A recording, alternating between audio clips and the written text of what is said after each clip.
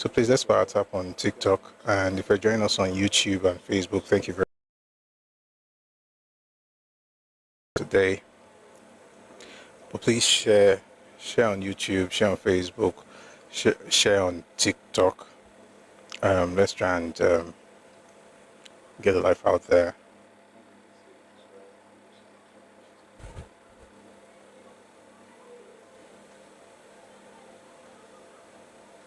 So I'm trying to do the same as well, just to make sure that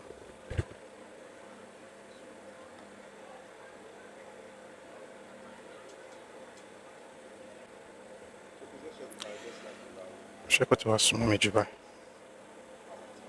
I think it's good this way. So please let's share the live, let's like the live, let's power tap. Thank you very much.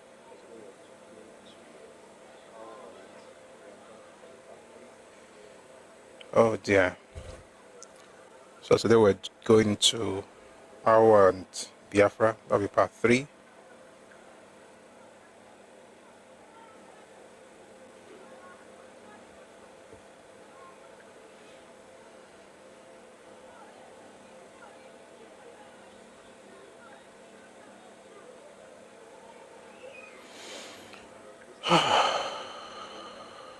Hope the network is good.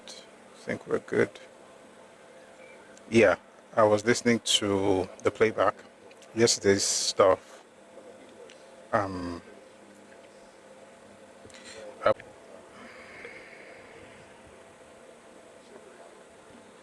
right, what were we?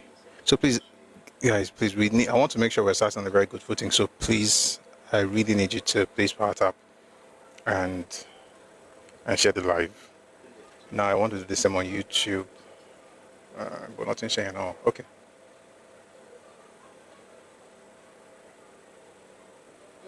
We can get into it in a bit, just to make sure we're starting very well.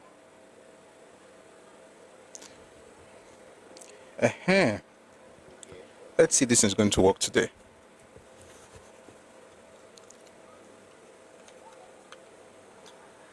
It's going to be weird, but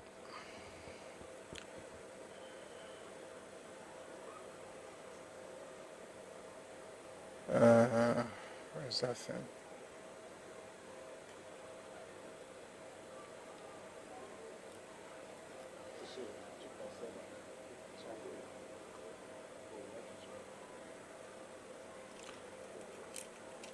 SEO 2.7.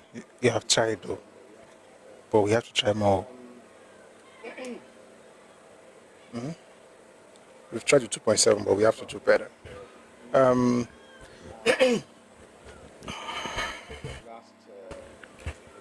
So let's start with news making the rounds in the last 24 to 48 hours.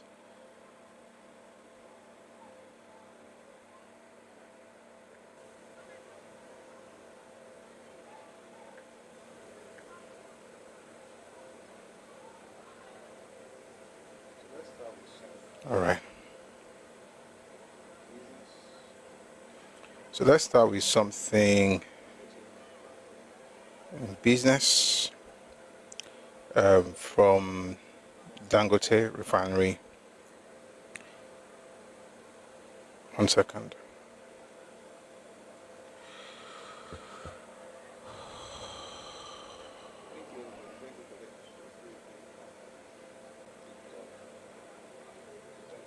Thank you, everybody. Thank you for getting us to 3K on TikTok. Thank you very much. So Dangote is rolling out about 3,000 trucks. It's not so much.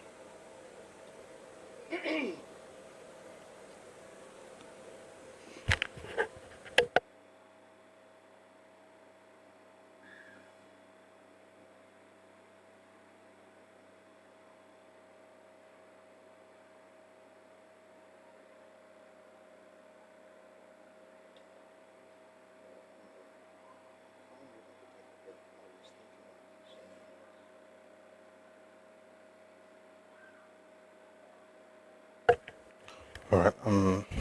I found what I'm looking for, but I was thinking of something else.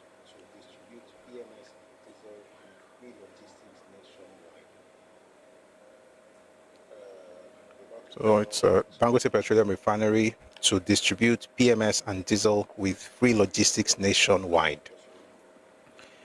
They're about to disrupt the chain, and I mean, if you work in that sector, of course you would have known. But I think this is going to be a game changer for Nigerians. So they're deploying 4,000 CNG tankers to enhance distribution nationwide. What it means basically is that they're removing the middleman. So they'll be distributing directly to petrol dealers, manufacturers, telecom firms, aviation, and other large users. And of course, I think they're starting with a purchase. I mean, I'm not advertising for them, but the point I'm trying to make here is that what they're doing is it's going to change everything in the industry, especially as it affects those who are serving as middlemen in getting PMS across to end users. So that's quite interesting. Free delivery to 36 states of Nigeria and FCT. What I like about what Dangote is doing right now is that it's the people that will benefit at the end of the day, right? Like it's going to the end users, not just the telecom firms or manufacturers, or whatever, but there's going to be a lot of competition. People want to outdo themselves, come up with new ideas and different ideas. So at some point, this is going to eventually be a blessing to us. All right. Moving on. Let me just play a video while I find this other stuff I want to play. So there's a video making the rounds now of an interview by, I mean, I think by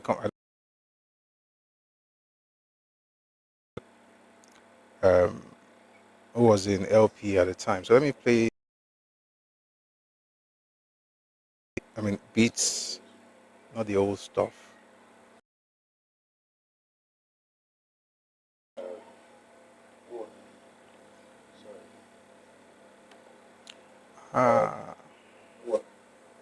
Sorry.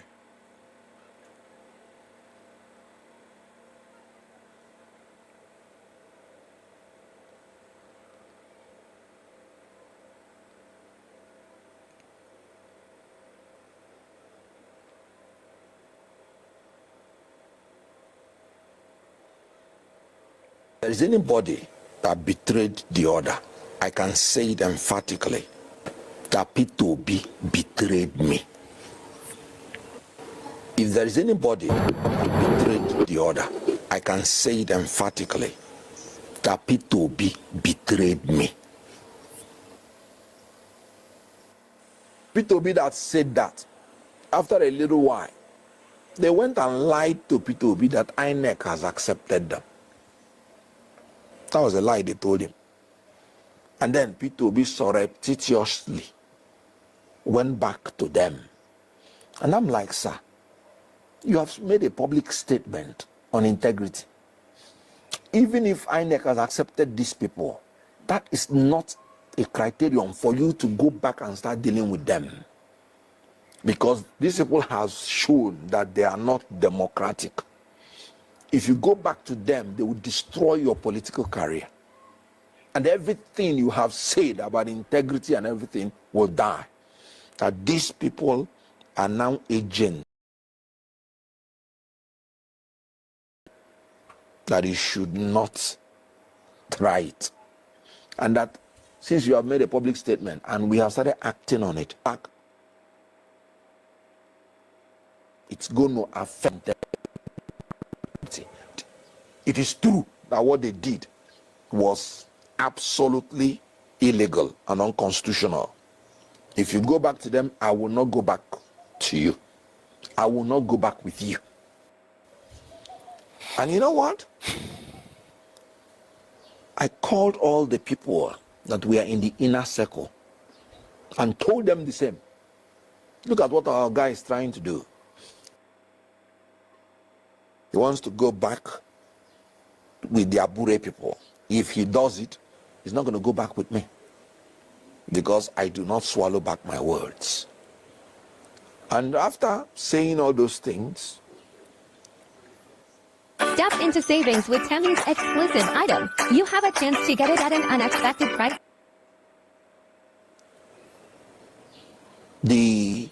Within like 72 hours, he went back to Abure's office to publicly endorse them. And when he was there talking to them, one of the leaders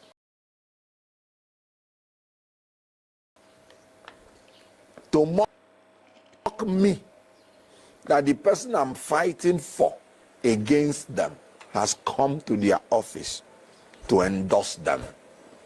What am I?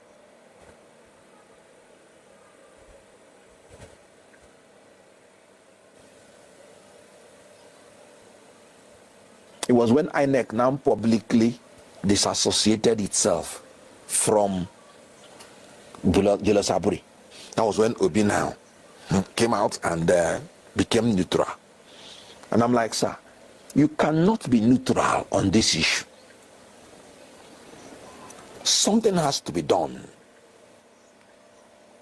And then, even when INEC dissociated themselves, Labour Party did not have leadership. And confusion was breeding everywhere. I said, sir, you cannot be neutral. You have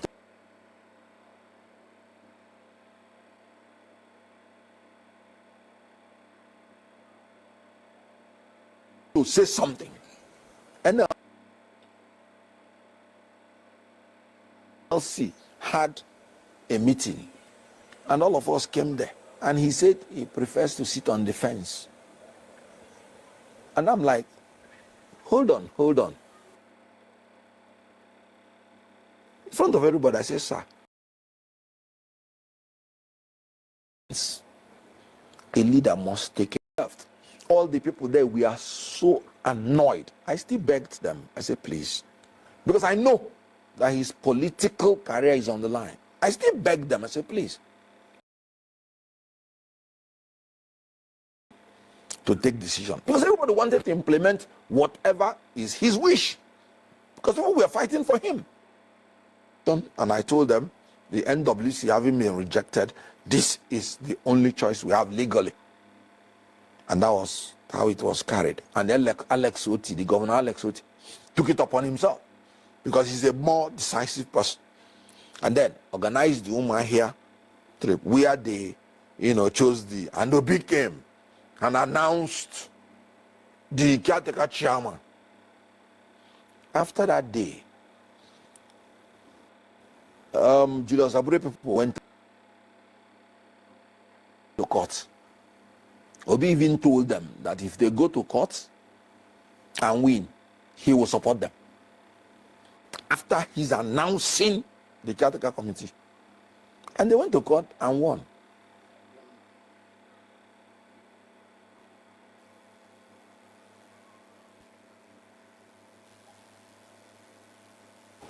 The caretaker committee went on court of appeal. And Abure won. By then, Obi had made up his mind that one. And he was working with them.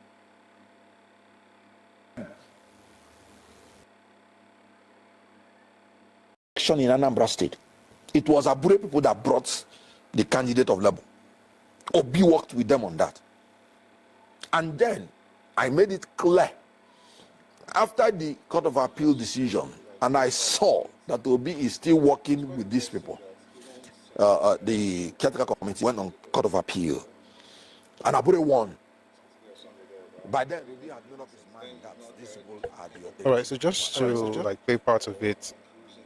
It's quite interesting that even since this thing broke, I think 2 days ago or so, Saturday or Sunday thereabout. But even, since then, you've not heard anybody coming for him or accusing him of anything. He's not a traitor. He's none of those things.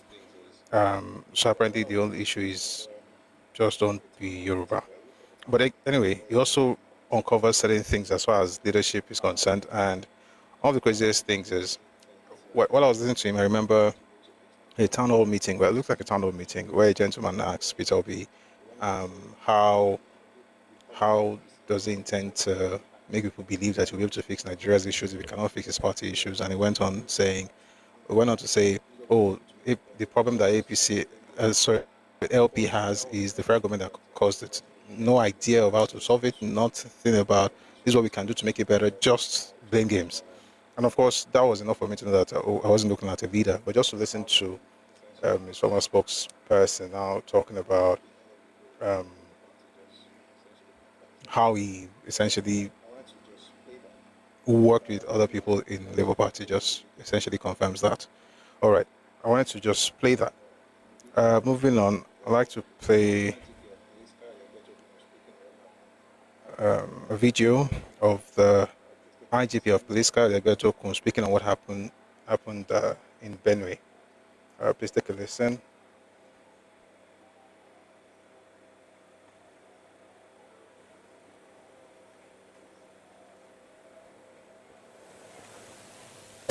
You see, when one everywhere, you see, when one incident happened, hundreds of incidents have been prevented that are not known to the public. We have actually been deploying. We've been working together with the military and with other security agencies to ensure that this reign of impunity of these criminal elements ends, and we are committed to this. This attack on the peaceful Yelewata community is one attack too many. It is not just an attack on the people of Benue State. It's an attack. A day will come when these bandits will come to operate as they used to, and they will never return. That day is drawing nearer. I can assure you that we are committed to fight this battle and win this war. To cooperate with us. They know their environment. They should give us information. They know the strangers. They can recognize, can see the signs that warns that there is an impending danger. They should please give information to us. And I want to assure them that any information given to our commanders on ground will be treated with utmost confidentiality. We must all work together to defeat this evil represented by bandits and criminal gangs in our country. Thank you.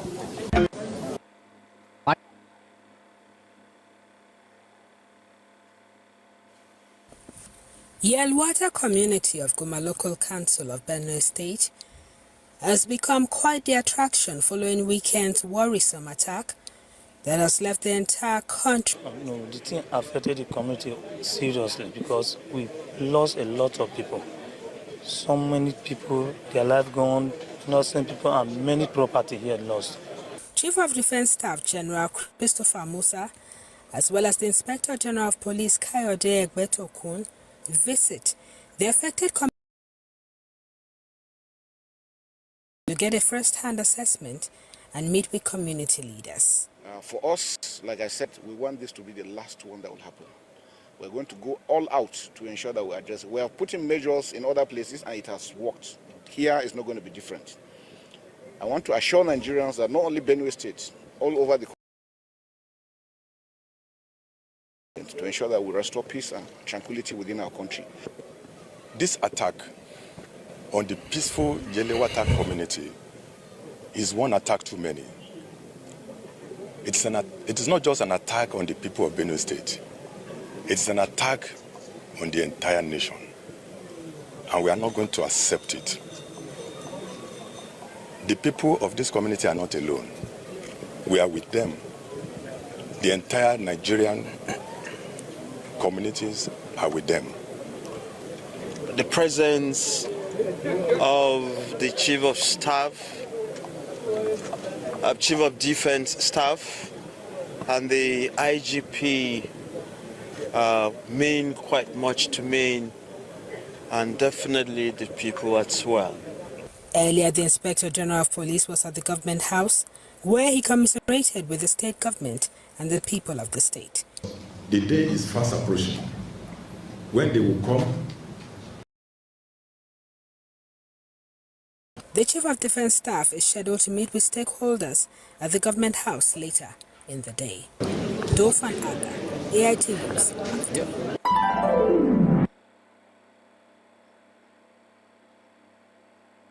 Attacks. 17 local governments were under attacks. We fought it all down to 9 local governments. We fought it down to 6 local governments. Now we have fought it down to 3 local governments. That is a huge milestone. You can only appreciate this if you are within the state, or if you are in the full understanding of this. So there are frustrations, quite all right. Is the milestone made good enough and satisfactory? There's so much more work we have to do for us to say, yes, we have tried and have done so well. All right. Yeah, I just played all those to highlight some of the things happening in Benue. Yesterday, we didn't get to discuss the news at all. We just went straight to the conversations. It's a terrible thing happening in Benue, but it's also good to know that the security apparatus have been deployed to do something about it. I'd like to play just one more thing on this, and this is from the President Bola Ahmed Tinubu. Please, everyone, let's please power tap and ensure we are able to get on the FYP. This is something from the President Bola Tinubu, on the issue of Benue State. Credit Eugenia Abu with the fact that we have a minute silence for the people, the victims of the Benue people. I've spoken to the governor.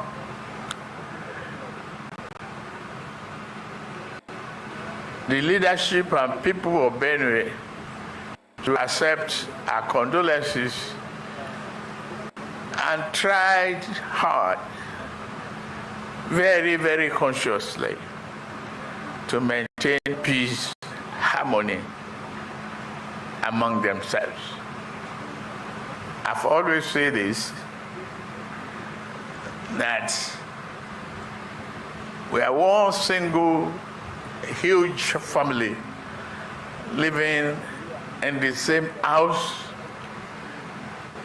stay in different rooms, but living together in harmony will be the result of our diversity for prosperity.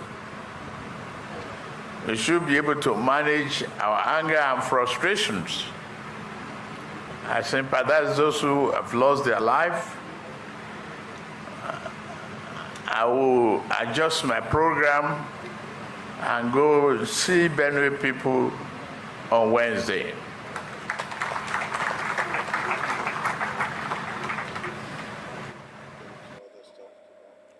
Yeah. So.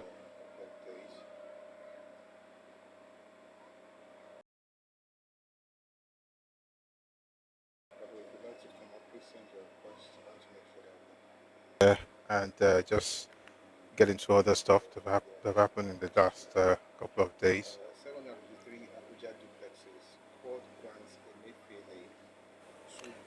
By the way, if you'd like to come up, please send your request. I want to make sure that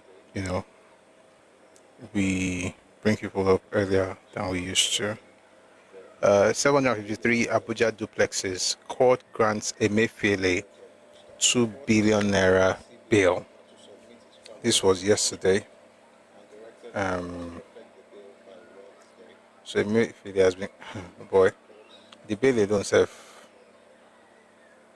would do a lot of good stuff. The court ordered the ex-CBN governor to submit his travel documents to the court and directed that he must perfect the bill by Wednesday. 2 billion, of course.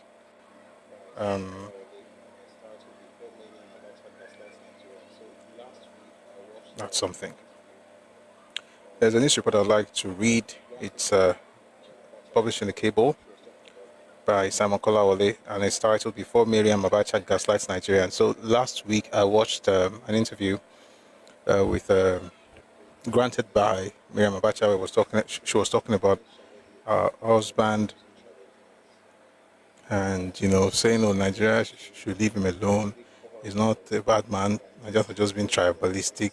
It's actually quite strange to hear somebody at that level using tribalism as a tool to essentially cover up for what the husband did. She talked about the husband saving money for Nigeria. The things I heard last week, a team of Igbo and Oje saw. So her husband was saving money for Nigeria, and there's no reason Nigerians should be, is it because he's from the north? I mean, it's just crazy stuff. So she said that. Remy Guy, no, it's not 2 billion. It's not a plea bargain, no. It's not a plea bargain, no, Mr. Remy. It is bail condition. In other words, you drop that money, you drop your passport and everything, and then there'll be court hearings and all. But as far as him being detained is concerned, that would be sorted. But that doesn't mean that he would not be able to go home. Yeah. Having said that, so I was saying something about what Miriam Abacha said, and just saw this article on this, and I felt I'm going to just read it. So the writer says here, a few months ago, I saw Mrs. Miriam Abacha at the Abuja Continental Hotel, formerly Sheraton Hotel.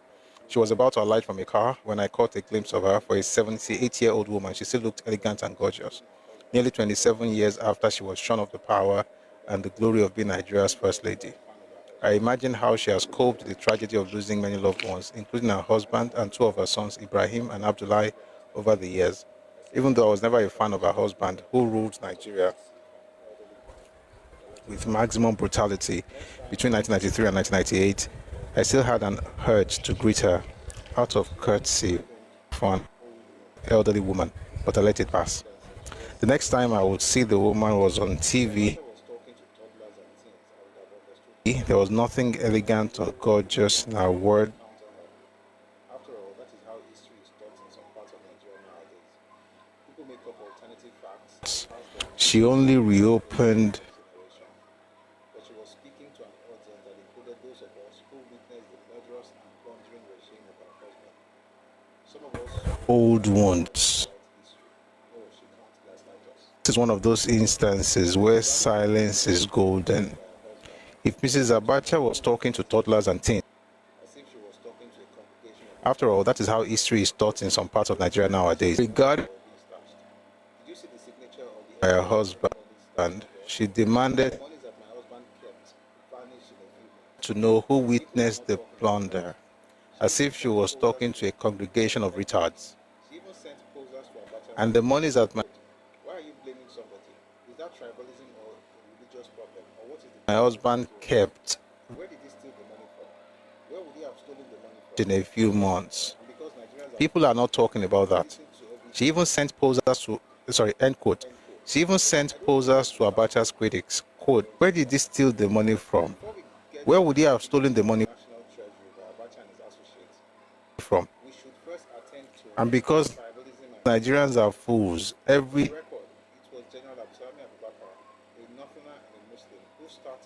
they listen to everything.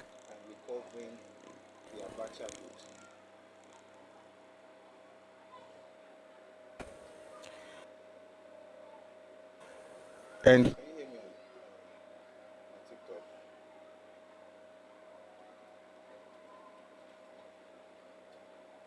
quote, I don't know where to start. Hello, can you hear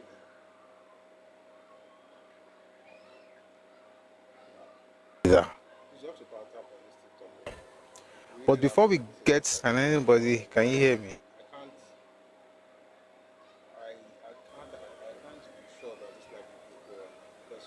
To power tap on this TikTok. Really have to, like, this is not helping. The live, I can't be sure that this live will go on because of the way things are. 5.7 is very low, and we have Amber Alert. It's not looking very good. So please, let's try and get this into 20K. Thank you very much. So if you're on TikTok, please let's power tap. That's how this this app works. If we don't do that, then it affects our ability to have a good show.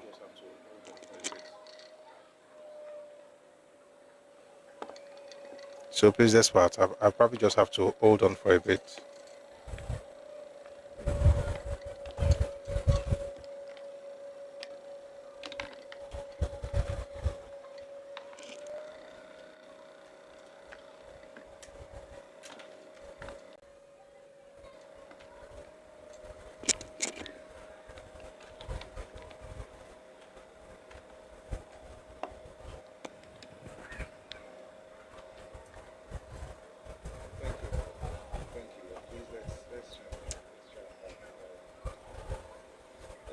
Thank you, everyone. Thank you. But please, let's try and light the live. Let's get out of this amber stuff. We haven't even started the session, so it's important that we start on a very good footing.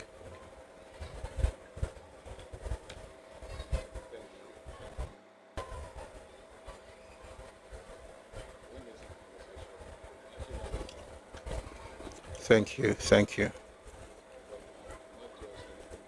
I won't get to the conversation. I actually like this article a lot. I think it's brilliant, but it.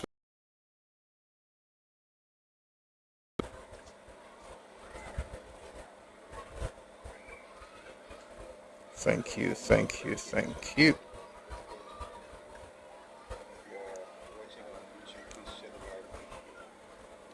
Thank you. Almost at 10K. Let's try and get it up. Let's get it to 20K. And if you're watching on YouTube, please share the live with your contacts. Car, hello. Thank you very much for joining us. So we're going to get to the conversation. The topic of today, Abacha's wife was talking about how Nigerians are tribal. We have a religious problem. My husband did not steal money and things like that. Let's talk about the Lagos thing. Yeah, I'll bring you up very soon, Wala of Lagos. So when you come up, we'll probably spend some time talking about the news, and then we'll get to the topic of today. All right, so let's get back to this stuff. Please keep power tapping. Thank you very much. All right. So here's the article in the cable. It says, I don't know where to start from, but before we get to the pillaging of the National Treasury by Abacha and his associates, we should first attend to her tribalism and religious problem. For the record, it was General Abdulsalami Abubakar, a Northerner and a Muslim, who started the process of identifying and recovering the loot. In July 1998, he set up a special investigation panel, SIP, headed by Mr. Peter Ghana, then a Deputy Commissioner at the Special Fraud Unit, SFU, of the police force. Within 4 months, the SIP found evidence of organized plundering at the Central Bank of Nigeria, CBN. The panel sent a preliminary report to the government detailing the financial crimes. The looting was well orchestrated through the Office of the National Security Officer. Mr. Enrico Monfini, the Swiss lawyer engaged by President Olusegun Obasanjo to go after the looted funds, detailed the activities of the Abacha criminal organization in the article published in 2008.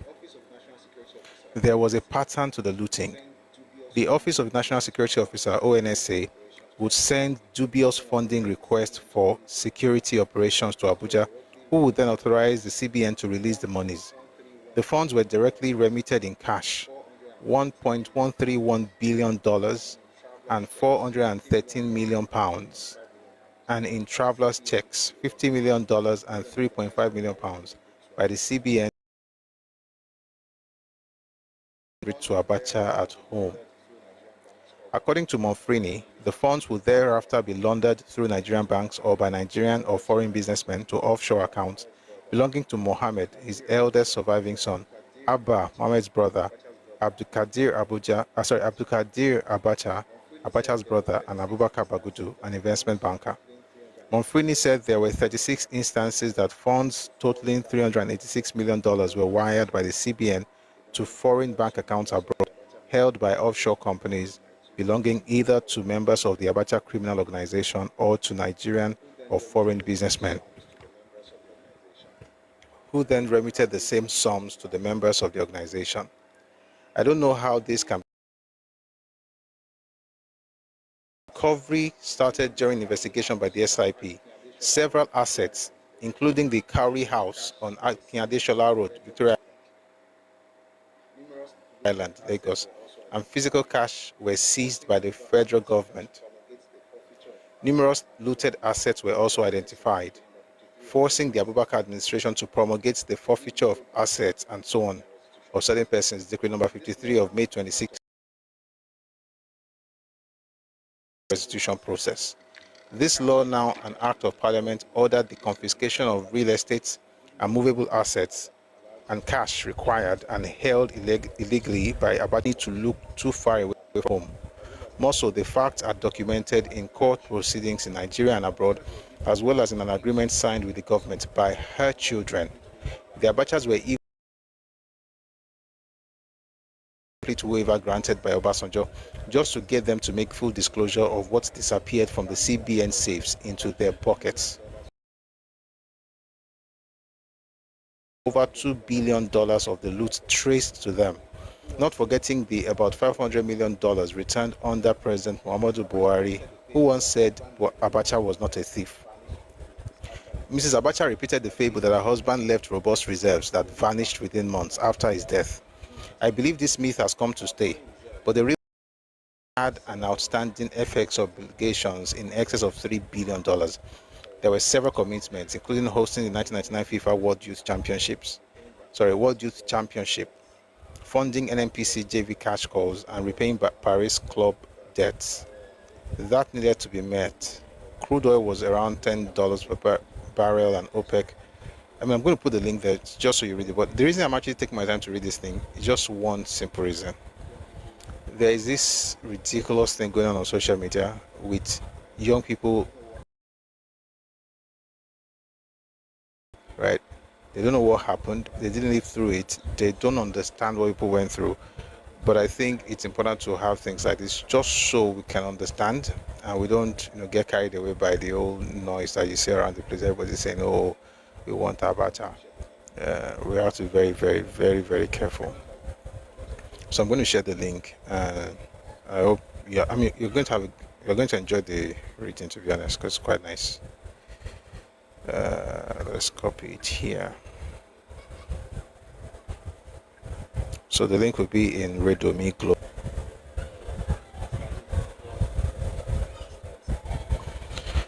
All right.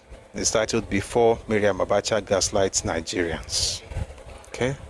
And I wish you read. I think it's important for us to read these things. And when you read this, you can also confirm, from other sources, other things that happened during that regime, so you don't get carried away by this whole nostalgia for a past that never existed, with some of these young people shouting, they want military and they want Abacha. It's just nonsense, to be sincere. Let's move away from there and then go to one other news item. Please, if you want to speak, want to be part of the conversation, just to discuss the news and all, please feel free to send your request. I'll bring people up now so that we can begin to share our thoughts, and then we'll move on to other things very, very soon. So while we wait for people to come up, I'm going to read something from the State House, Abuja. So they put out a press statement about what happened in Benue.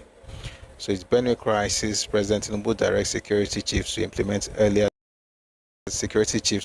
his earlier directive to bring lasting peace, and that led to the death of many people. 1 second.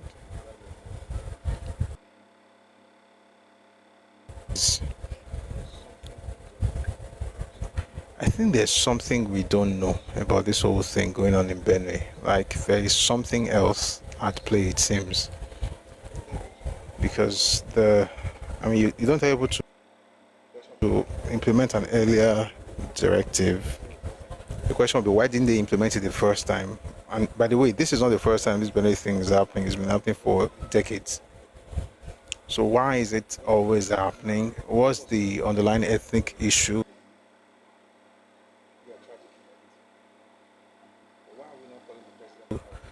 What exactly is the problem? The Pope also spoke talked about the event. Sorry, about the tragic event. But why are we not calling the president out? The place is silent. How is it silent? I actually just read what he said, and it will be according to the statement he made on Monday, he will be in Benue today. He was silent on Sunday, which is unfortunate. He should have spoken earlier than he did. The president did not speak up on time, and that's valid. But eventually.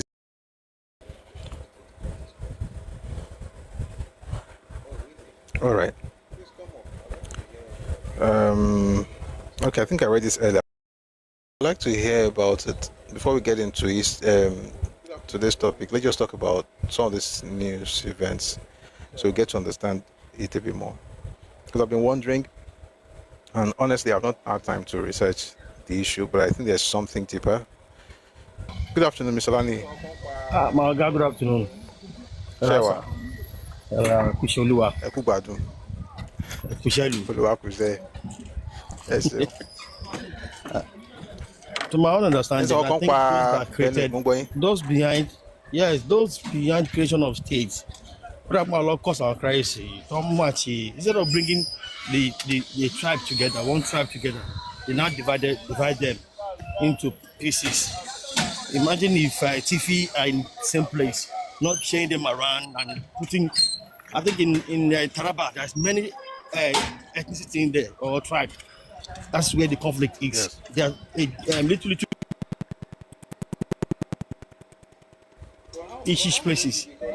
I don't know what they want to gain behind their creation of states. How they match these people together, small minority in minority. The way they match them together. Look at those in Okun in. But how would they do? Because most of the ethnic groups are small, though. Most of the ethnic groups in the north, middle belt, northeast are very small. So how else would they have been able to create states for them? They will have put Tifi people into one place instead of bringing them divide them to 3 states or thereabouts. What is Okun doing? Oh, I get what you're saying. You remove them from Ekiti and Kwara and took them to Kogi, now to form a state. I think.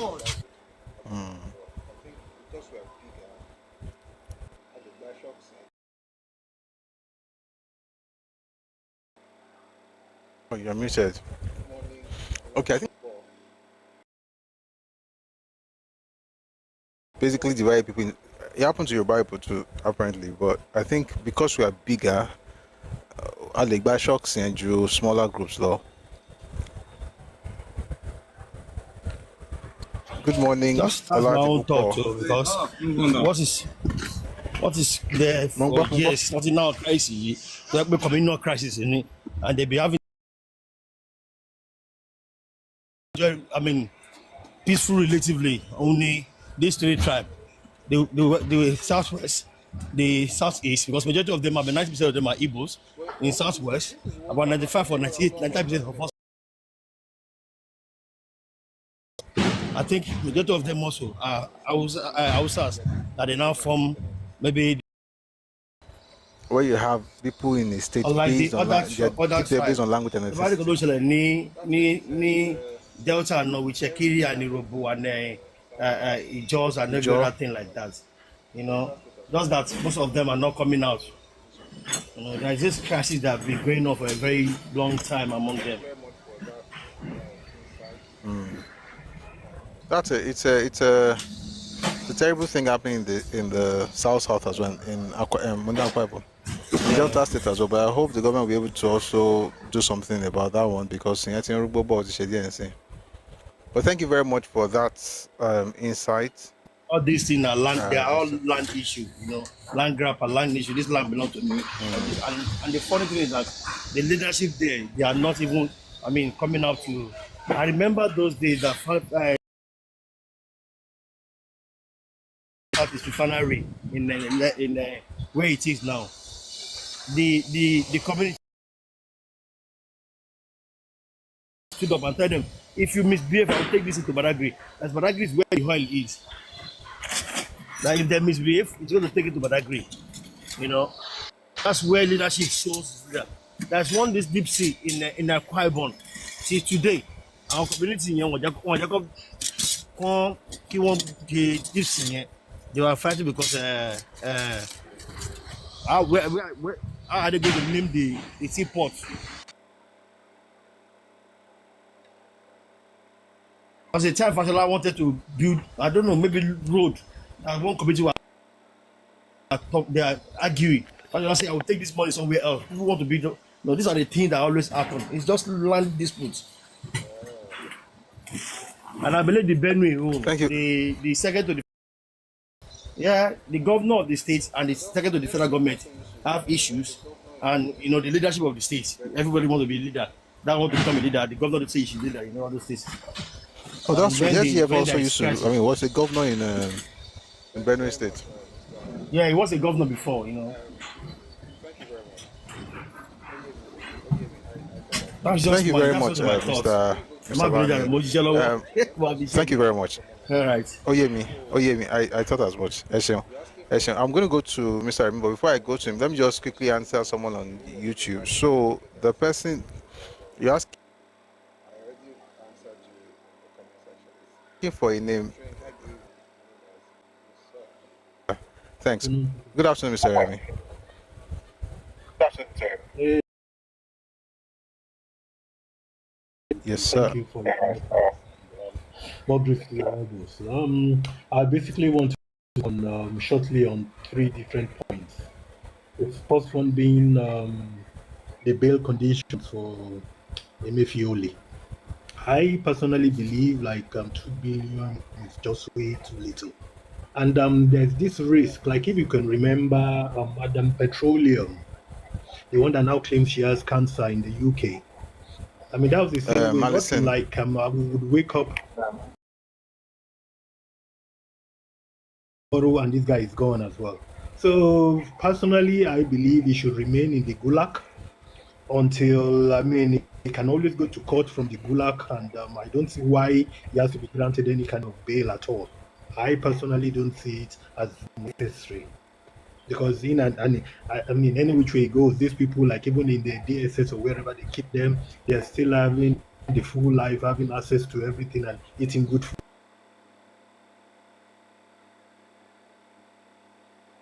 food. That's number one. Number 2, going to Madam Abacha. You see, that's the problem we have in that country. When, of course, she would come out to put draws like she did. Because why? They name airports, plazas, and everything after this same person. You know what I'm saying? So I personally believe she's right, because this ethnic thing, the Northerners, they protect their own. You said as well. I read as well. Like Buhari saying Abacha was not a thief. That's even a Buhari that people think of. People to remind the rest of the world how bad their fellow Yoruba is. But yeah, you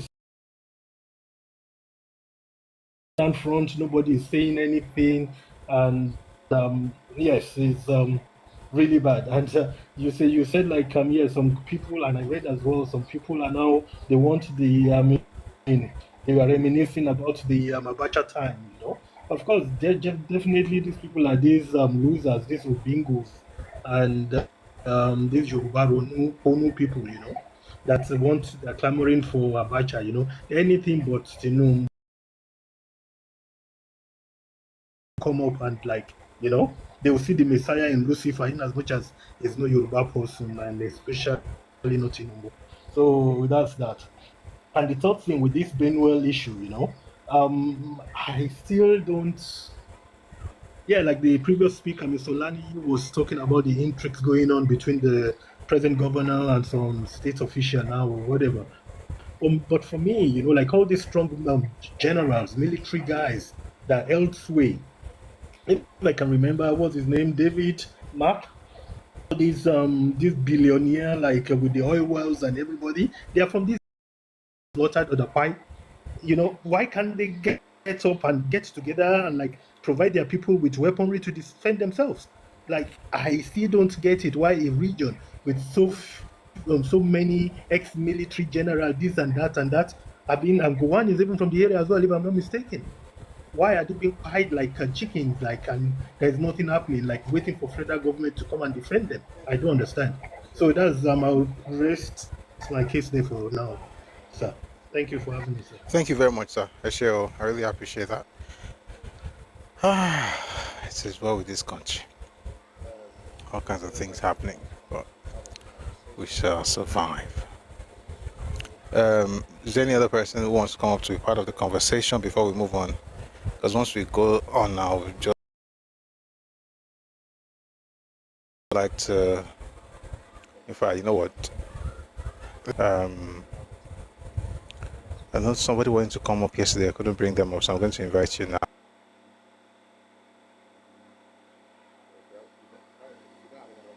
If you have the time, but if not, then that's fine.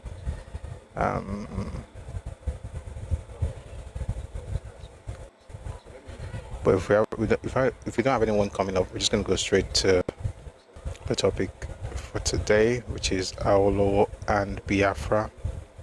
All right, I think we should just do that so we don't waste time. So let me take our brothers now. Thank you very much, Mr. Remigai and Mr. Lani, for coming up, and thank you for sharing your thoughts with us. If you're in the comment section, would you believe that we never reached 20,000 since morning on TikTok? It's no good though.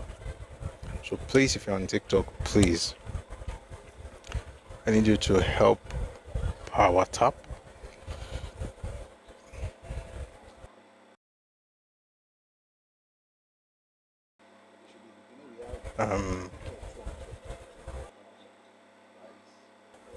One second.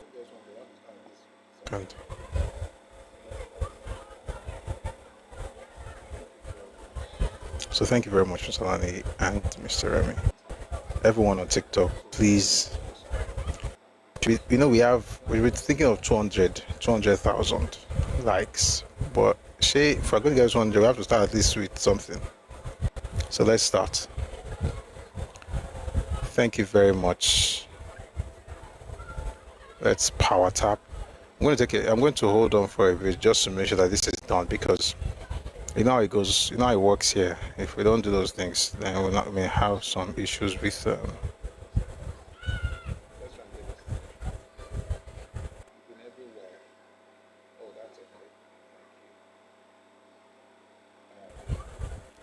with the stuff.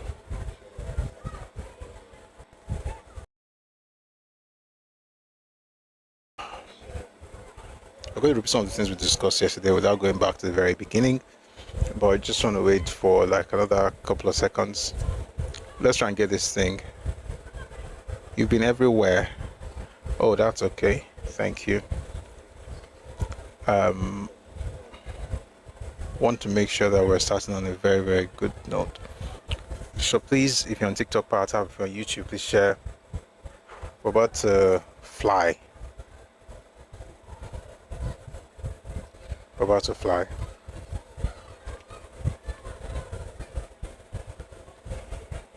Let me just open a couple of books while we're power tapping.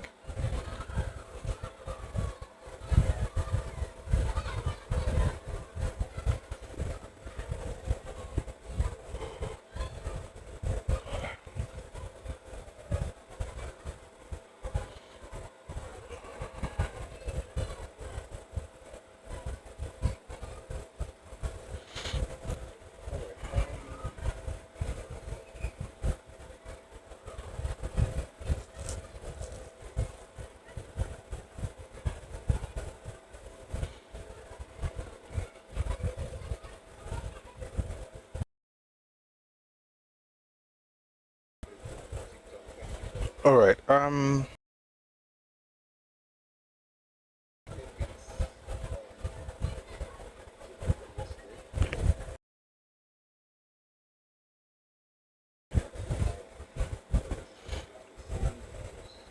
Thank you for getting us to 21.3K on TikTok. Thank you very much. Thank you. But please don't stop. Today's session is going to be a bit different from yesterday.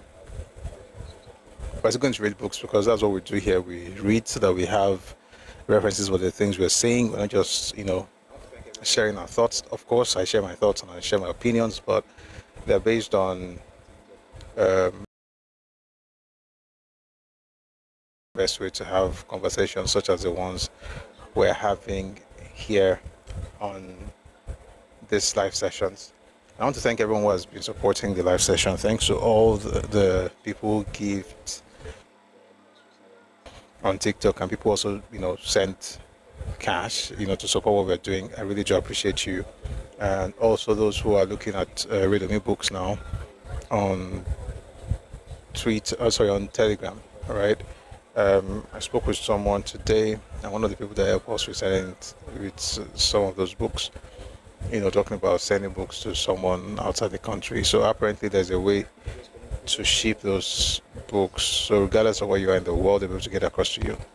Too much noise in the background. Hello?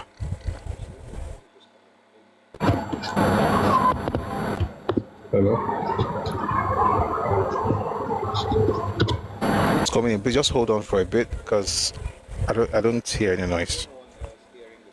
And I've tried to check it. It's fine. So maybe because you're just coming in. Maybe. TikTok can be like that sometimes. Is there anyone else hearing the noise? It's better. If I told you that I didn't do anything, I didn't do anything. So if you join TikTok, sometimes it may be loud, but it's just all right. Looking at it, thank you for getting us to 23K on TikTok. Please don't stop. Let's have some good numbers, and then we can get into the conversation. I won't have to be bothering or worrying about likes or no likes. Okay. So we're going to more.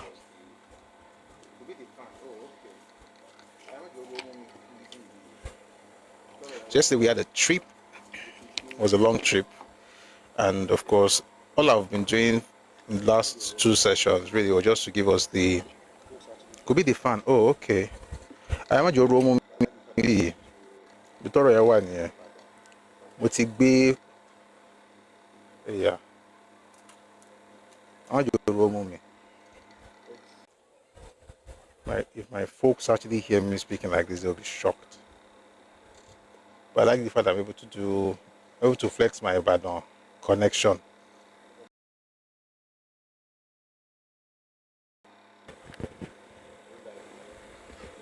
But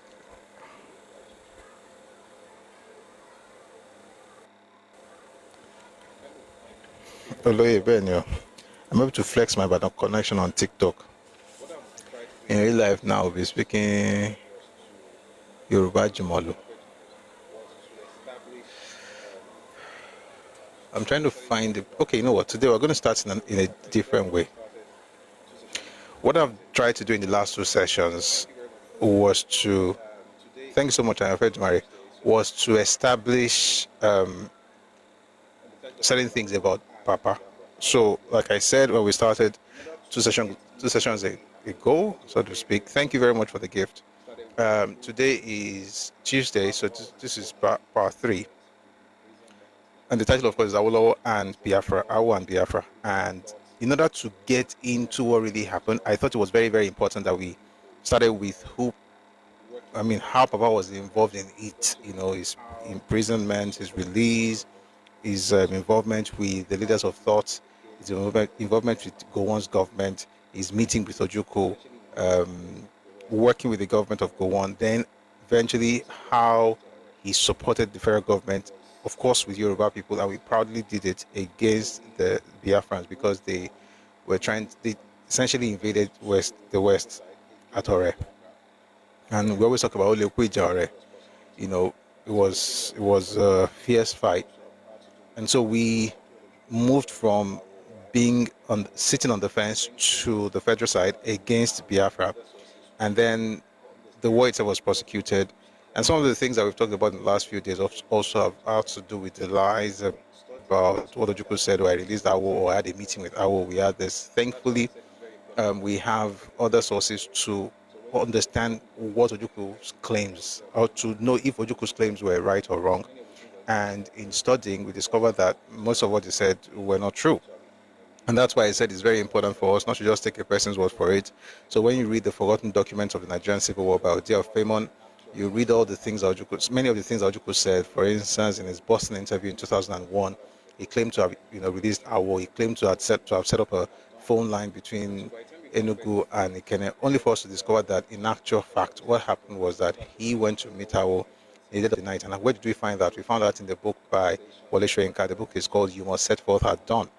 And so by the time you compare these things and with other materials, you're able to establish the truth. Of course, there's another book called Awolowo on the Nigerian Civil War that detailed the conversations that were held between Papa and Ojukwu. And thankfully, we have a man called Chief MCK Ajuluchukwu, who was also present at that meeting, alongside Njoku and Olorunwa and the rest of them, who were able to tell Olorunfunwa, who were able to relate, or relay the events of that time, of the period. And what we've discovered so far is that for the most part, when you hear certain things from certain places, it's not really about the truth.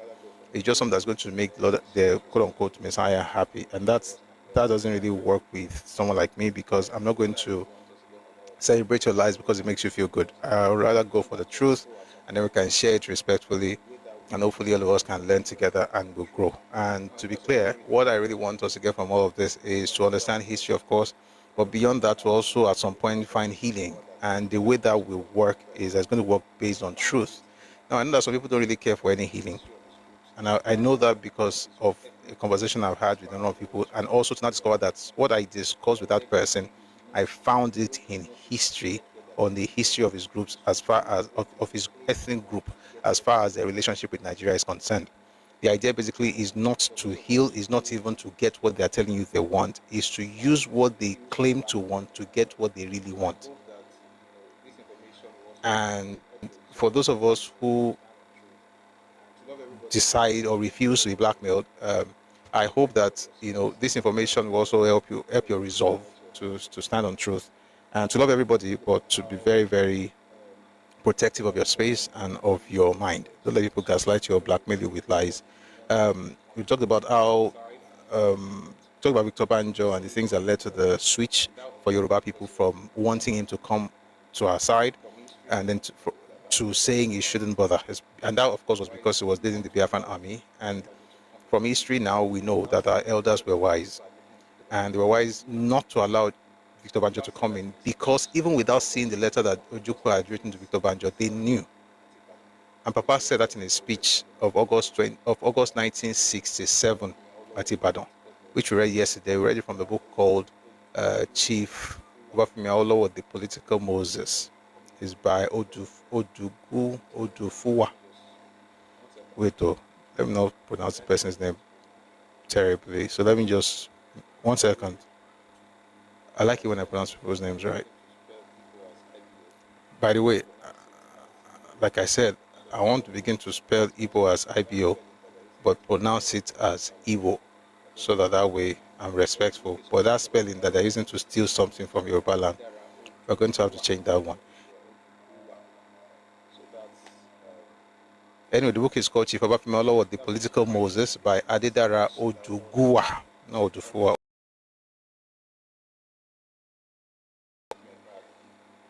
That's where you find the speech that Awolowo gave. He made the statement that if the East is allowed by any acts of omission or commission to break away or opt out of Nigeria, the West and Lagos would also, if the East was allowed by any acts of omission or commission to secede from Nigeria, the West and Lagos would also break out or opt out of the Federation. That statement is a statement that Ojukwu and the rest of his crew have used to essentially taunt and almost terrorize people, especially Yoruba people. It's what you see in the book by Chino Achebe. The book is called There Was a Country. It's what you will see in the book by Ngozi Okonjo-Iweala. The book is called Chino Achebe, Teacher of Light. It's a regurgitation of lies and propaganda based on the twisting of the words of a man. And it's important for us in our generation to make it very clear. And even if anybody owed you anything, I'm not the one that will pay it. But to be very clear, you are owed nothing, and you're not going to make us feel less than we are based on your lies and fabrication. That's number one. Number two, AWO did not owe anybody anything. Right? If you owed anybody anything to be a bank, I think he paid. He didn't owe any ethnic group in Nigeria nothing. There was no promise for anything. And the reason I'm very, very particular about these things is not because I hate any group. It's because I love my own. And I know that the way to destroy a people, especially people like Yoruba, is number one, to denigrate the people that they look up to, tamper with their history, do things to corrode their self-respect. And this is not a new thing. It's been on for a while. And I think I quoted it the other day. If you read the book by Papa AWO, the autobiography of Chief Obafemi Awolowo, far back as 1940, Papa had seen something from the actions of Azikiwe, and he said it looked to him that he wasn't a conscientious member of the NYM, and he was bent on corroding the self-respect of the Yoruba man. And if you thought that was a lie,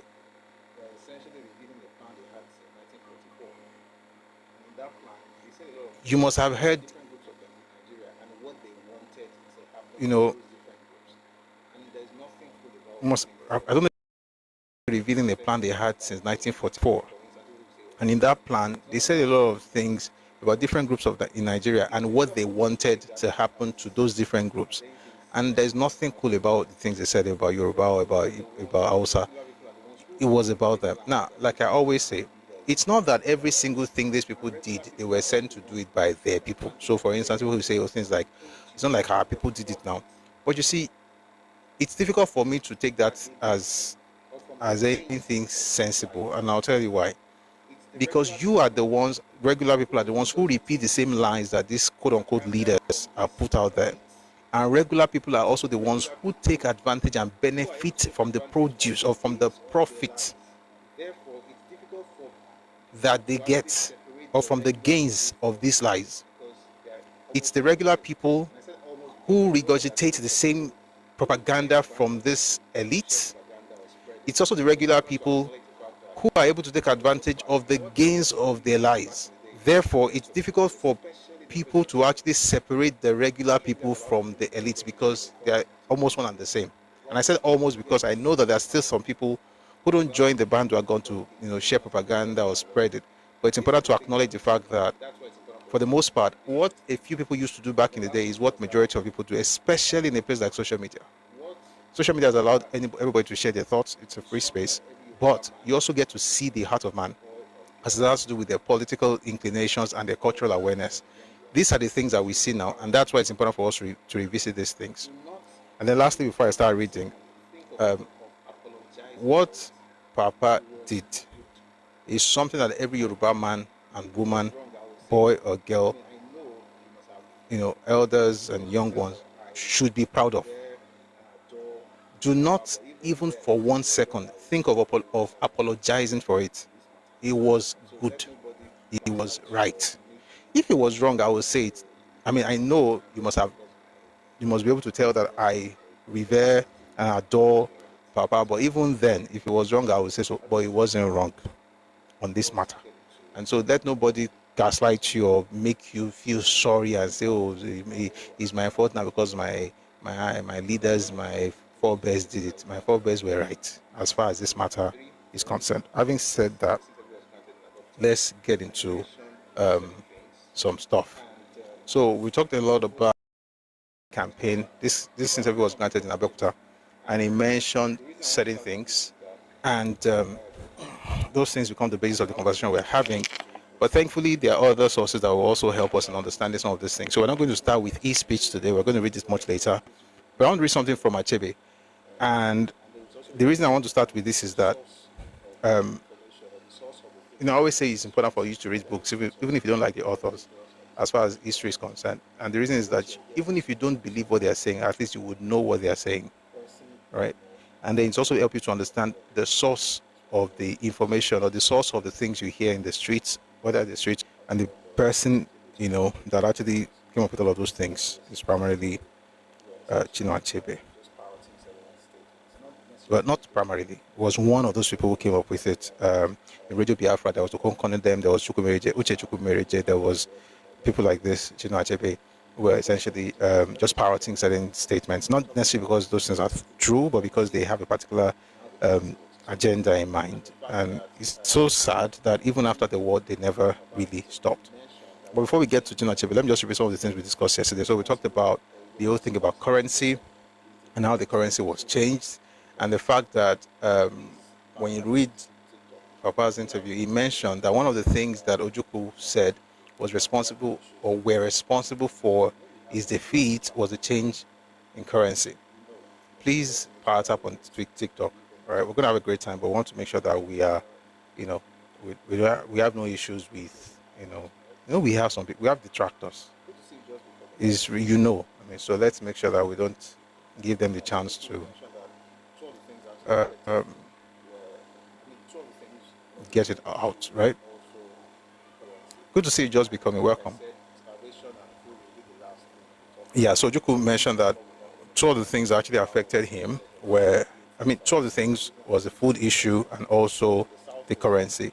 And like I said, starvation and food will be the last thing we talk about on this topic before we then move on to how the federal government rebuilt the Southeast. And the reason I'm doing this is because if you're from the Southeast, I will say this again, if not today, tomorrow, I hope I rebuilt the Southeast, is primarily because of you and also because of Yoruba people and Nigerians generally. And the reason is this: you've been lied to. The federal government did nothing. We have no federal clinical. We have no federal clinical. Is a lie. There is a lot of things that to know that you matter, that you count, and that those who tell you otherwise and say things like nobody cares about you, actually the ones who benefit from your mind being, filled with hate for other people because you were told that you don't matter to those people. Therefore, in order to preempt whatever those people will do, just hate them straight up and be shouting that they hate you.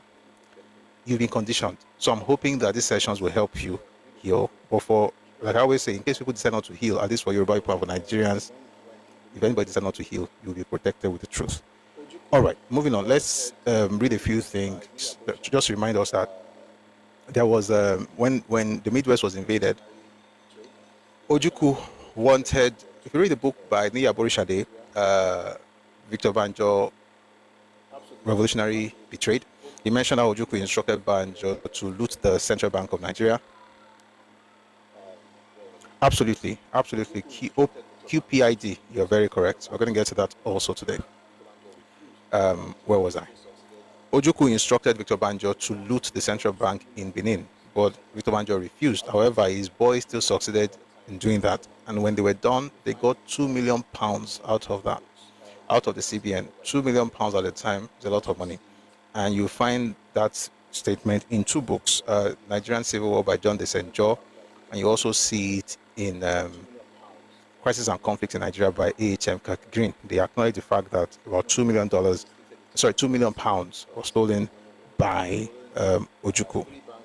And of course, that necessitated a change of currency because a lot of money was already stolen in Calabar. Those claims, of course, you find it in Awolowo's interview. You also find it in Nauro's speech in 1968. Apart from the banks, post offices were also looted, and they cutted a lot of money away. And so, because the federal government knew what there was no sense for, again, if you're Yoruba, be proud of AWO. About perfecto, but be proud of him. Let me tell you something. Even on his worst days, if there's anything like his worst days, let nobody tell you AWO is the best. And by the way, just like my dad, I don't like using. I want to match up worst days.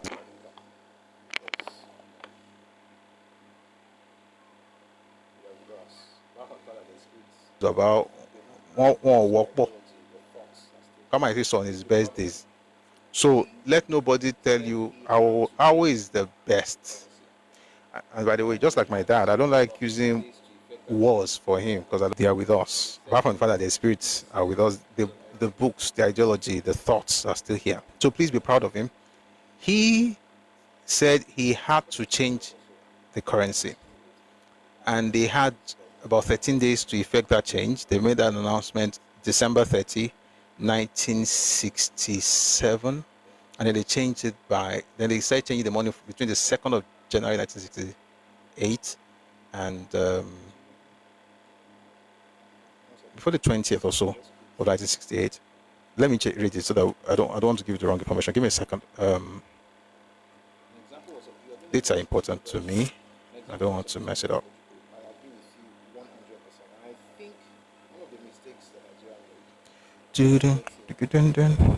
One second. Let's go to.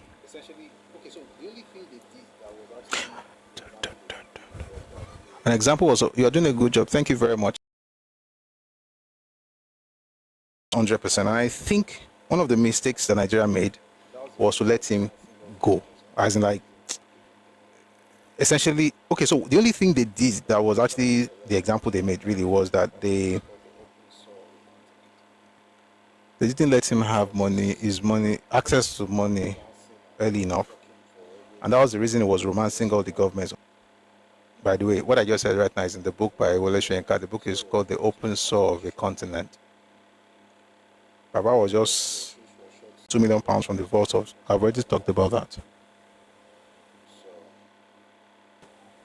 Give me 1 second, I'll find it. I think it's important for us to be clear about these dates. You know why? Because the devil's in the details.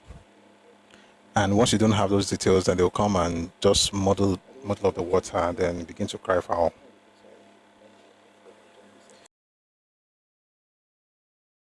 By the way, if you want to read any book on this, one of the books I like to recommend is The Nigerian Civil War by John DeSanjo. It's a good resource. Try the wrong stuff. Oh.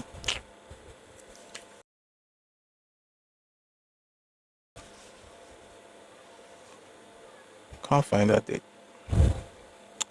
Anyway.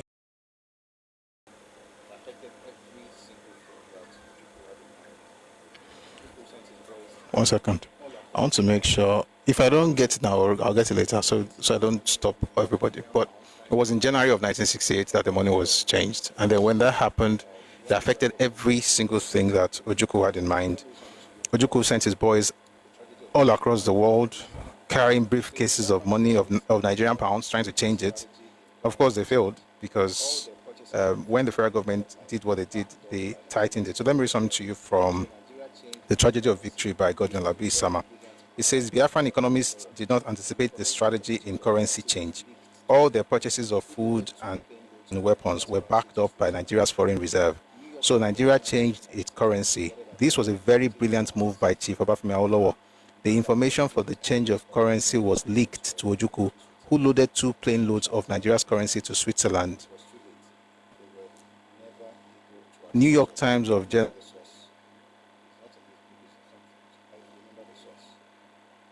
1968 reported that more than 20 tons. Very soon. Are they coming? It is well.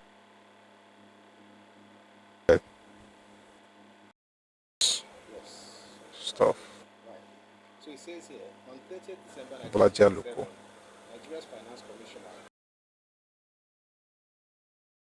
So it says here, on 30th December 1967, Nigeria's finance commissioner, Chief Awolowo, announces that the new Nigerian notes would replace the current notes in circulation. 1968. This was about 6 months after the war had begun. On January 28, 1968, Biafra's own currency. So, okay, so this is the point I was trying to make. If you read Awolowo's interview, he mentioned that nobody knew about the change of currency, that it was a closely guarded secret. It was between himself, his song, Atta, and Gowon. They were just the only 4 people who knew about what was happening. And the reason they did that was because they wanted to make sure that nobody... Now, interestingly, by 30th of December, they announced that between the 3rd and the 28th, they were going to change the currency. The pain of that loss, I think, that's thing they make can just say, because who do you hold responsible for that? I'm trying to explain why the hate for Papa. Who do you hold responsible for that? It's the man that came up with that idea, and that's AWO. And that's why he's hated. He's hated because he changed the currency and scattered their plans. And of course, if you're a Yoruba person and that makes you feel bad, you need to think about it again. There's nothing to feel bad about. You should be glad. You should be proud that the person was going to steal your money while the guy was still. So that was a brilliant move, by the way. Brilliant move by Awolowo. And the 22nd of January 1968. But by 28th of January, Biafra began their own currency. It was called the Biafran pound. It went public. And of course, nobody could spend that money in Nigeria because, of course, it wasn't a legal tender in Nigeria. So, so that's that about that, as far as the money goes. But I also said the money gone, and that when they returned to Nigeria, they didn't. Oh, their parents did not get money back and things like that. The truth of the matter. And one of them, I played a video of a former, is it Governor General they call them? Former head of the Ohaneze Ndigbo, who is John Nwodo, who talked about how his father got the £6,000 back from Barclays Bank plus interest. And it wasn't even he who went to talk to the tell him that, listen, you have money with us and you even have interest, right? And a lot of people actually had that. So let me read to you the three groups that got, as far as the money issue was concerned. And I hope this helps people to resolve whatever it is that is in, worrying them. Number one, were returning Biafrans. These were Biafrans who returned either as Biafra land was progressively liberated or after the war. When those of them who had bank or savings accounts left behind and unoperated in Nigeria and could prove ownership, in other words, they have powers, books and stuff, they got their full equivalent of Nigerian money back. All of them. In other words, it was no longer Nigerian pounds, but they got the Naira equivalent of the Nigerian pounds that they had before the war began. Every single one of them that had bank accounts. Okay, like I always say, not like I say everybody for there even get bank account, just to be clear. But those who had bank accounts, they went back and they got their money back. So that's group number one. Group number two were Biafrans who had old Nigerian currency that was already changed in January of '68, but they were stuck with it, and they now came after the war and brought it to Nigeria to change it. They got nothing back. And please don't ask the question if it's fair. Just see, it's about economy. You're going to destroy economy if you use emotions. And I'm not saying there's no, but as a matter of fact, we'll talk about the emotions, what emotion helped do, because emotions can be a positive tool in the hands of a very wise man. If you took your money out and the time that we change the money had already elapsed, no one is going to change that money again for you. So even if you were Nigerian and you had that money after January 22nd of 1968, nobody's collecting that money from you. Some of the people that you see them shouting that they're angry, that's maybe that could be the category they fell into. But you see, I also read yesterday an interview with a lady, an elderly woman called Okorere. She was into business. She was selling cigarettes and salt and potash and weed, marijuana and stuff like that. And she said something very, very instructive. She said that she didn't change her money to Biafran pounds. She held a Nigerian pounds, and when it was time, UIG, good to see you, sir. And when they were changing the money, she changed her whole money to Naira, even though she was still trading with folks in Biafra. But she was able to change her money to Naira because she did not change the money to Biafran pound, ab initio. For those who change their money to Biafra pounds, they have no one else to blame but the people they gave their money to. And that person happened to be the one who ran away. The third group of people, as far as this currency thing goes, Biafran, they already changed the money. So when Ojukwu said everybody on 28th, when they were hearing what was happening in Nigeria, said, "Oh, forget about them. They don't know anything. We're going to have our own currency." So what are we going to do? We're going to set up a central bank. By the way, they set up a central bank of Biafra. The Governor General was called the Central Bank of Biafra had only 2 people on the board, and one of them was, fighting at the war front. It was a professor of is the one who was an economist from Harvard. That's Sylvester, although he was the only one who was there. So he was the only one making all the decisions about money. Must be a genius. Anyway, they set up that stuff. They printed money and then they used amongst themselves. But here's the point. When Nigeria was changing money, the folks that had money were like, don't worry, we have our own country, we're going to create our own currency. I mean, which is fair enough. Bring the money, we're going to give you Biafran pound, or Biafran dollar. Now, after the war, those guys now came with the Biafran. Now, everybody that has anything called sense knows that that's a stupid thing to do. You know why? Because you're essentially saying that I should give you money for something that is worthless. What is the value of it? It's like giving me tissue paper. No, tissue paper is actually worth more. Tissue paper was worth more than Biafran pound. Just to be clear, I'll tell you why. If you buy tissue paper, I mean, at that time, now, of course, Biafran pound is worth more as a collector's item. So if you look at it from a collector's item point of view, of course, it's worth more than tissue paper. But at that time, was not as, because, and the reason is this, it's very simple. If you have tissue paper, it has a purpose. If you have that money, what exactly are you going to use it for? You can't even use it. You can't even do what tissue paper would do, right? So what it means basically is when you now brought back that money and said to Nigeria, we're going to give it to you, give it back. So the question is that on what basis? Not that there was a rumor flying around at the time that Nigeria was going to give 1 Nigerian naira for 20 Biafran pound.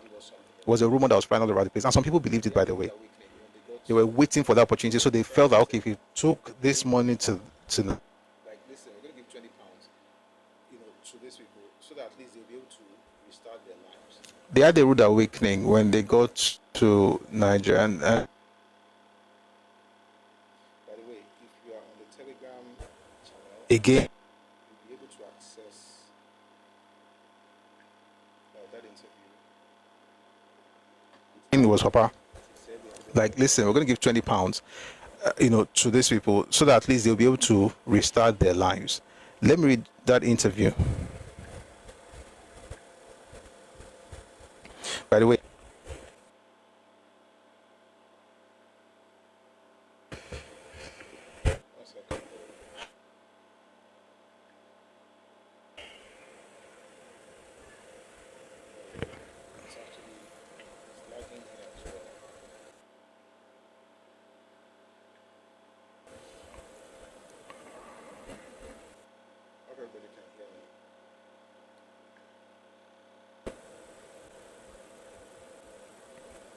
one second. Network has issues. Tell me about it.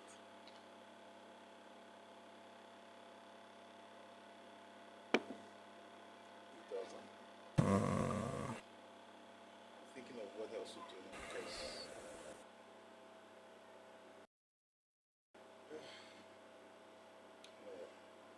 give me some minutes, please. Right? Please give me some minutes. Let me just try and set this thing. There's a problem somewhere.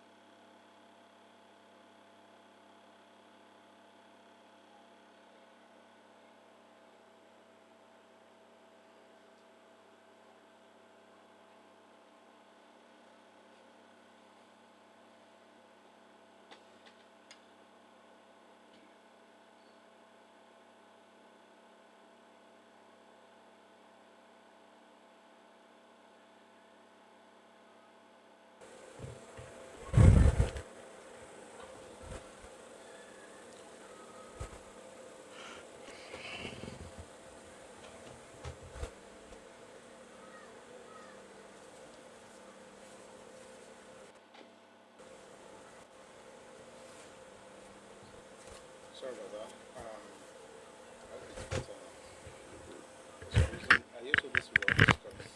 that. Sorry about that. I hope it's better now. For some reason, I also this works because the one that's meant to be working is not working. So I just have to switch to another one. So hopefully this one actually does the work. But thank you very much for staying tuned. All right. Where were we? Yes, I was talking about the. I don't know if it's weather or maybe it's not weather, but yes, I was talking about the interview that Papa granted in 1983. I also mentioned how we have the link to that interview in our Telegram channel, Radio Me Realm, on, of course, Telegram. Please, can you hear me? If you can, please let me know, because for some reason this network so please, if you can hear me, please let me know. Thank you.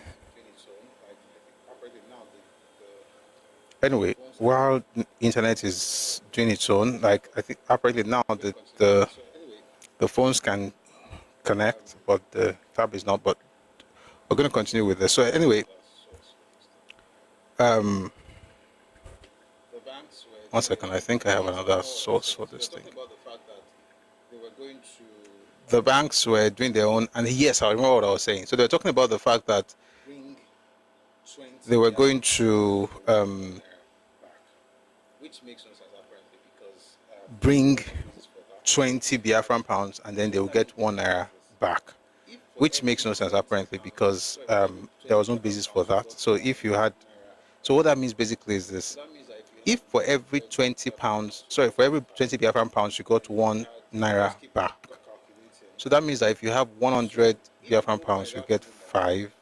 And then if you had, just keep calculating.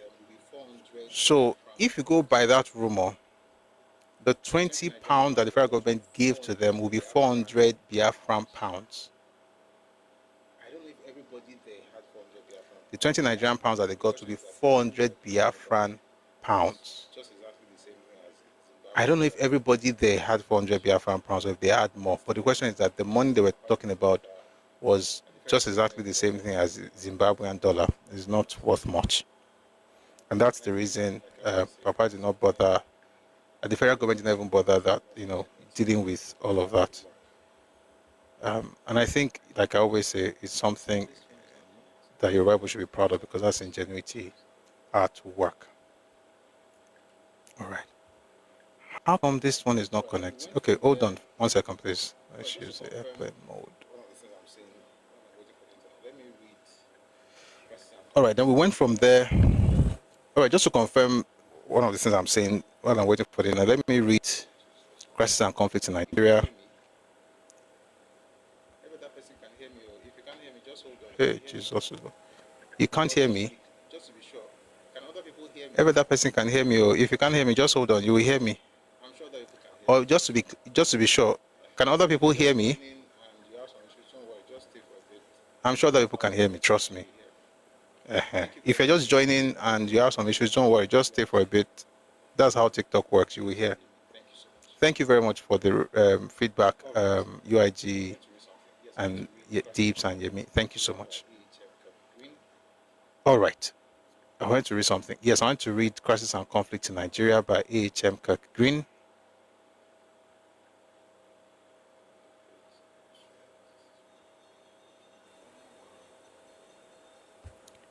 That'll be page 20. This is page 25.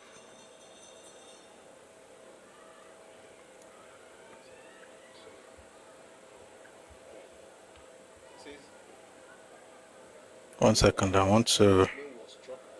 All right. It says, meanwhile, a telling blow was struck at the Biafran economy by the federal government cancelling all Nigerian currency notes and issuing differently colored ones. Within the month, Ojukwu had irrepressibly introduced Biafra's own postage stamps and currency, but Nigeria's move had nevertheless shrewdly negatived much of the price of the £2 million in old Nigerian notes seized in August 1967 from the Federal Treasury in Benin. Okay, so essentially what Nigerians did... One second. I found what I was looking for. I found it. This is what I was looking for. Towards the end of 1969, the Biafran Public Relations Agency in Geneva sought to replenish its funds by offering sets of these currency notes and coins to collectors. That's Biafran pounds. Their eventual redemption after January 1970 proved a major economic headache for the Federal Central Bank, and at the time of writing, the Biafran notes are to all intents and purposes so much worthless paper.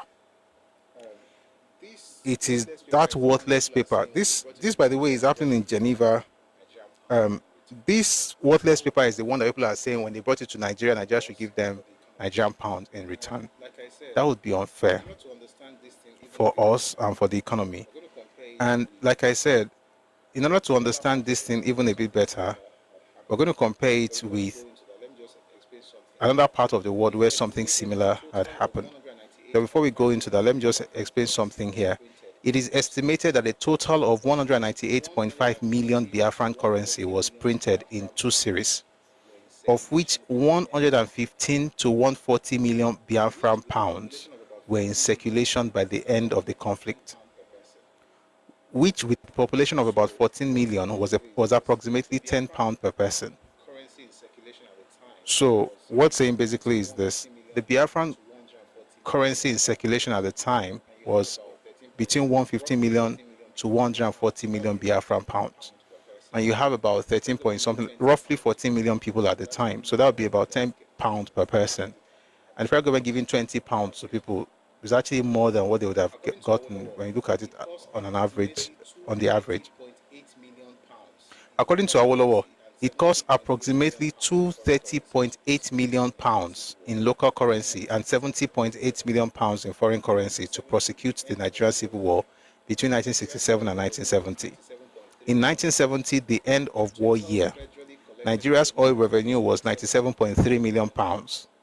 Total federally collected revenue was £370.5 million. Federal government retained revenue was £262.4 million. Total budget, right? The concept of consequences. And what I see for the most part from those who, are very loud with complaints. I'm trying to switch, I think.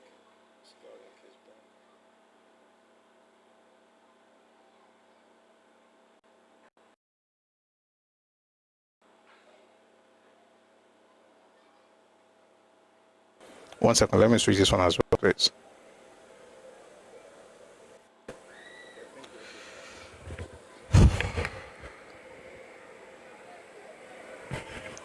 Okay, I think we're good now. The network is a lot better.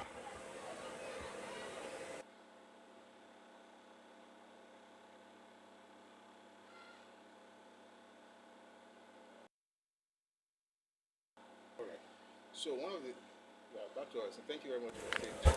All right. So one of the back to us, and thank you very much for staying tuned. I think it's all good now. The network is perfect. We're just going to keep enjoying it. Logo along. All right. So what you notice from what we've discussed so far is that a lot of people don't have they don't understand the concept of consequences. And for a person who got his people into trouble, he successfully transferred the blame to other people away from himself. Now, I said something earlier that something similar that happened in the United States, the Civil War that ended in 1865. But I want to go into some of the things that happened as far as currency is concerned. So the American Civil War was fought between April 12, 1861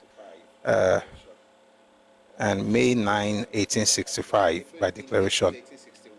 So we're going to just check some of the things that happened there. So in April 1861, in one of the very first few acts of defiance, the secessionist Southern Confederates issued currency, the Confederate States of America dollar, colloquially called graybacks. in opposition to the greenback dollar of the Federal Union. They were really promissory notes, not backed by hard assets to be redeemed in the event that the Confederates won the war. So the printed money, without going into all the details, the printed money, different denominations, 50 cents, $1, $2, 5, 10, 20, 50, 100, 500, and $1,000. So by the end of everything, they had about 72 different notes types in 7 series from 1861 through 1864. Now, after the war, what happened? Since there were many types of Confederate notes, as well as notes issued by the states of the Confederacy, and since banks could issue their own notes, counterfeiting was a major problem for the Confederacy. Many of these contemporary counterfeits are identifiable today. Confederate dollars and coins are regarded as a cherished part of American history and remain the subject of a lively trade. Okay, the Confederate lost. This is where I'm going. The Confederates, that's the guys in the South, they lost, and the currency became worthless at the end of the war. Made legally so, i.e. worthless, by the 14th Amendment of the United States Constitution, adopted on July 9, 1868, whose Section 3 banned any federal or state office for Confederate officials or supporters, and in Section 4 permanently banned recognition of Confederate debt or currencies. I'm going to read the 2 sections again like we did yesterday, which is what I think we should have had in Nigeria. All the people that fought for Biafra, none of them should have been able to occupy any office in Nigeria. That way people will understand that there's consequence, like there are consequences for bad behavior.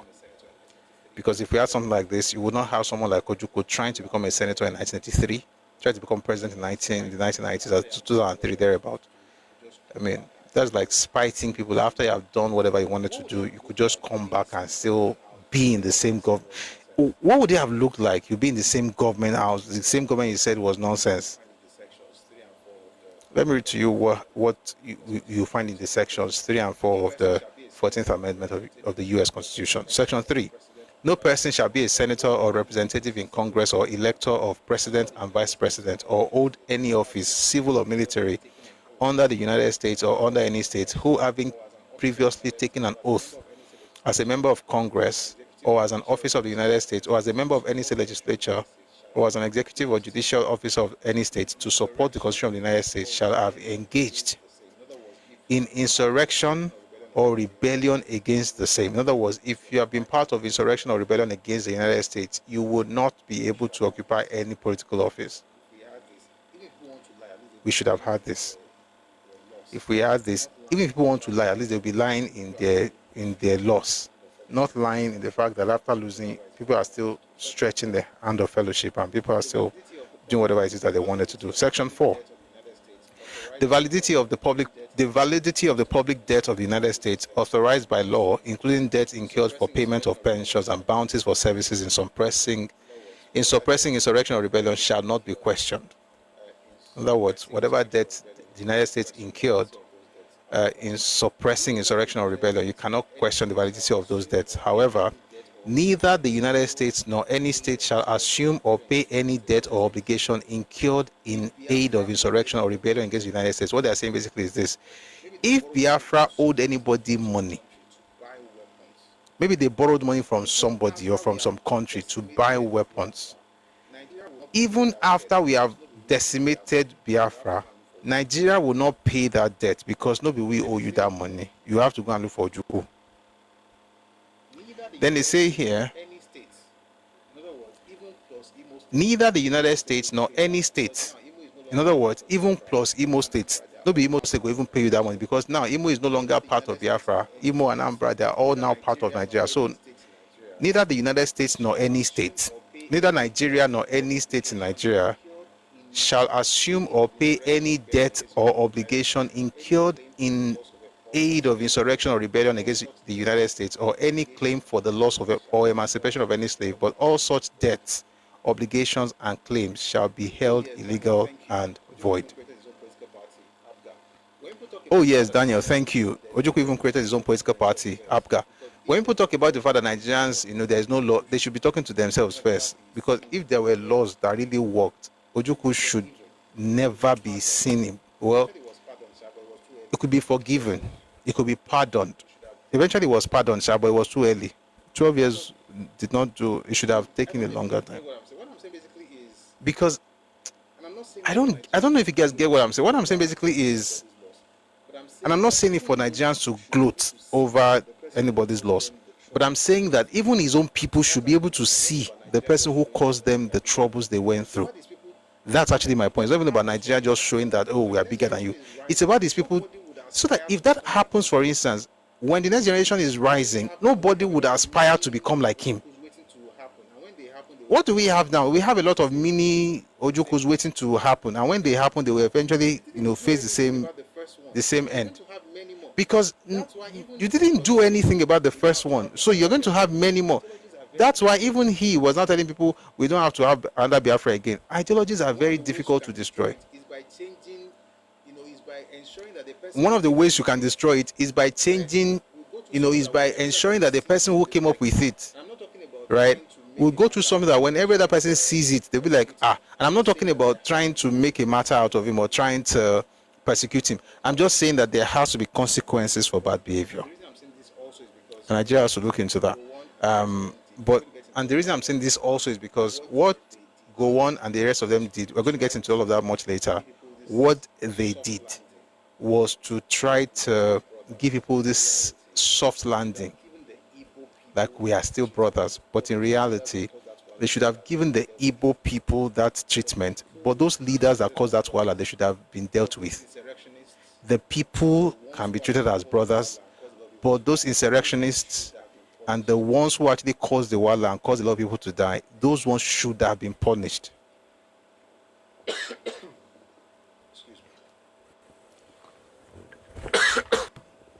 Excuse me.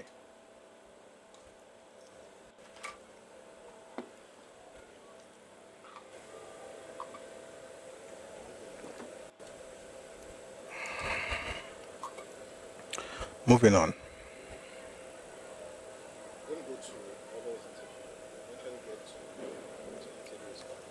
We're going to go to Awolowo's interview now. We'll eventually get to Chebe's stuff. Well, let me just read some things from Awolowo.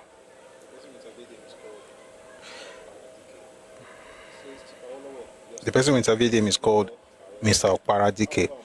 It says, Chief Awolowo, your stand on the civil war, however unpopular it may have been to the Biafrans or Igbo people, helped to shorten the war. Today, you are being cast as the sole enemy of the Igbo people because of that stand. By among others, some of the people who, as members of the federal military government at that time, were party to that decision and are today, in some cases, inheritors of power in one Nigeria, which that decision of yours helped to save. How do you feel being cast in this role? And what steps are you taking to endear yourself once again to that large chunk of Nigerians who feel embittered? Awolowo's response: as far as I know, the Igbo masses are friendly towards me. In fact, whenever I visit Igbo land, either Anambra or Imo, and there's no campaigning for elections, the Igbo people receive me warmly and affection. And actually, if there's campaign for elections, they usually stone Papa. The Igbo people used to stone AWO. Even after the war. Why? That propaganda. Even now, mention his name now. The blood will be boiling. And it's boiling for nothing. For nothing. And I say that for two reasons. One is that it's boiling based on lies. You were lied to. Number two, even if it boils, it's not going to do anything. That can't boil for nothing. But in reality, you're just angry for nothing. Because the person who they make you angry says, I just lied to you. Let's go on. See, as far as I know, the Igbo masses are friendly to me towards me. In fact, whenever I visit Igbo land, either Anambra or Imo, and there's no campaigning for elections, if there's no campaign for elections on, the Igbo people receive me warmly and affectionately. But there are some elements in Igbo land who believe that they can maintain their popularity only by denigrating me. I'll read that again. But there are some elements in Igbo land who believe that they can maintain their popularity only by denigrating me. And so they keep on telling lies against me. Ojuku is one of them. I don't want to mention the names of the others because they are still redeemable. but Ojukwu is irredeemable. So I mention his name, and my attitude to these lies is one of indifference, I must confess to you. That's Papa talking about Ojukwu. He called him irredeemable. This was in 1983, 13 years after the war. He called him irredeemable.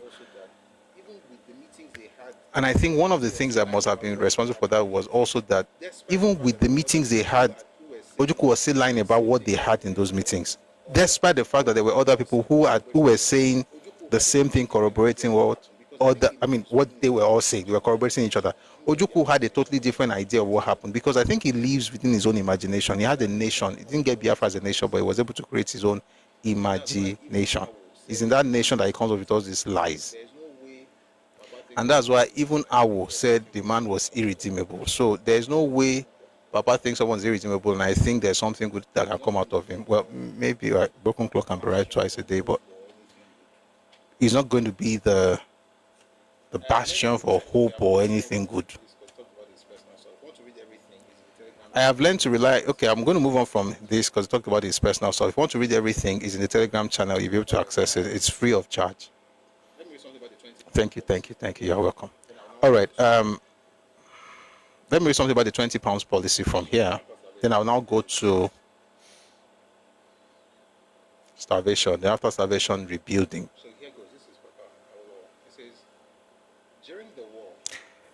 So here goes. This is Papa Awolowo. It says, during the war, all the pounds were looted. They printed Biafran currency notes, which they circulated. At the close of the war, some people wanted their Biafran notes to be exchanged for them. Of course, I couldn't do that. If I did that, the whole country would be bankrupt. We didn't know about Biafran notes, and we didn't know on what basis they have printed them. In other words, on what basis is this money? Is it petrodollar, or is it gold? What's the backing? What's backing this money? This fiat currency, kilo back apart from wishes on your account. So he says, of course I couldn't do that. If I did that, the whole country would be bankrupt. We didn't know about Biafran notes, and we didn't know on what basis they have printed them. So we refused the Biafran note. But I laid down the principle that all those who had savings in the banks on the eve of the declaration of the Biafran War or Biafra will get their money back if they could satisfy us that they had the savings there or the money there. Unfortunately, all the bank's books had been burnt, and many of the people who had savings there didn't have their saving books or their last statement of account, so a panel had to be set up. I didn't take part in setting up the panel. It was done by the central bank and the pertinent officials of the Ministry of Finance to look into the matter, and they went carefully into the matter. They took some months to do so and then made some recommendations which I approved. Go to the archives. All I did was approved. I didn't write anything more than that. I don't even remember the name of any of them who took part. So I did everything in this world to assist our Igbo brothers and sisters during and after the war. And anyone who goes back to look at my broadcast in August 1967, which dealt with post-war reconstruction, would see what I said there. I know that some people will still not believe, but if you're Yoruba, shall remember these are the things that you should hold in your hand. Not so that you can attack people with it, but so you can protect yourself with it. Don't let anybody come to you and tell you your fathers did something bad to them. Your fathers owe nobody any apologies, and neither do you. That's what any sensible human beings would do, or any sensible human being would do in that situation or in similar circumstances. Well, if they have sense, yeah, that's what they would do. You're not going to collect paper and give people money. When you do that, how do you run your economy? Are you going to print money to give to them? Are you going to destroy your economy because of wayward people who decided to have a war, regardless of the fact that they knew they couldn't win? By the way, I played a video here the other day, very, very nauseating video of Ojukwu saying that he knew from the beginning that he couldn't win. But his own way of winning is for the federal government or Lagos not to win. So in other words, in other words, you're saying that you knew you could not win the war, but you're going to fight the war and ensure that Lagos did not win. And that will be your own win. Meanwhile, in Lagos fighting that war, people will be dying in your space, but you don't care about their death or their life, because as far as you're concerned, as long as this Nigerian people don't win, you have won. Who thinks like this? If not I don't like to use the word narcissist because I think we've overused that word in Nigeria. It's almost losing its meaning. But He's a classic narcissist.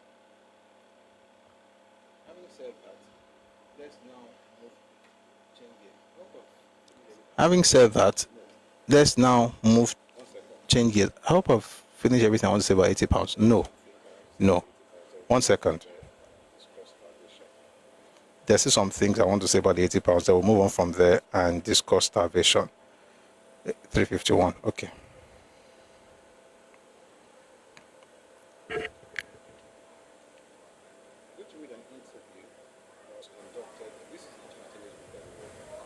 I'm going to read an interview that was conducted. This is in Chinua Achebe's book, by the way. The book is called There Was a Country.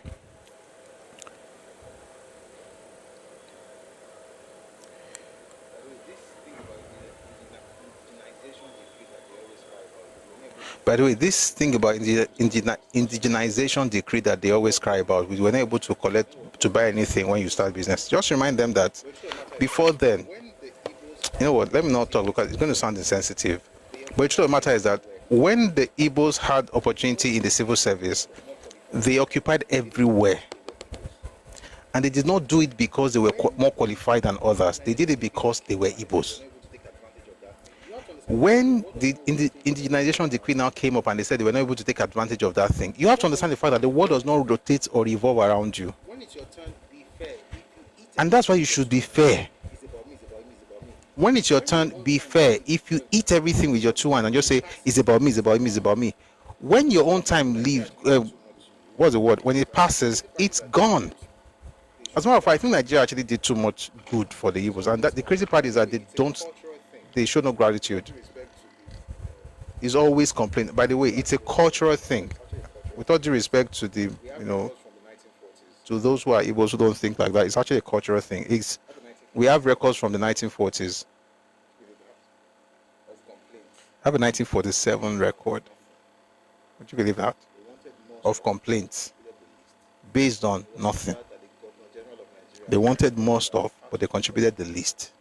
And it was so bad that the Governor General of Nigeria, Sir Arthur Richards, had to speak up. Like, guys, you contribute the least, but you make the most noise. There's no sense of gratitude. It's always...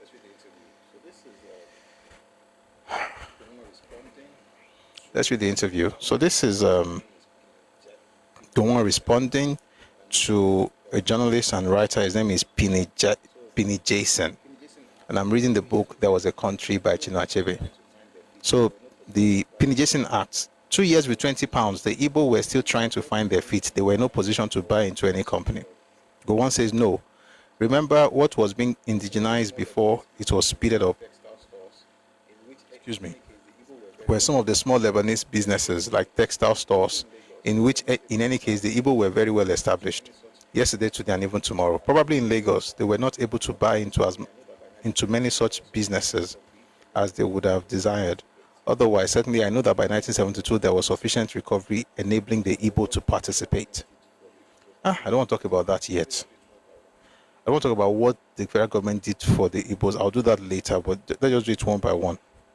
So again, remember the 20 pounds was not owed. We'll do it one by one. So again, remember the 20 pounds was not owed to the Igbos. Nigeria was not owing them money. Nigeria was only giving a gift. There was no ex gratia payment in the Civil War of the United States. Nobody paid anybody for anything. If you like, have $1 billion and you change it to the Confederate grayback, that's your business. We should be thanked, not vilified in Nigeria and made to apologize for anything. If that sounds harsh, there's no other way. It's one thing I'm looking for. I just want to read that one thing. And when you read the book by Achebe, by the way, the book is just all ingratitude, ingratitude, and entitlement mentality. The government should have done this, should have done that. Federal government should have done this.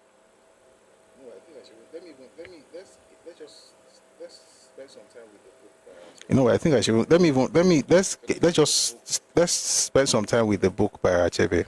Again, if you're going to read the book, you have to be strong because it is full of lies. I make no apologies for that. But I understand why. The reason is like that is because But I understand why. I understand. The reason is like that is because this man himself was a propagandist for Biafra. So to his dying day, he made sure that the last book he published was also about. So it's a compendium of, thank you, that's the word, it's a compendium of propaganda, of lies. But I mean, be that as it may, there are some things that we can also take from it.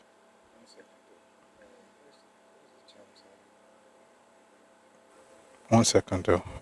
What's the chapter? What's the chapter? No, what? I think it's the case number.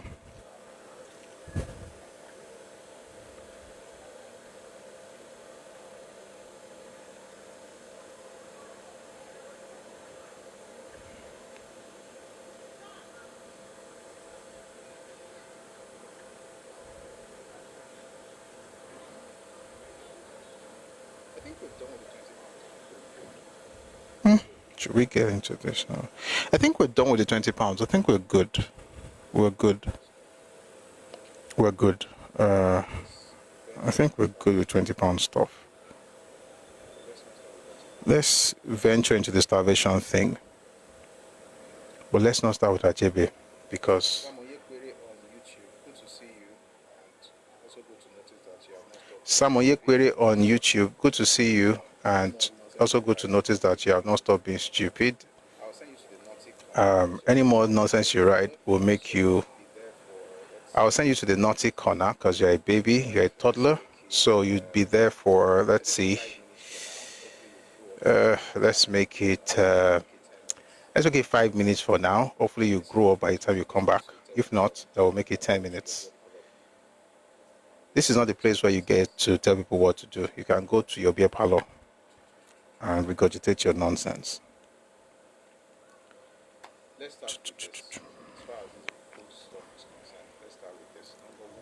Let's start with this. As far as this food stuff is concerned, let's start with this. Number one, let's go back to what happened before the war. So you see, before the war, the Igbo heartland has always been susceptible to food crisis, right? Was densely populated and heavily reliant on imported food, especially high protein items and remittances from Igbos working outside the East. And so let me read something on that. The book is called The Nigerian Civil War by John de St. John. It says starvation, malnutrition, and infant mortality. I love immortality. Let me take it all over again.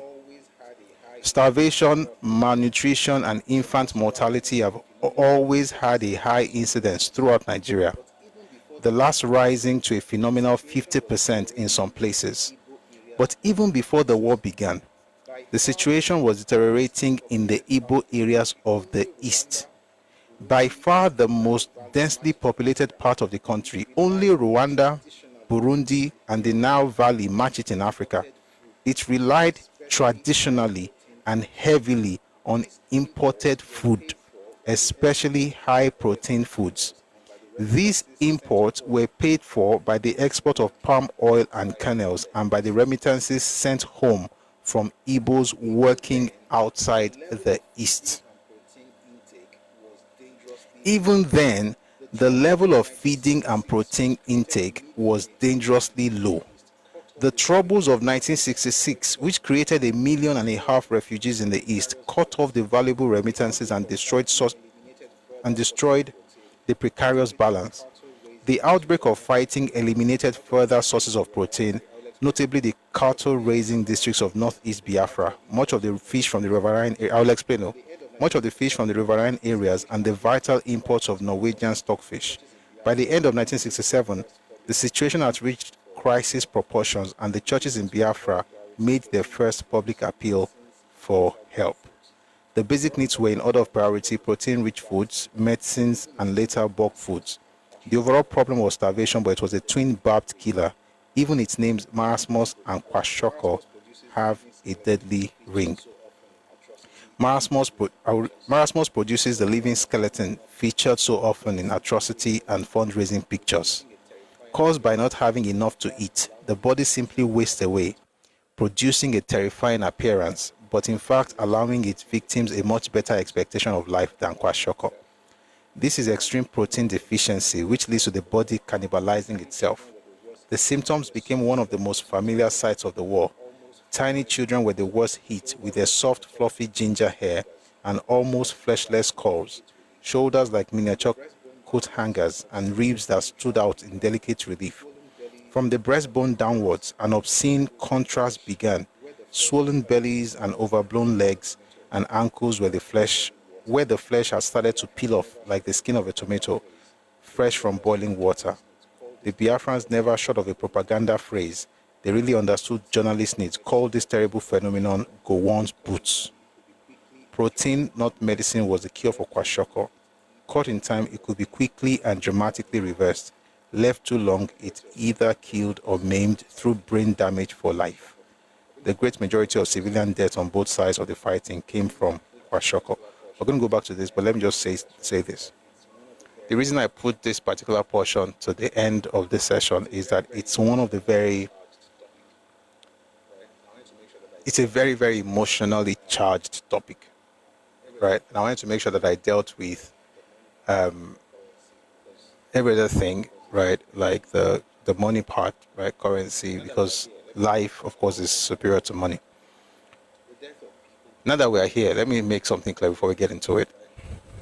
The death of people, especially children, is an unfortunate incident, right?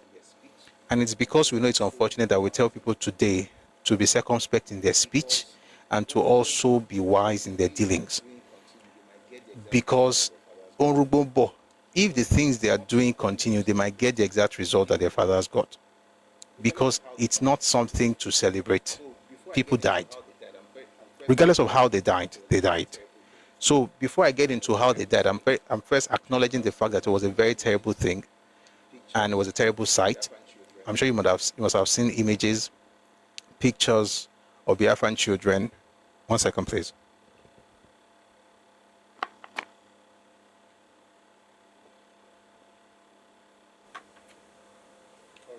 You must have seen pictures. You must have seen images of Biafran children. All right. You must have seen pictures. You must have seen images of Biafran children suffering, from marasmus and kwashoko, not enough food, swollen bellies, thin body frame, ribs showing, crazy stuff. It's bad. But before we get into what happened, let's go back to what the situation was originally like in that particular part of Nigeria. So the first thing you notice is this. Long before the war, there's always been a problem of food shortage, especially protein-rich food in the Igbo heartland. The document I have now, I'm going to read it. It may sound a bit somehow, but I assure you, I'm not reading this to throw jabs. I'm reading it because I need to produce the background so that we're able to actually know how we got where we got, right? So this is from On the Banks of the Niger River by, 1 second. Where is, by Bishop Samuel Ajayi Crowther. He's going to describe, or going to read, of what happened in 1857. I'm going to go back in time just to see the way things were in that part of the country. Again, I'm not doing this because I'm trying to score cheap points, but I think it's important to put this thing out there because without it, we may not understand what happened or why those things happened. Or let me put it this way. We know what happened, but there is a lot of backstory that I don't think a lot of people appreciate. And because of the fact that we don't appreciate those things, we are susceptible to making the same mistakes because people did not think through in the 60s based on these facts. So let's go back to that book. It says, this is by the way, Bishop Samuel Ajayi Crowther. 1 second. Let me get the full title so that we're not working with, in case you want to get it.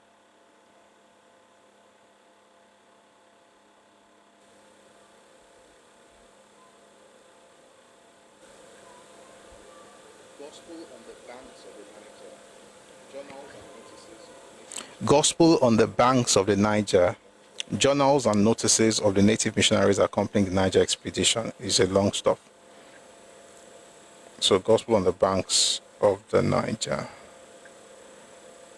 Mumbo.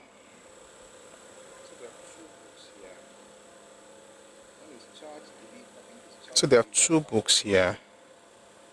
One is Charge Delivered. I think it's Charge Delivered on the Banks of the Niger. Mumbo.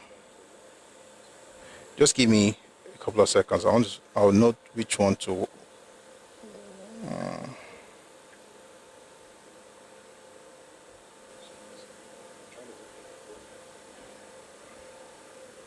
Just give me a second. I'm trying to open the book.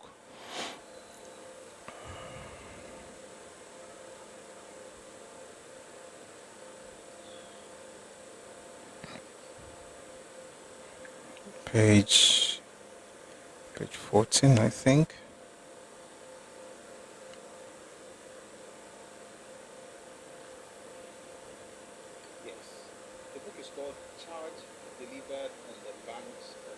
Yes, the book is called Charge Delivered on the Banks of the Niger.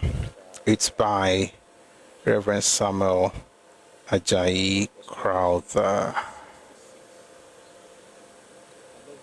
Was published in 1866. I love old books. Makes you feel like you're hanging out with ancient people. 1866. That was when the book was published. So let me read to you what he had to say about his work in 1857. Industrious habits have been encouraged. When we arrived at Onitsha in 1857, we found the people in the state. Let me say it again because it's important. What I want to read now may sound damning, almost insulting, but guys, is history.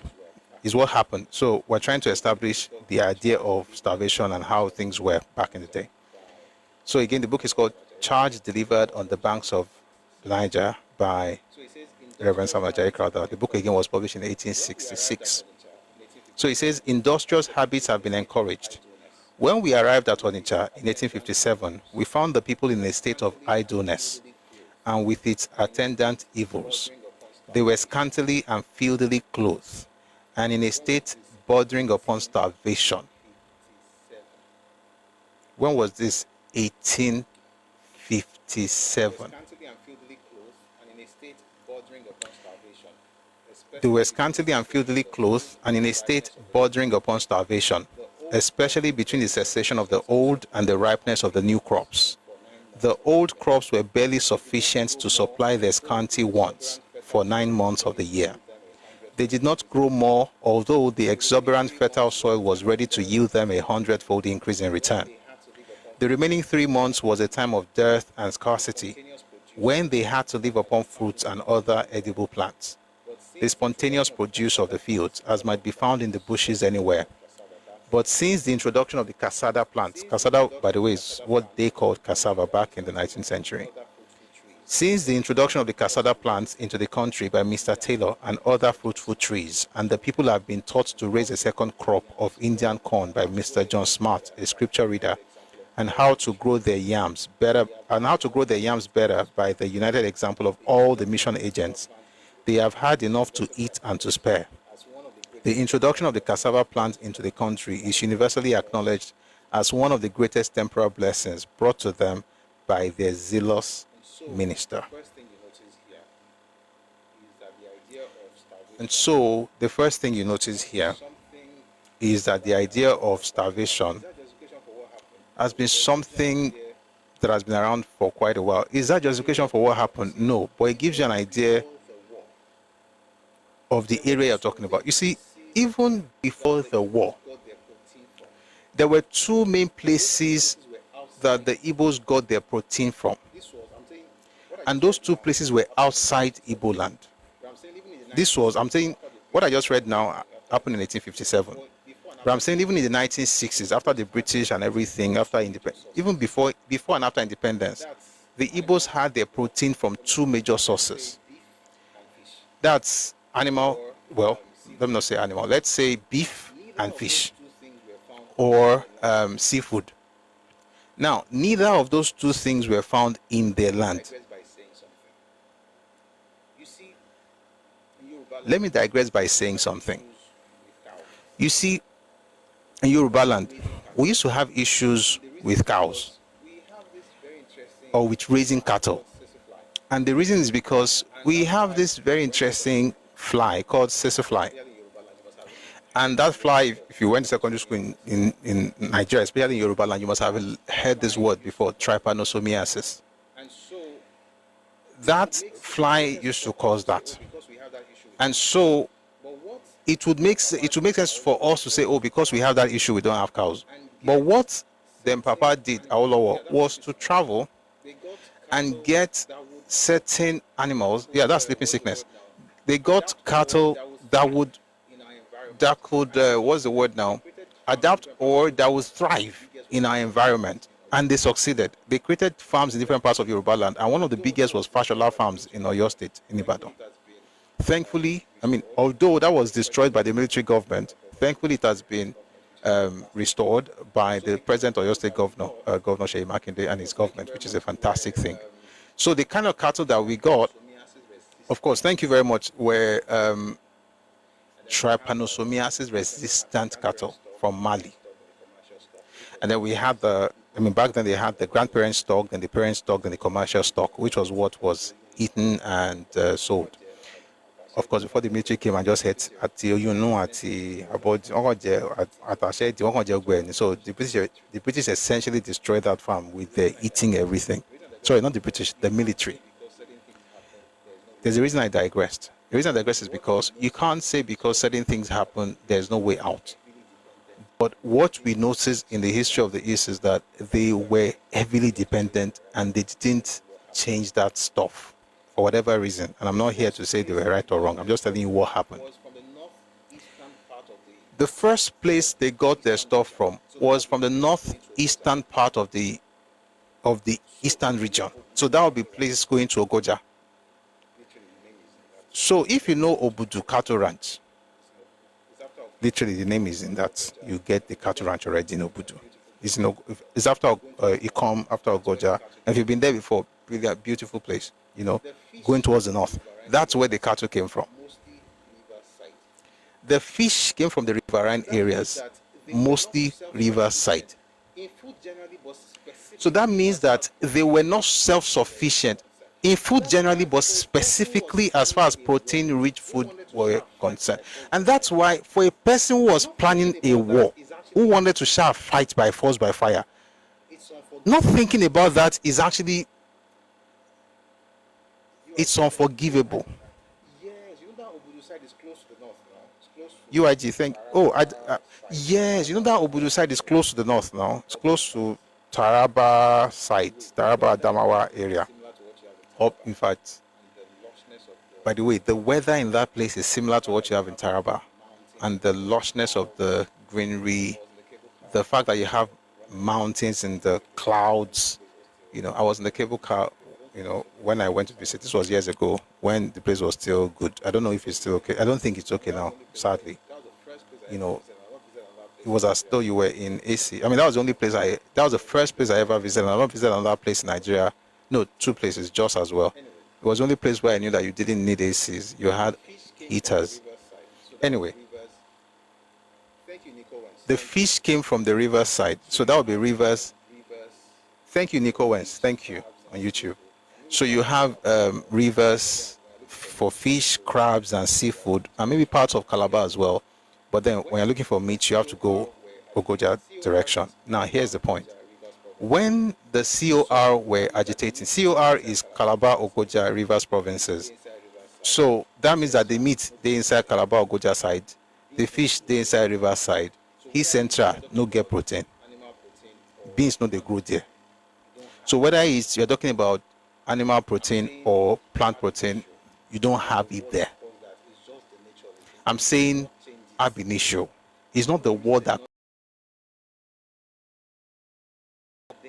And one of the reasons they did not change it, I will say it respectfully, is that there is this thing that made people feel like they will always have the people in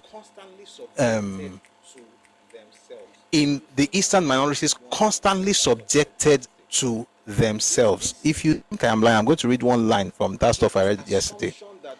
It's this assumption that those places belong to them. You see, if I'm going to say something. I'm trying as much as possible, and I hope I'm succeeding to be measured, because this thing is painful. If you look at the way things are, if you remember what home is, and if home, I mean, the region can be your home, but home is still your home. It's the mistake people are making right now, as though Nigeria is home, but you are forgetting that the fact that you still have your own home. If you have your own home, what you will do is to ensure that you're able to build it, to be able to provide the things that you need, regardless of regardless of what happens. You make sure that you're self-sufficient, right? Let me read something to you. Why I think they didn't bother to do anything in that region. By the way, this is from the Igbo National Caucus. It was in 1964, and they had a plan since 1944, which was to dominate everybody. That's what it is. In the east, the Efik, the Ibibio, and the Rivers tribes are still under complete control, even though their dreams for their own state have been completely shattered. This complete control that he mentioned here is similar to what you will find in the actions of Azikiwe when it was time to break the eastern region. Everybody considered every other part to be part of their space, regardless of the fact that they were different people. They had their own cultures, they had their own land and traditions. They were under. That's why you always hear this thing of East, East, East, as though God created the East. God did not create the East, and the East did not even organically emerge. It was the creation of the British in 1939.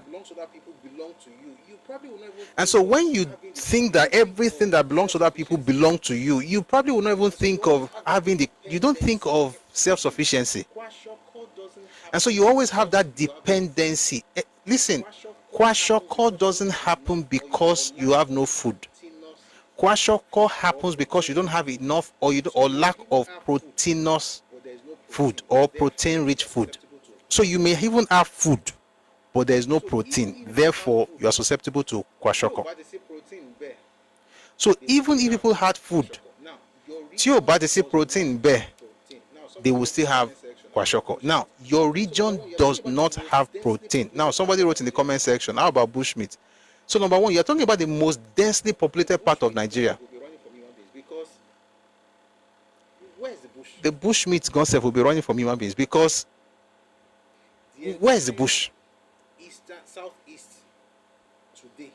The entire southeast today is about the size of your state. Now imagine packing millions of people into that space. You don't really have forests like that. I mean, it's not like there's no forest at all. I've traveled through Obolo for Anambra, Enugu.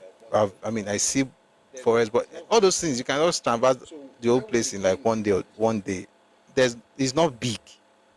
So where would the game hide?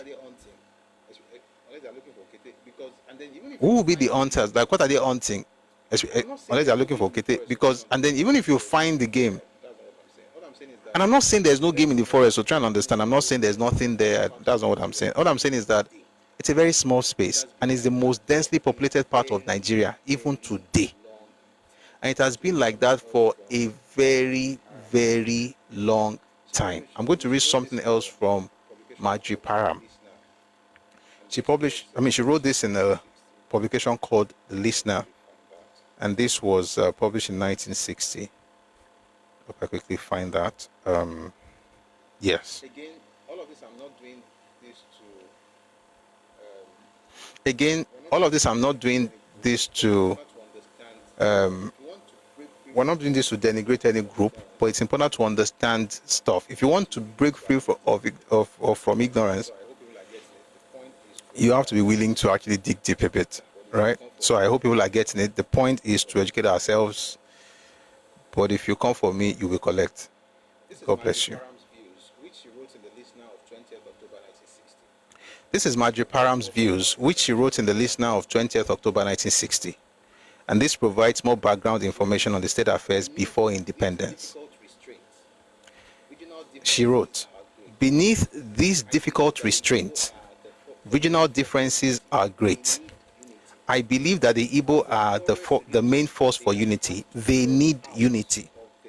As the poorest region, they have had to pour out of the overcrowded forests to seek work all over the other regions. Whenever you hear people say things like, we developed your place, we moved to your place, how come we don't move to our place? Remind them there's a reason they moved.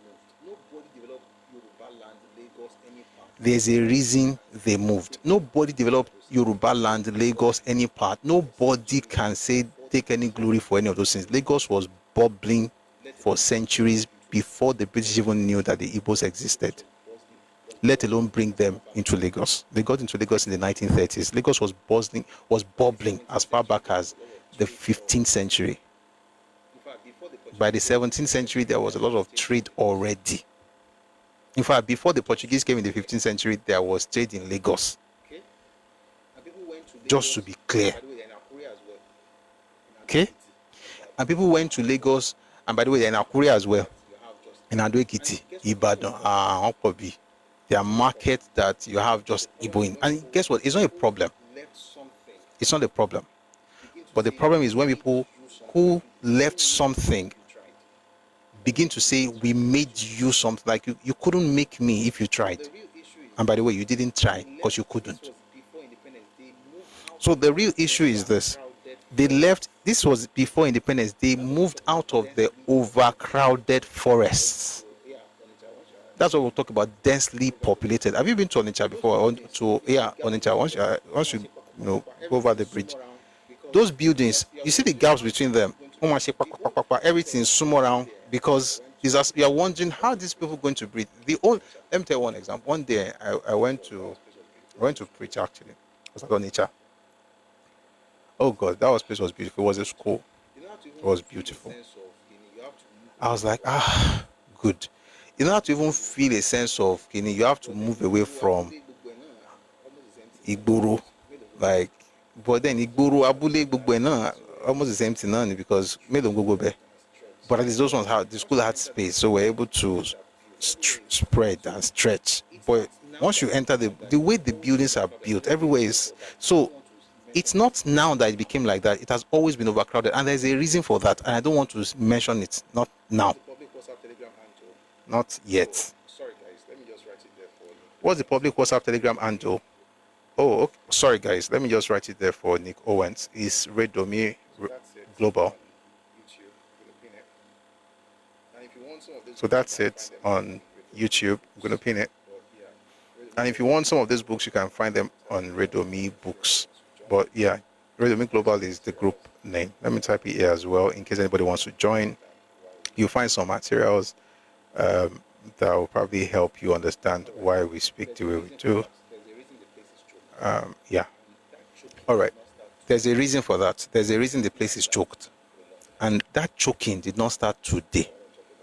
It's been like that for a long time. But we're not going to talk about it. So just say that people leave. I'm going to go back to the book by Ajayi Crowther. Charge delivered on the banks of the Niger. Shoot. Sorry, things don't close.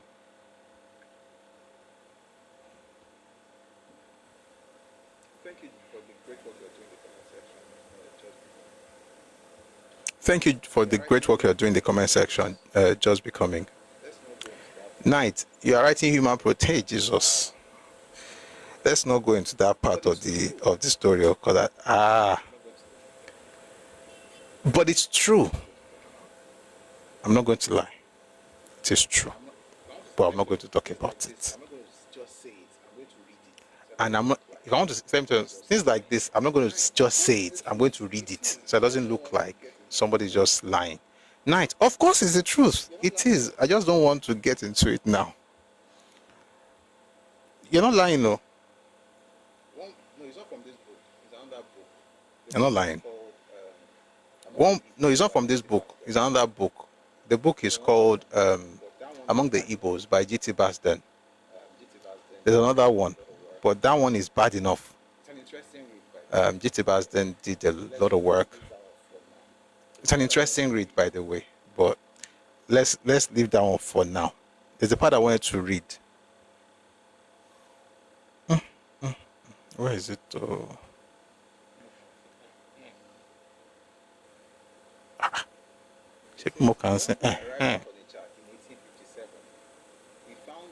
It says, when we arrived at Onitsha in 1857, we found the people in a state of idleness and with its attendant evils. They were scantily and filthily clothed and in a state bordering upon starvation, especially between the cessation of the old and the ripeness of the new crop. So in 1857, there was something similar to starvation, and it was not because of war, it was because of two things. Now, man, this thing is difficult. You know what? Let me read a book by an Igbo person to explain this thing. 1 second.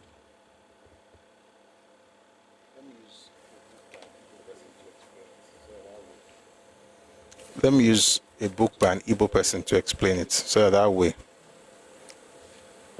it will be easier to get across. I'm going to read something from Professor Nkena Zimero.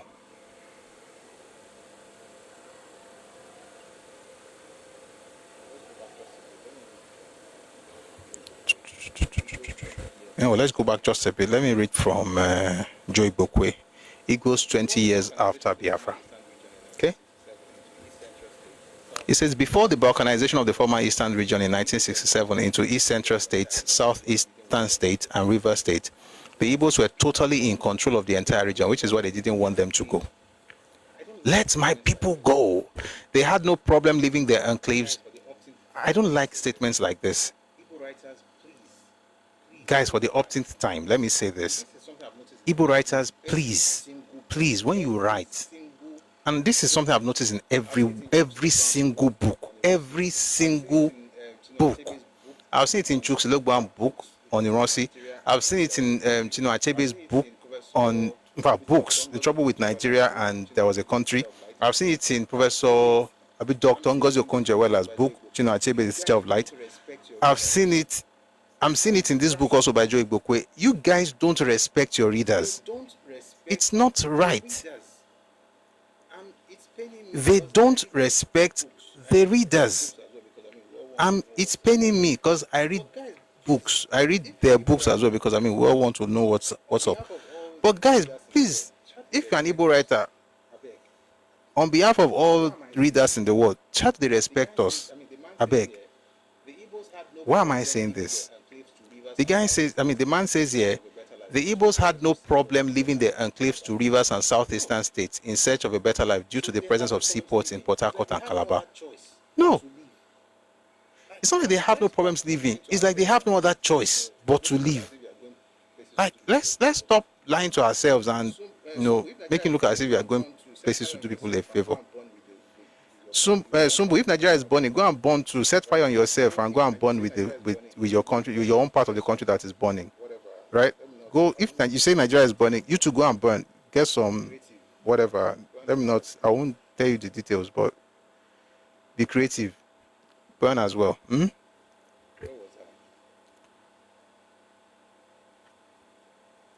Where was I?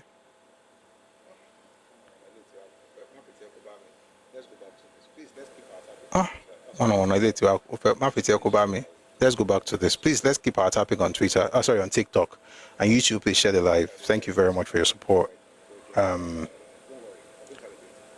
By the way, I think there's something I should do right now before we get back into this book. Don't worry, we're going to have a great time. Okay, we still have a few. Choice of language by Ebola. Right. Thank you, UIG. Respect that. I think the Igbo writers should please begin to respect that.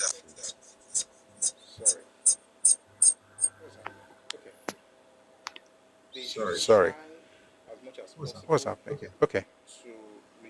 They should try as much as possible to respect those of us who would want to read their books who are not Igbos. Because you can be sure we're going to have questions, and then it's also terrible when we discover that you're actually lying to us, so you're trying to make yourself into something that you're not. So try as much as possible, if you're an Igbo person, those of us where they buy your books, I beg. May God bless you and your family in Jesus' name. Amen. Now let's get back to this. Please share the live on TikTok, on YouTube, on Facebook. I like this name. I can't see your name very well, but I like the way it's written. Yeah, so, but please be helping us so that way all of us can grow together. Thank you very much. Having said that, so they didn't move out of the East because, I mean, to be fair, he mentioned that they are going out to look for opportunities, but when he said they had no problems leaving, it's not like they had no problems, they had no choice. Okay? That way we are all fair to each other, and then we can all laugh and live happily ever after. 1 second, I want to share this live on my YouTube status. And you should do the same as well if you can. And you should do the same as well if you can. Please stay with me. Thank you very much for your support.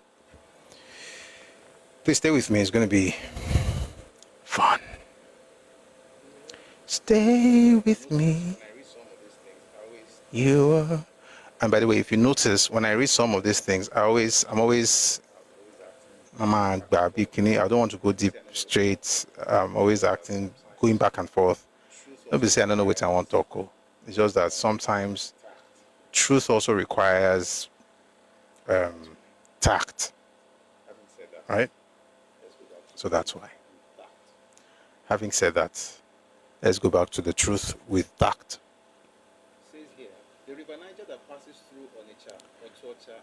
Says here, the river Niger that passes through Onitsha, Otuocha, Atani, and Oguta was not large or deep enough to have seaports.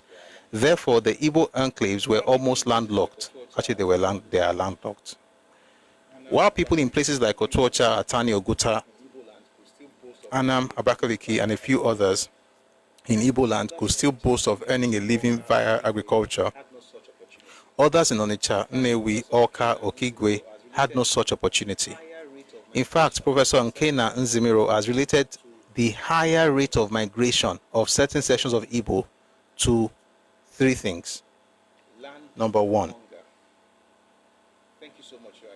land hunger. Thank you so much, UIG. I really appreciate that. Thanks a lot. Thank you. There are three reasons, according to Professor Nkena Nzimiro, for the higher rate of migration of certain Igbos or certain sections of Igbo land, or right now for Igbos generally, because this is 30 years after. Number one is land hunger, particularly around Onitsha. I'm going somewhere with what I'm reading now. Please remember the names. Land hunger, particularly around Onitsha, Awka, Okigwe, and Olu. Number two, death of fertile land, as in Nnewi. Number three, rising cost of farming, as in Oguta. The first one says land hunger, particularly around Onitsha. When you read the book by, see, I know it's years apart, but I'm going somewhere with this. This is 95, but they've been moving out since the end of the 19th century. It just did not come to Lagos until 1930, but they started moving out end of 19th century. And they moved out because of the British, and then they poured out more and more between the 30s and the 40s. That was actually when they really moved out, including to places like Rivers and Calabar and Lagos, and part of Western Nigeria. A lot of them moved into Western Nigeria in the 40s and the 50s as well, right? But you've always had trickles, from time to time. So the point I'm trying to make is that he mentioned something about Onitsha. He talked about land hunger. See, in 1857, the land hunger was not as much. But, the railways by the British saw the biggest spread for paid labor. Absolutely. I should clap for you. I should clap for that. And that's why you notice that many of the Igbo leaders, many of them were not born in the East. First set, Azikiwe was born in Zungeru, Ojukwu was born in Zungeru, Nzogu was born in Kaduna. Many of them were born outside. The reason was because the land was too small. One day, maybe, I don't know, maybe after this session, we'll talk about the Willings Commission. Then you see what happened in that period. A lot of people moved out because of the railways, because there were two major reasons. Number one was employment with the British, that's colonial officers or colonial government. And then number two, no, there were three. Number one was employment with the colonial office. Number two was working in multinational organizations like the UAC, right, or the UAC. And then number three, of course, were projects by the British, like the railway. So those things made people just pour out to work. And I don't want to talk about the set of people who actually poured out first, but they were not necessarily the best people in society. Just putting that out there, but that's not today's session, so we're not talking about it. We're just going to focus on the idea of food. Now, the idea of dearth and fertility, as far as land is concerned, has been an issue in that part of the world for a very long time. In 1857, even though the land could give them food, they didn't have enough know-how. By the way, guys, the words coming to my head, if it takes me a while to bring out anything, me very strong, because Zungeru Minat, thank you. They didn't have the know-how to be able to plant. So, for instance, when they planted, it couldn't sustain them till the following year. There'll be a time where there's nothing, and they had to depend on, they just forage fruits and stuff in the, just to get by until the next season. Let me read that in your hearing. So it says here, when we arrived at Onitsha in 1857, we found the people in a state of idleness and with its attendant evils. They were scantily and filthily clothed and in a state bordering upon starvation. When was this? 1857. Especially between the cessation of the old and the ripeness of the new crops. The old crops were barely sufficient to supply their scanty wants for 9 months of the year. They did not grow more, although the exuberant fertile soil was ready to yield them 100-fold increase in return. It was fertile in 1857.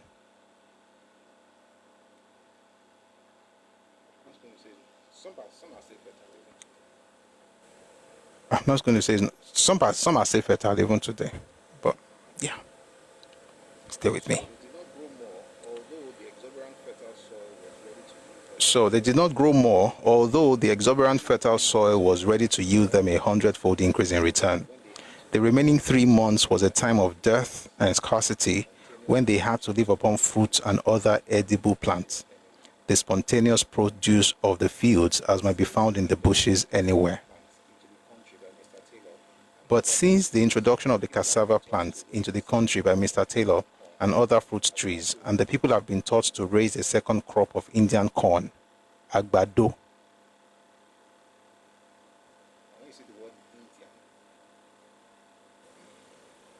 And when you see the word Indian, Indian here doesn't refer to India. It actually refers to America. Native Americans were referred to as Indians by Columbus and the rest of them. It was the guys in, when I say America, I'm not even talking about United States, I'm talking about the entire space, Mexico, North America, South America. They were the ones who actually, who brought corn. They gave us Agbado. That's why we have a saying in Yoruba land, in Konleyenje, Kagbado Tode. But the interesting thing is that in 1857, it was Crowther who was introducing that into that part of the world. Right, so when you see Indian corn here, it's talking about Native American corn, not India as a country or subcontinent. So with the introduction of cassava plants into the country and other fruit trees, and the people have been taught to raise a second crop of Indian corn, by Mr. John Smart, a scripture reader, and How to Grow Their Yams Better by the United Example of All the Mission Agents. They have had enough to eat and to spare.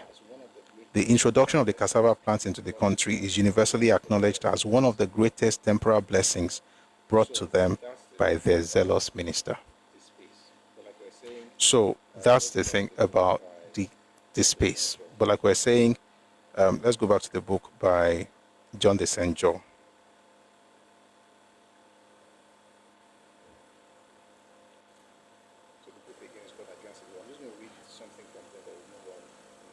So the book again is called Nigerian Civil War. I'm just going to read something from there that will move on with this stuff.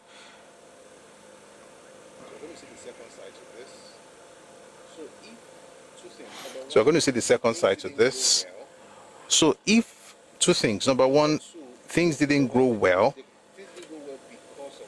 then number two, even number one, things didn't grow well because of lack of farming skills and the kind of crops that could work there or that could survive there. And then they were introduced. Then the second problem was the population. It was densely populated. In other words, there were more people.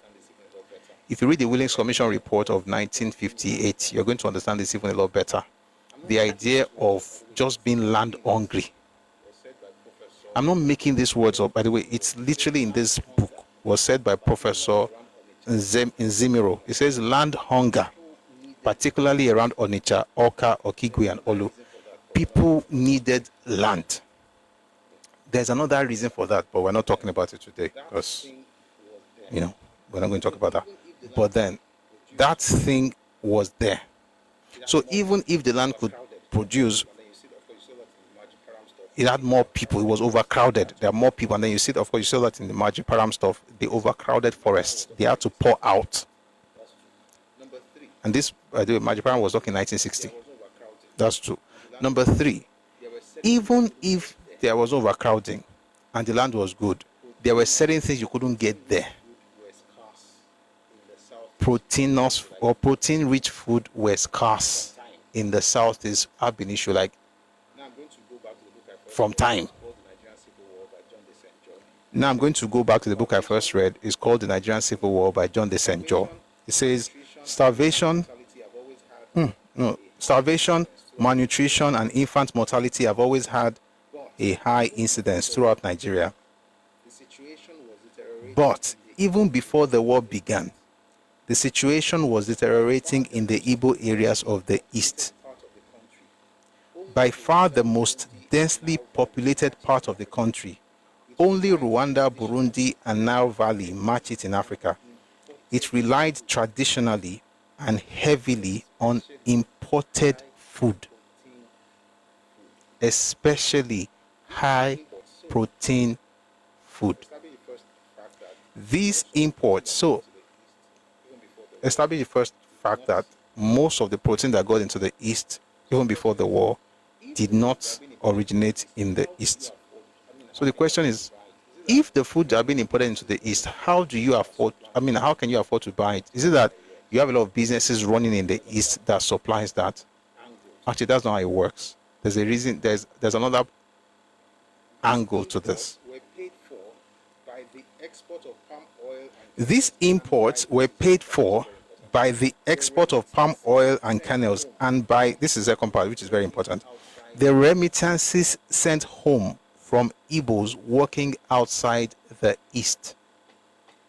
So, how do you afford to import food? Number one, whatever you make. So, how do you afford to import food? Number one, whatever you make here. So, revenue from palm oil, that they were making there. By the way, I've said it before. If you read the Anthony Enaro's speech of 68, he mentioned of 1968 that even at the time, the agricultural revenue they were getting in the East, 64% of that came from the eastern minority areas, majorly from the Calabar Ogoja region. So that would be Cross River and Akwa Ibom State. That's where majority or much of the money came from. And then the oil, of course, was from rivers. So even with resources, it was mostly from those eastern minority areas. The only thing you could say was coming from the east central state, which is the Igbo area, was coal. for mineral resource, if you can call it that, and then palm oil. But even the palm oil wasn't as much as what you would find in the Calabar or Goja regions or provinces. Right? And so, whatever you make from the sale of the palm oil and stuff will help to import the protein that you need. The second part of it is actually more personal. Folks who were living outside the area, just like we have now, we have people living abroad who send money home, remittances. People depended on remittances as well in the East back then. And it's those remittances they use to be able to import food that they would, import food, especially protein-rich food that they will eat. So now, why are we going through this? When Ojukwu called people back, this is where I'm going with all this, Turenchi. When Ojukwu called people back home, you have successfully destroyed any chances of remittances. That's the first thing you should know. So number one, you don't have the protein in your place. Number two, much of it comes from outside the eastern region, outside the Igbo land. So you have it in the Ogoja part where you're talking about animal stuff. In fact, let me read to you here. It says, even the level of feeding and protein intake was dangerously low. The troubles of 66, which created 1.5 million refugees. No, I'm going somewhere. The troubles of 1966, which created 1.5 million refugees in the East, cut off the valuable remittances and destroyed the precarious balance. Then it says here, the outbreak of fighting eliminated further sources of protein, notably the cattle raising district of northeast Biafra. That Ogoja side, where you could get meat from, they don't cut those ones off because it's not part of Igbo land. Then the rivers area, where you could get fish from. You remember what we read from Sunset in Biafra by Lechi Amadi, when they were saying this is Biafra fish? I hope you're understanding why it means that now. This is Biafra land. By the way, there's a video on my YouTube. It's called, this is YouTube channel. This is Biafra land. This is Biafra fish.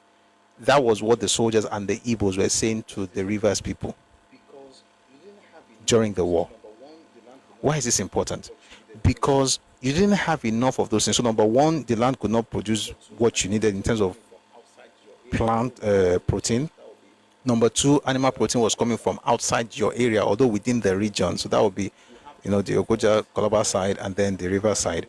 Number three, you have to import more in order to be able to even have enough, which was not even enough before the war. Number four, in order to import that thing, you're going to need money from abroad because most of your people are living outside your space. Number five, you now call those people to come back home. Number six, have you ever asked yourself who will be sending money to all the 1.5 million refugees that will join those who are already at home to be able to buy the protein? Do you see you cannot talk about starvation without going back to the beginning? And by the way, this is not the beginning. This is because the beginning is gory. I don't want to be like I'm insulting anybody. So from the word go, you don't lose by default. Don't lose. That's one. Number two. 1 second. I want to open another book.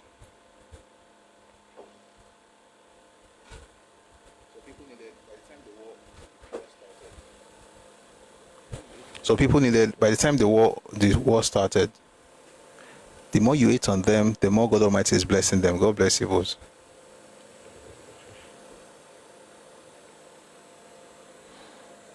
Why, God? Why? Why? Why? Why? How can a whole group of people be like this? Why? How, God? How? These are people that just wake up in the middle of the night and just cry to their maker. This is not about whether you have money. You are confused.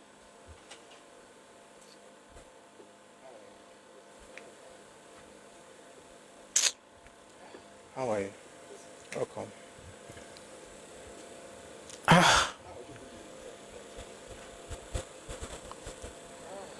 Ojukwu did the number on you guys, man. Why?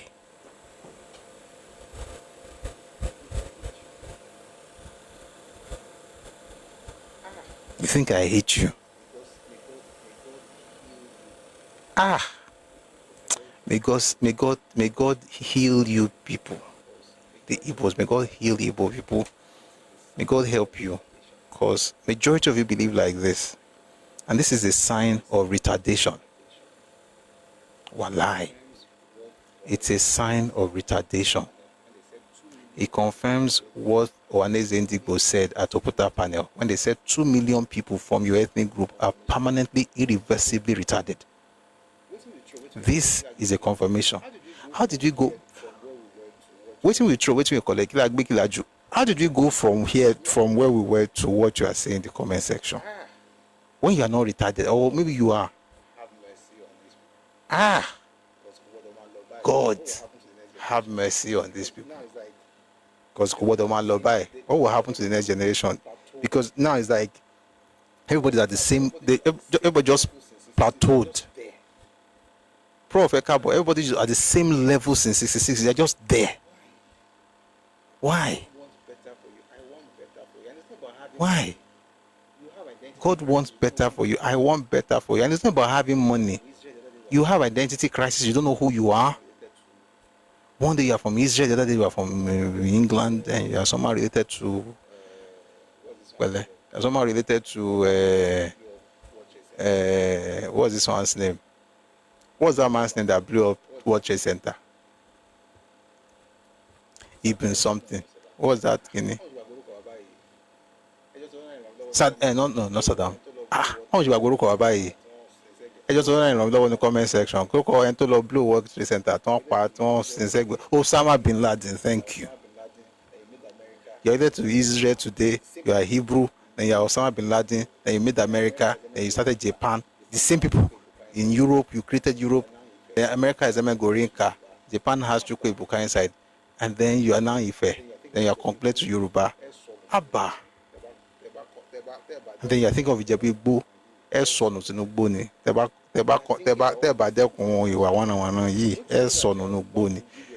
are thinking about all these things and you are shouting, I have money. Don't you know that you are about to give your children what? I mean, there are things I cannot say.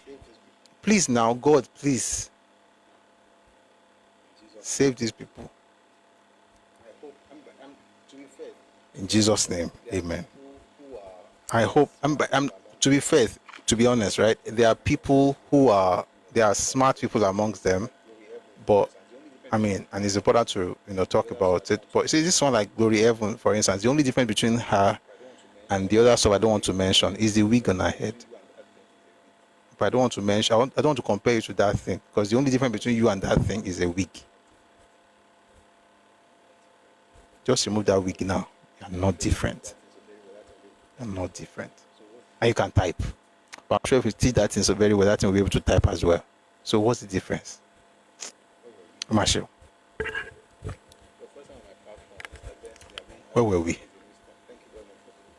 Your first time on my platform, Mr. Benson. I hope he's a mister. Thank you very much for being here. We are discussing history. So here we discuss history, culture, politics, and innovation.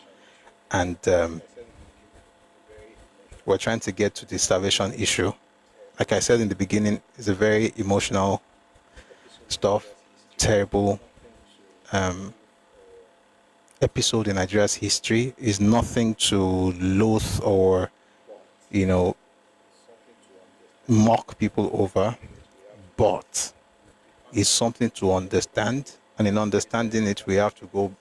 We can't start in 66. We have to go back a bit. I decided to start in 1857 for a reason. If I go further back, what is there is not good. It's not good. So, and like I said, we're not here to insult people. Guys, wanting report account to you. This is showing stuff. Please power tap. Sincerely. If you're on TikTok, please power tap.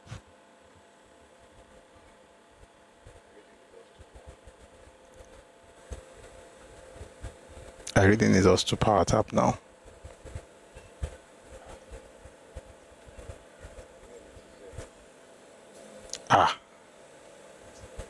Can you imagine?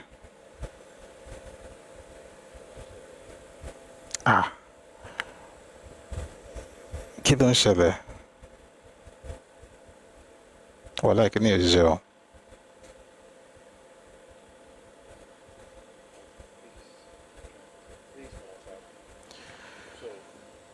Peace dragged. Please power tap. So, and I promise not to go anything before it, because you see, between 1857 and 1940, that period also has a lot of terrible things, but we're not going to go into those things because that's not the topic. That's not the topic. So let's. But the brothers are saying that they have money. You know, there's a saying. I just want to say this before I move on to things that really matter. There are some people who are very poor. Very poor. All they have is money. That clown is one of them. Let's move on. The outbreak, I'm going back to the book. The book is The Nigerian Civil War by John Desenjo. The outbreak of fighting eliminated further sources of protein, notably the cattle-raising districts of northeast Biafra, much of the fish from the riverine areas, and the vital import of the Norwegian stockfish. We'll talk about the stockfish. That okoroko that you hear, that okoroko actually came in as gift, you know, as relief material during the war. Then it became really big during the war, and then, you know, after the war, it became even bigger. You know, so okoroko actually helped to provide the needed protein. And like I said, with the creation of the Southeast State, which is presently Cross River and Akwa Ibom State and River State, what you were doing essentially was to have the East Central State without protein. My question is this: was it hubris that made it hubris? I don't need to ask the question, because it has to be. That made you think that you will forever have those ones under your kolo, like nothing they did would change it. By the way, you saw it in the statement by Igbo State Union in 1964. It says their dream of having their own state has already been shattered because they are completely under control. It talks about the Efik, the Ijos, the Ekois, all Ibibios, all of them were completely under their control.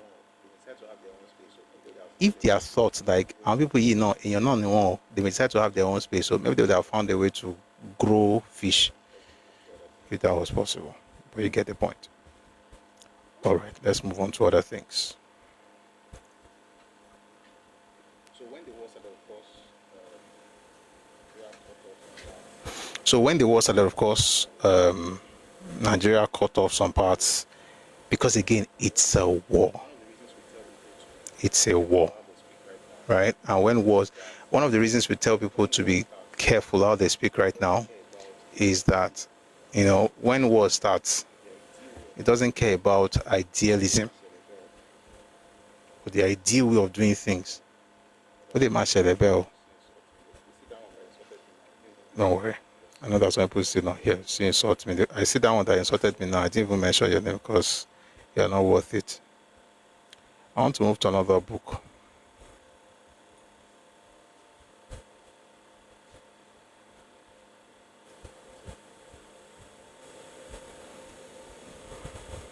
One second, please.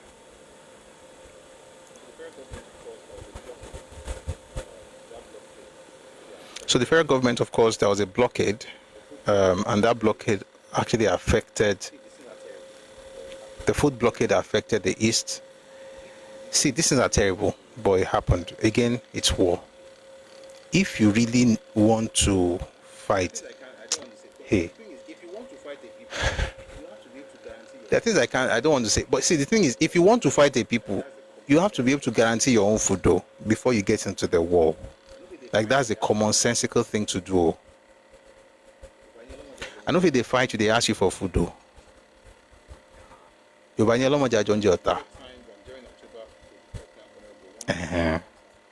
At no better time than during October could Lieutenant Colonel Gowon and his junta in Lagos have shown an appreciation of the peculiar hardships of the citizens of the former Eastern Nigeria.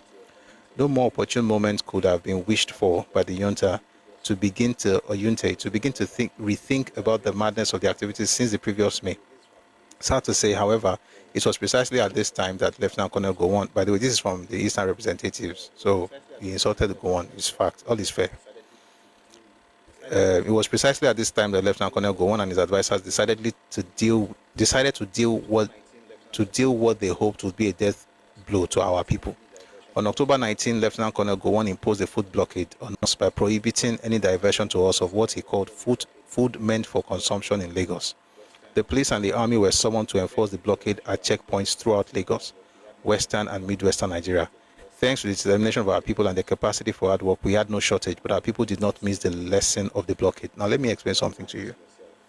One of the craziest things about lying to yourself is that you believe it. If you want to lie to yourself, lie. If it makes you feel happy, it's okay. It's not good, but it's okay.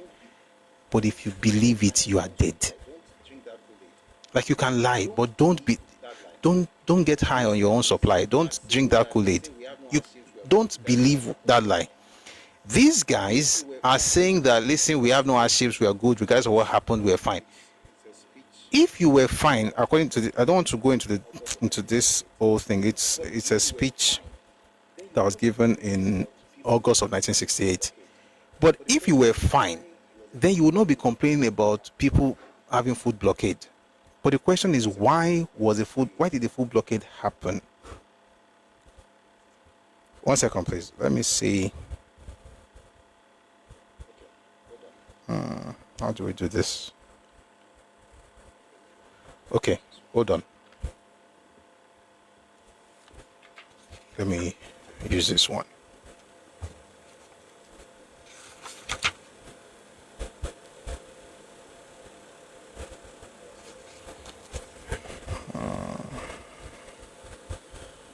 Give me 1 second, please. Let's check. Let me use Gowon's book.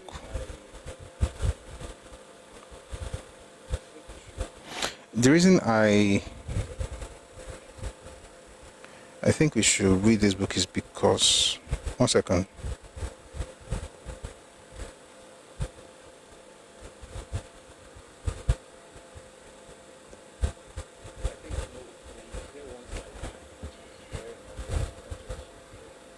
I think, we hear one side, which is fair enough, but it's important to also hear another side of the matter.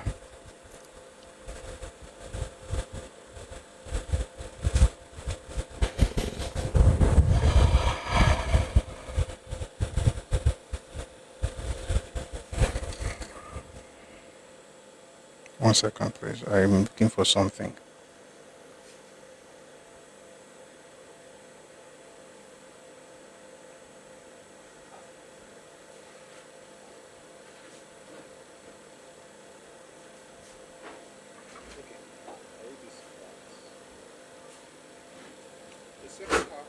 Okay, I'll read this part. The second half, I'm reading from Gowon, The Biography of a Soldier Statesman by J. Isawa Eligo. Okay. It says here, the second half, so I'll be reading a few things from that book. I'll change pages, very often.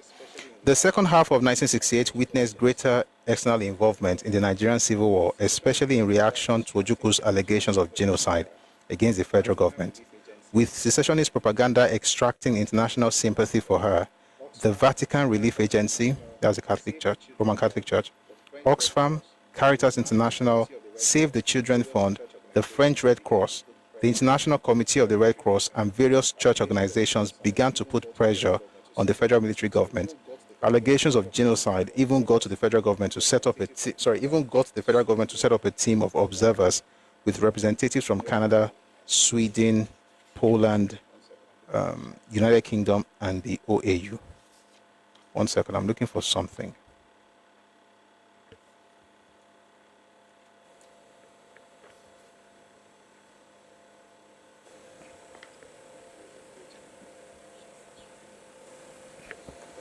There's a page I'm looking for, it's not this one. But we're coming back to this, by the way. I marked this, but that's not where we're going right now. I want to establish something.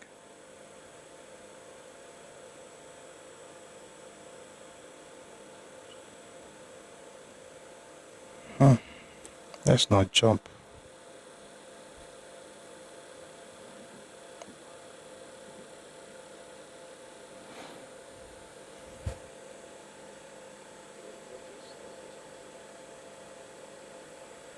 Okay, let's just read this one.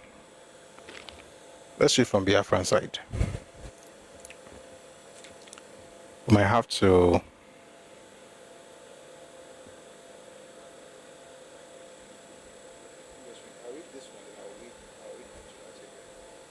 Okay, let me just read. I'll read this one, then I'll read from Chino Achebe. Let's just read this one first. There's something I'm looking for, but I think it's too early to get into that now. If we don't get into it today, we'll get into it tomorrow, but I think we should be able to get there. Who said Nnamdi Kanu? May God help the Igbo people, man. May God in his infinite mercy help them. All right. The Nigerian Civil War by John St. Joy. It says here, how did it side keep its economy moving and manage to pay for the war? In Biafra, the blockade and the continually tightening military noose reduced life to its barest essentials. Normal economic factors hardly applied, for the task of survival was reduced to two stark necessities, food and arms. The Biafran government was very tardy in launching an emergency food production program. This came with the formation of the Land Army in January 1969, and it is doubtful whether it made much of an impact on the overall situation. The relief supplies remained the biggest source of protein through bulk foods, with the help of the relief agencies which provided seed were produced locally. Abroad, the great need was for foreign exchange to buy arms and maintain a number of Biafran missions. Money salted away before secession. Private donations from Biafrans and Biafra sympathizers overseas, proceeds from the sale of stamps, coins, and so on, and the most consistent and perhaps the largest single source, money from the relief organizations, provided Biafra with sufficient foreign exchange for its needs. There was also some evasion of the blockade and trading across the lines, though it is unlikely that much of the return from these operations found its way into the government pocket. Now we're coming back to this, but let's go to Chino Achebe's book, There Was a Country. What page is that thing? Number. I'll find it now. Chapter.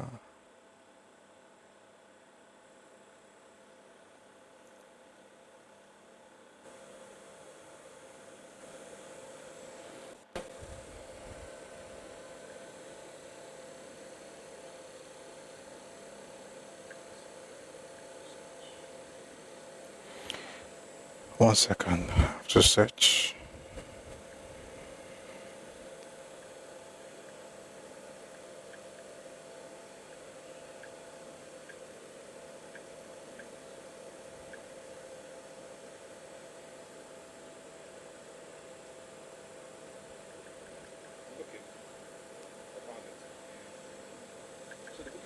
Okay, I found it.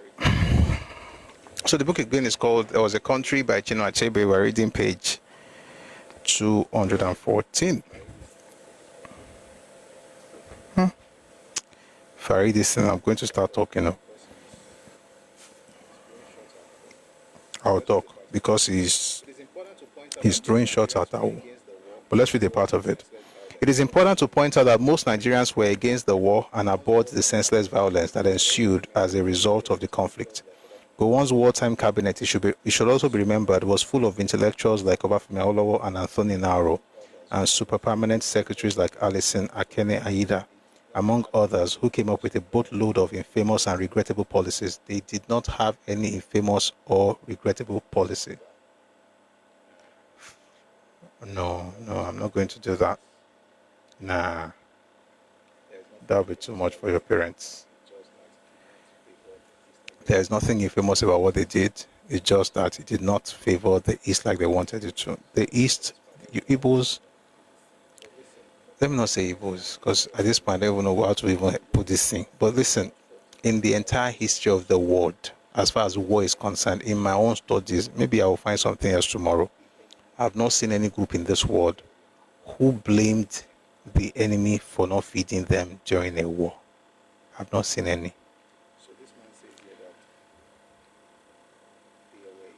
So this man says here that there were infamous and regrettable policies during the war. There was nothing. Then it says here, a statement credited to Chief Obafemi Awolowo and echoed by his cohorts is the most callous and unfortunate. All is fair in war and starvation is one of the weapons. Sorry, let me take that again. All is fair in war and starvation is one of the weapons of war.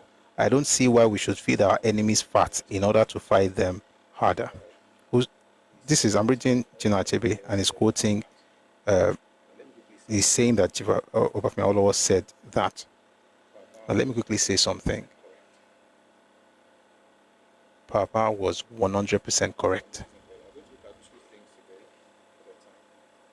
Papa was 100% correct. We're going to look at two things today because of time.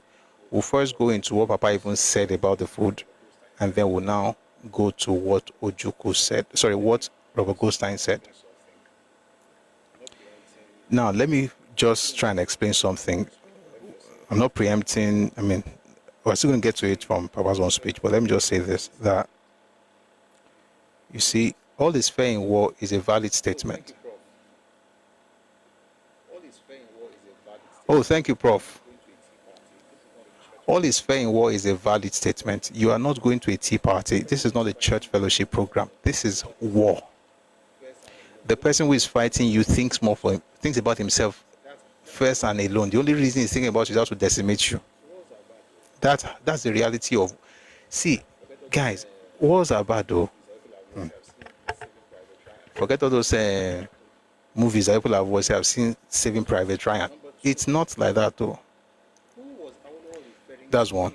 Number two, who was Awolowo referring to when he said, I cannot, let me read that thing again, sorry. I want to make sure I read that line. When he says, I don't see why we should feed our enemies fat in order to fight them. Sorry, in order for them to fight harder. Who was Awo referring to? Please, I want to pause. We may not go deep into other things, but I want to stop here for now. So it says, all is fair in war, and starvation is one of the weapons of war. I don't see why we should feed our enemies fat in order for them to fight harder. Who was Papa referring to? I'm going to even read the scripture today. Does anybody know in the comment section? Please, if you do know, please. Does anybody know in the comment section? Please, if you do know, please. Deeps, Biafran military, Biafran rebels. 1 second.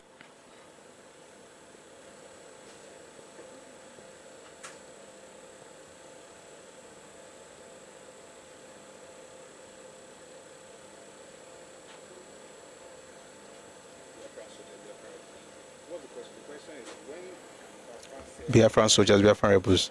What's the question? The question is, when Papa said here, I don't see why we should feed our enemies fat in order for them to fight harder.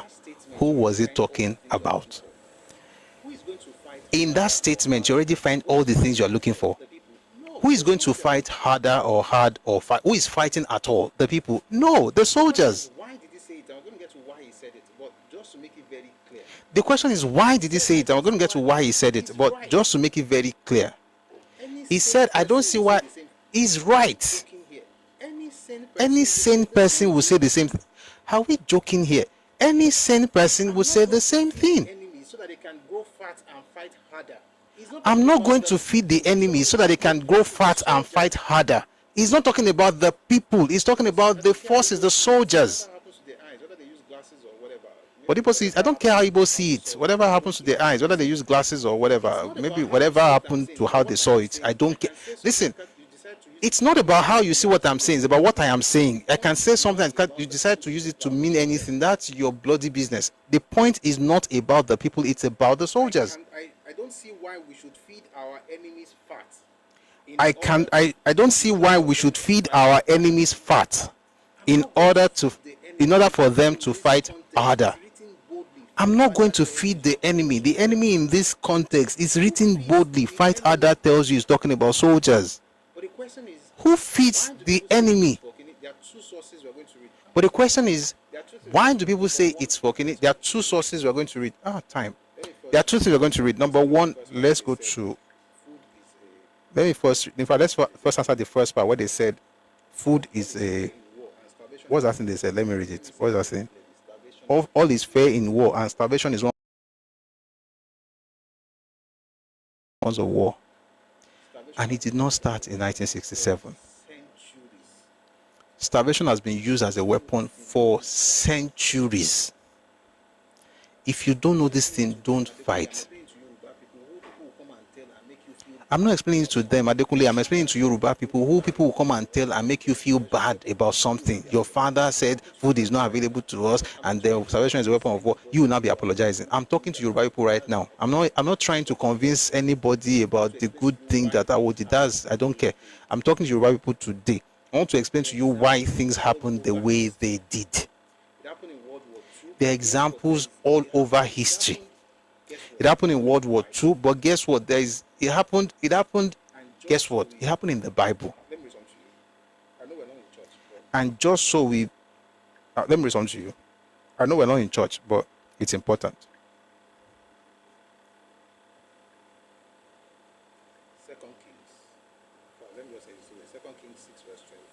Second Kings. In fact, let me just say the story. 2 Kings 6 verse 24 to chapter 7.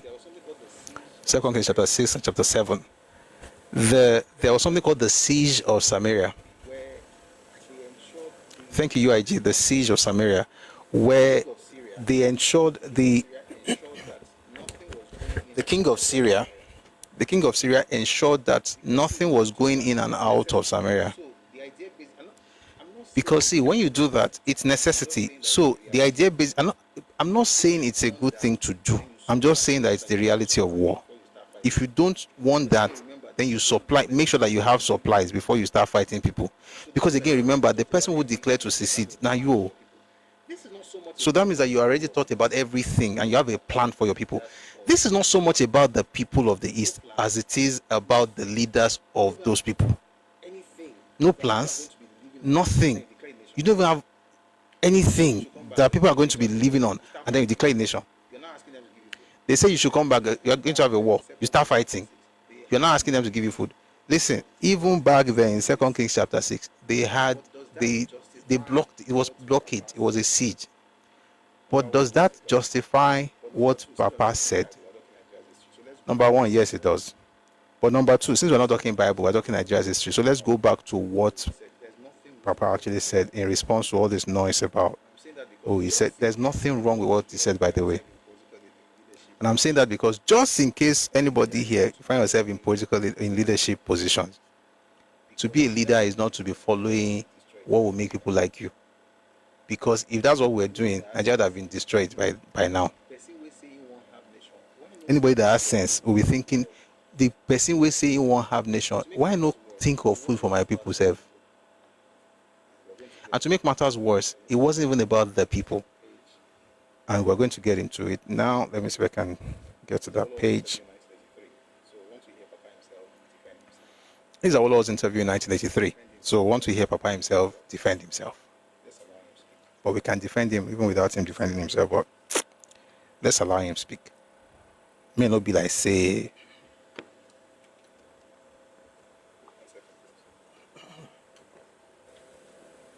Roy. 1 second, please.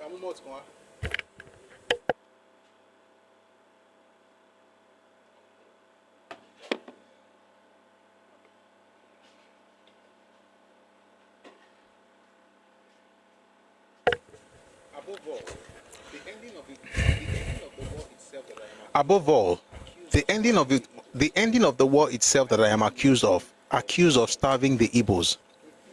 I did nothing of the sort. The other source is Okonkon and them. 1 second. If Papa did nothing of the sort, why did Achebe keep saying he did it? Because Achebe was a propagandist for Biafra. That's the answer. And somebody sent me a video yesterday of another man, thank you, of another Igbo leader saying something. I said to him, I said, some people would rather die than admit their lies.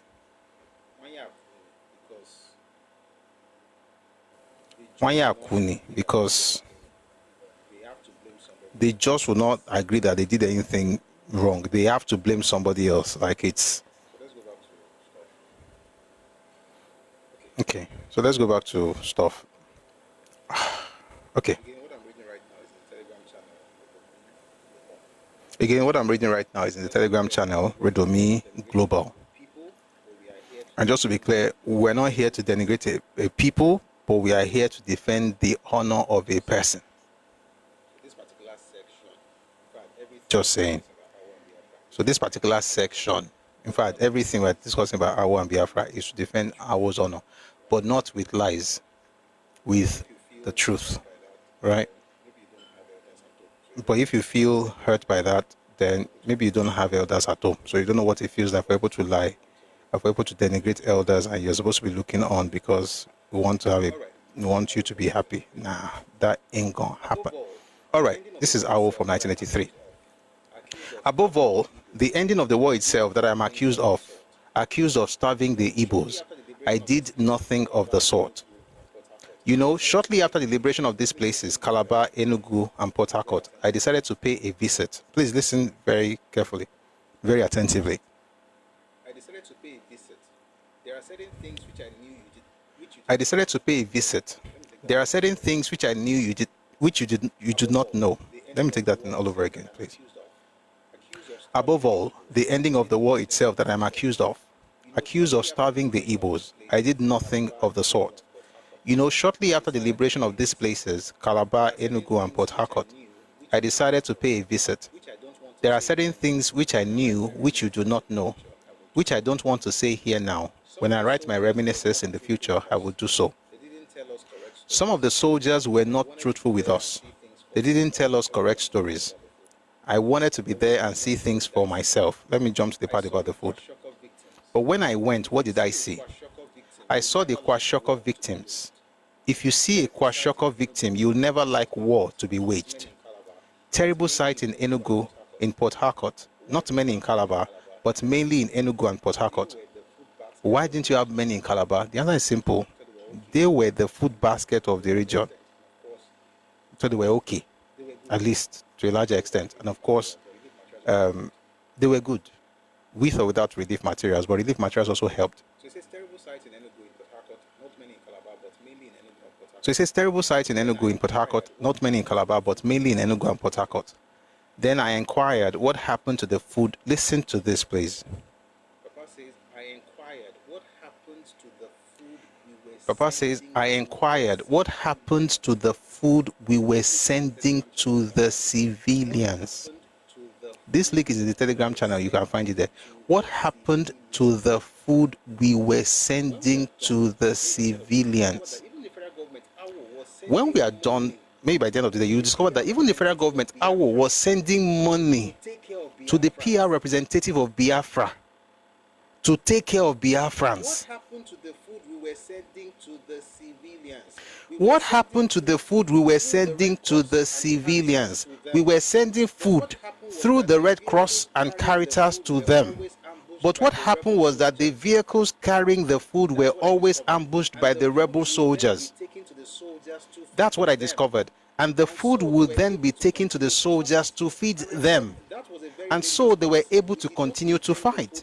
And I said that was a very dangerous policy. We did not intend the food for soldiers. But who will go behind the line to stop the soldiers from ambushing the vehicles that were carrying the food? And as long as soldiers were fed, the war will continue, and we will continue to suffer. And those who didn't go to the place to see things as I did, you remember that all the big guns, all the soldiers in the Biafran army looked all well fed after the war. It is only the mass of the people that suffered Kwashiorkor. You will not hear of a single lawyer, a single doctor, a single architect who suffered from Kwashiorkor. None of their children either. So they waylaid the food, they ambushed the vehicles, and took the food to their friends and to their collaborators and to their children, and the masses were suffering. So I decided to stop sending the food there. In the process, the civilians would suffer, but the soldiers will suffer most. Have you seen the video of the surrender in 1970? There was none of them that looked like anything was wrong with him. Everybody was well fed. The video is on YouTube. Just look for Philip Effiong surrendering to Yakubu Gowon. You will see it. Many of these people who are angry, who insult us every day on social media, listen, their own parents were not educated. I can assure you. Their parents did not matter to Ojukwu. And I'm saying this confidently, and I'm going to read another source for you in a bit. Their parents did not matter to him. The ones whose parents matter. I think there was a country. You will read accounts of people actually having toys, kids having toys in the middle of a war. Some other children are dying of starvation. If your father was an architect, was a lecturer, was a teacher, was a soldier, a doctor, a pharmacist, you're good. Yourself, your father, your mom, your everybody in your family, you're cool. The question is this: that food they were eating, where did that food come from?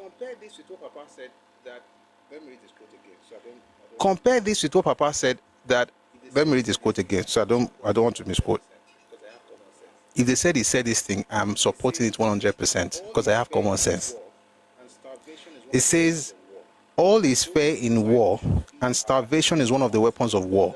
I don't see why we should feed our enemies fat in order for them to fight harder. Who in his right senses would feed the enemy soldiers who would then fight him and kill him and his own people? I'm saying this because if you're Yoruba, don't apologize for anything. Say the war happened, Awolowo said this. Yes, he did.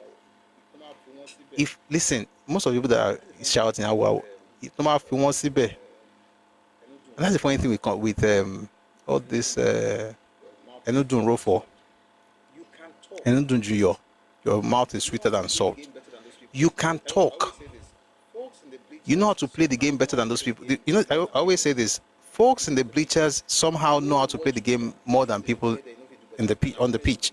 They know what should be done. The truth is, if you get there, you know if you do better. And I will tell you something, if I get there, or if I was to do what I would do, I'll do exactly what he did. Exactly what he did. I'm going to stop the food. Why? Because the food was not getting to the people that I want. So in other words, whether I stop it or not, the food will not get to the people anyway. When I did not stop it, I was basically feeding my enemies. So it's like I have a budget for the war. I'm feeding my soldiers. I can't feed enemy soldiers as well. So that waiting will happen. So that I'll be called a child of God and die in the process, and my people would perish because we have an enemy soldier that we must be fair to. What kind of nonsense is this? So you cannot be feeding your enemies so that they can feed fatter and then fight. So you cannot be feeding your enemies so that they can feed fatter and then fight you harder. Listen, you know what? There's a book. I don't want to stand up. People will come back. There are two books that I think people should read before they talk about these things. Read three. No, I think one is actually okay. The Art of War by Sun Tzu, and maybe Machiavellian, The Prince, and 48 Laws of Power. It's a power game. We're not smiling here. It's a power game. And that's why I say all this gira-gira that people are doing on social media, we'll fight, we'll destroy Nigeria, God, is not a gira-gira game. It's a power game. The people you are fighting understand how to plan and strategize. All you have is zeal and passion. Hey, imagine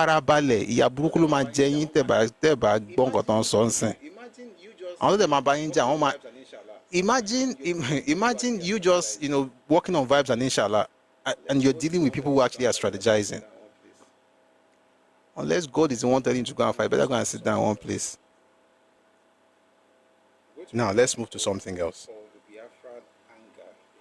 I'm going to read an article called "The Biafran Anger Against Obafemi Awolowo." It was written by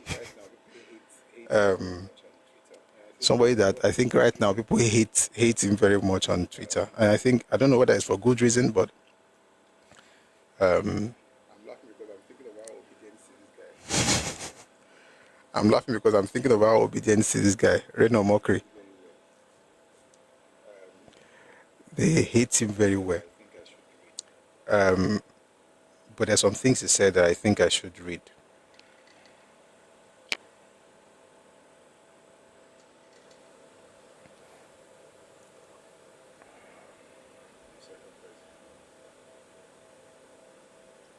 1 second, please.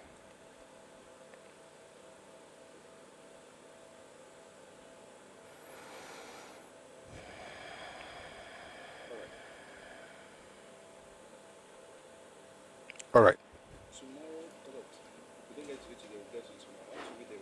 Tomorrow, because of time, if we don't get to it today, we'll get to it tomorrow. I want to read a report from the ICRC, that's International Council of Red Cross, and maybe Oxfam, but definitely Hansard, the Hansard of the UK House of Commons, during the war, and what they said about the whole starvation thing, because material is there.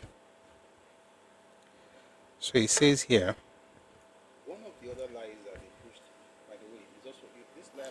one of the other lies that they pushed, by the way, is also, this lie I'm about to mention is also, you'll find it in the book called Crisis and Conflict in Nigeria by A.H.M. Green. I think it's volume 2. When do you always start your program, please? 1 p.m. Ife time, West African time. 1 p.m. So we do 1 to 6, 7. Very soon people are going to come up and then we can, they can share their own thoughts as well. So we do this every weekday. So that's Monday to Friday, 1 p.m. West African time. I was going to say something. Yeah. There's a claim about, it's a lie, but there's a claim about the fact that AWO was poisoning food.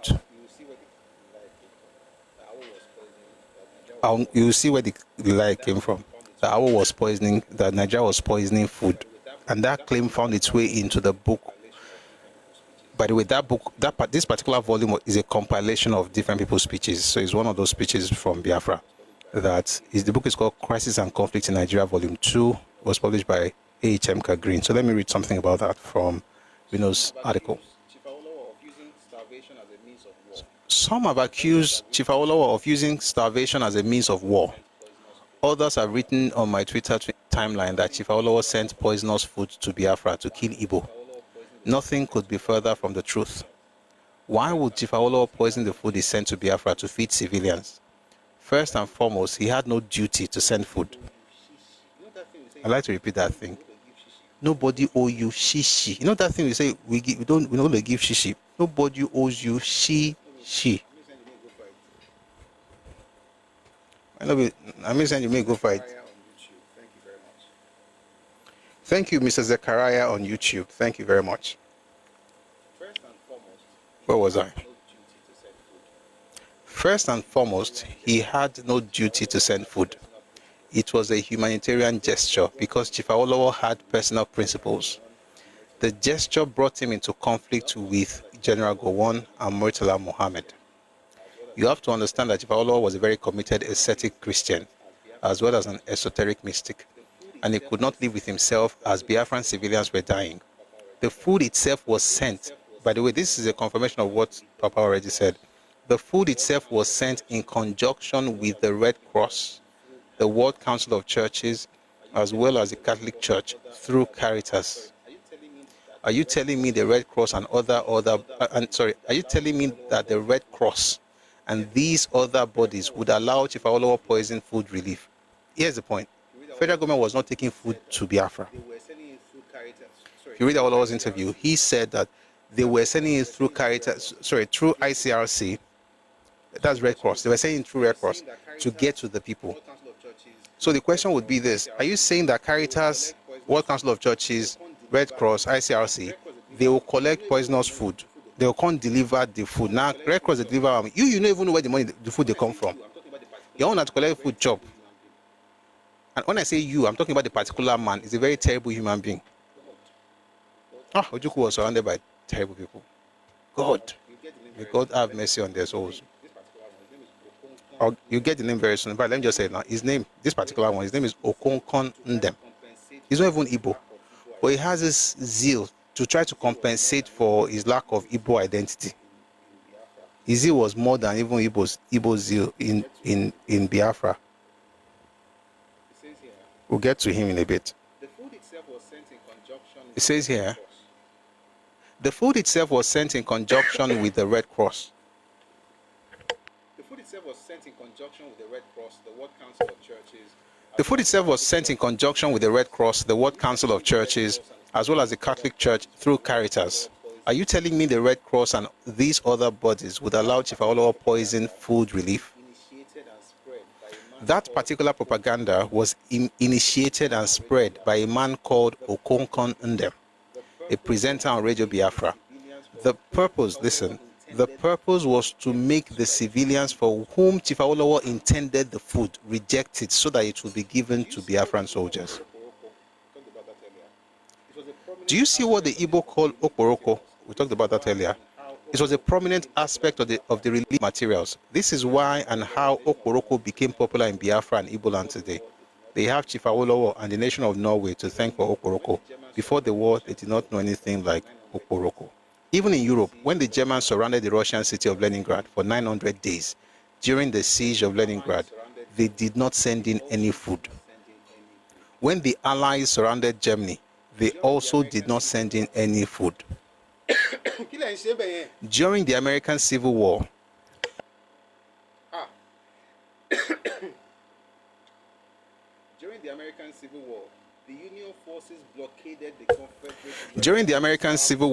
the Union forces blockaded the Confederate rebels and starved them. Bro, really? Interesting. During the American Civil War, the Union forces blockaded the Confederate rebels and starved them. But Chief Awolowo sent food relief to Biafran civilians, which Colonel Ojukwu diverted to Biafran soldiers. And today, rather than gratitude, the children of those he tried to save harbor so much venom against him while spending money with Murtala Mohammed's image. If only they knew what Murtala did to them. Every family in former Biafra owes a debt of gratitude to late Chief Awolowo. But sadly, many parents who should have taught their children this documented history have instead filled them with hatred by regaling them with wartime propaganda. I think the craziest part is even the fact that they were sending food through Red Cross, they were sending money through Robert Goldstein. I think, so let me tell you something. We're going to go to Robert Goldstein in a bit. I think that the reason we should be good, sincerely, is because of the fact that you want to guard your heart. Because some people are not worth it.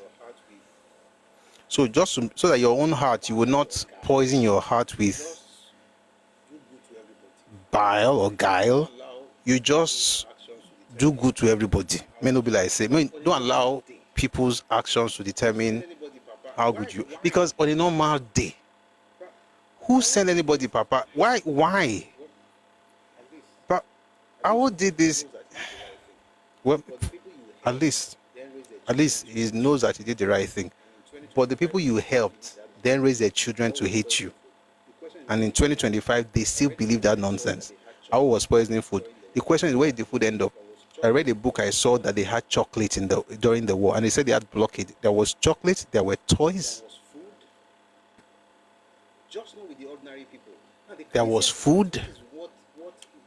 Just not with the ordinary people. Now, the craziest part, which is what amuses me, and just the craziest part is that it is the children of the masses.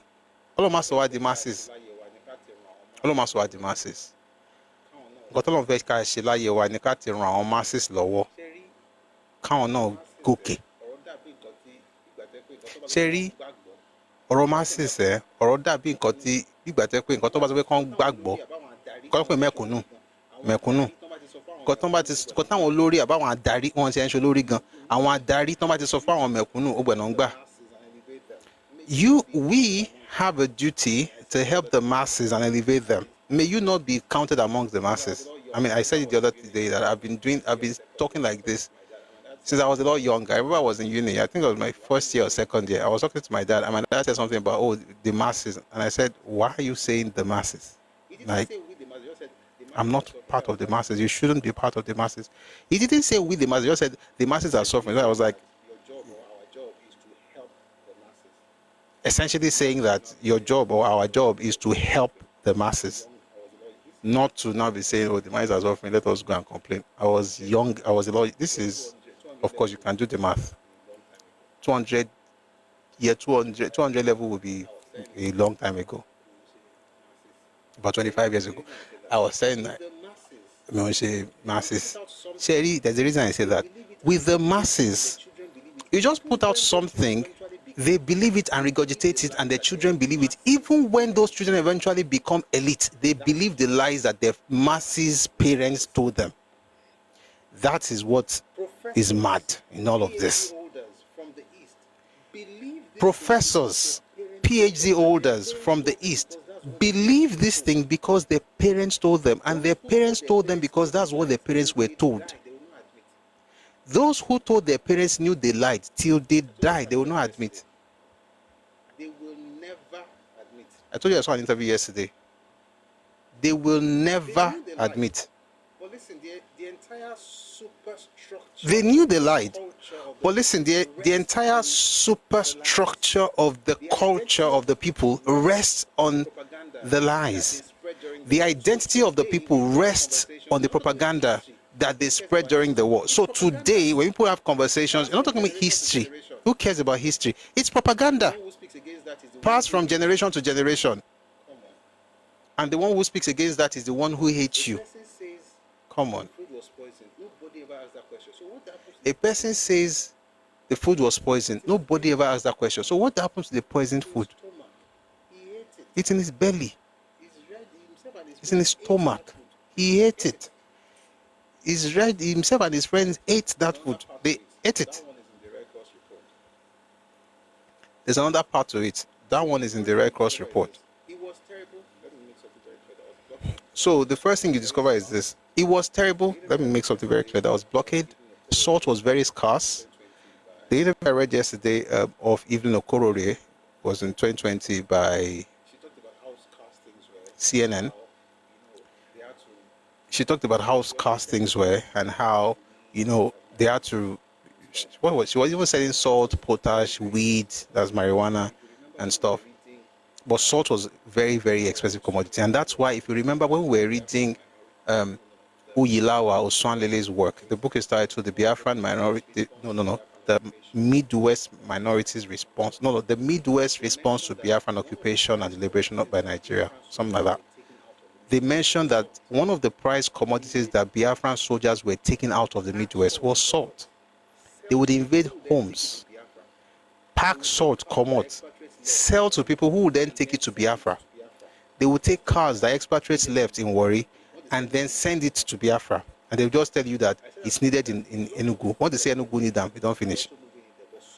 I said that to say that a lot of the food that they were taking, they were also moving in there, but salt was a major thing that they were, essentially repatriating to the east. So food, there was blockade, things were expensive, but people got by. But the people would not have had to suffer if those who were meant to be leading. And by the way, what I'm saying right now is literally the crux of the speech by Ukwabi Asika. You can look for it. The speech is called Enough is Enough by Ukwabi Asika. It's a question of leadership. The people have their own for body, but to be honest, if we're really keeping it a buck, what is happening in Igbo land today is based on a dearth of leadership that allows people to just believe nonsense. And the people who are supposed to be leading are the one reinforcing these lies. But while all this was going on, what was the leader doing? I mean, to start with, if you're going to start a war, you must have planned how you're going to feed your people, right? So what was the leader doing in the midst of all of this? So let's say, for instance, there's no protein in your place, but you told, but you, there's no protein, no, and you're supposed to import the food. You have to import the food. You usually get money from, remittances from folks outside your region, within Nigeria, but outside your region. Now you're telling all of those people to come back to the east. When they arrive, where would the remittances be coming from to feed them and the people that were there before they arrived? That's why when the refugee crisis started and they were asking for money, the federal government was going to give £1 million. You find that in the speech by Nauru, The federal government promised £1 million. They dropped £500,000 for the refugees. The first thing Ojukwu used that money for was guns. It's a problem of leadership. Use the money for the refugees to buy guns. That's one. But let's leave guns for a while. So when all this was going on, what happened to the people? And what did their leaders do to fix it? I thought you would not ask. So let's go to the famous speech. I've read it here before. I'm going to read it in a different way today. It's an open letter of resignation to Ojukwu by Robert Goldstein. This was written in 1968, August 17th, published in the Morning Post, Lagos. This you should be able to find. It's in this book. You don't have to buy the.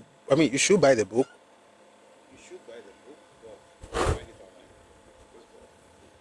You should buy the book, but you can find it online for free. This book, The Tragedy of Victory by Godwin Alabi Isama.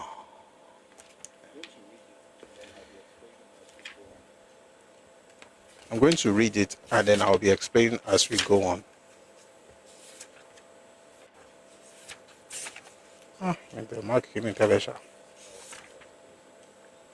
One second. Let me find it. I'll come back to this. Let me look for the page. I think I wrote it down somewhere here. Okay.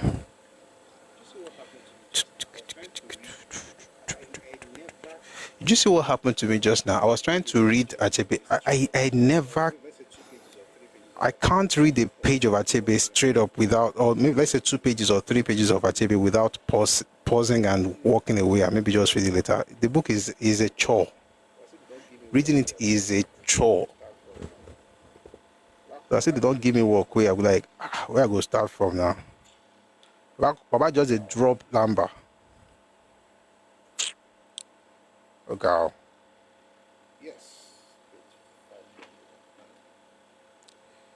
Yes, page 509.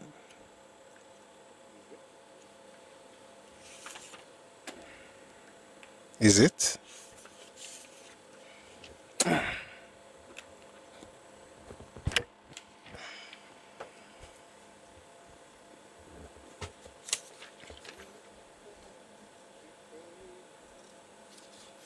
You are the one that we praise. These guys did some fantastic stuff. They actually built bridges in the midst of the war. Wow. Our soldiers were carried on you. Got to respect those gentlemen of the armed forces.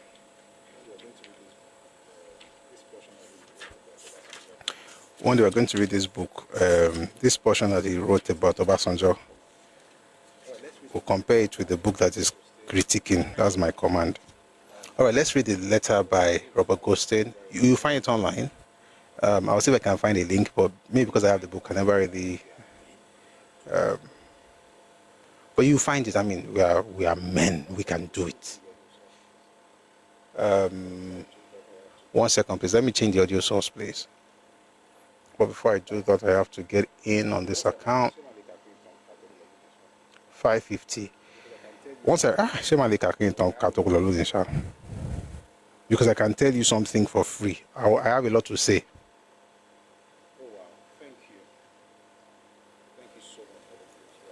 Oh wow, thank you. Thank you so much for the gift, UIG. I really appreciate it. Thanks a lot.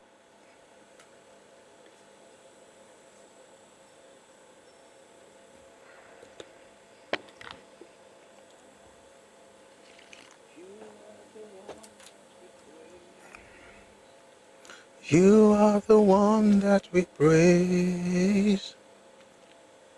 You are the one we adore. You give the living grace. Hearts always on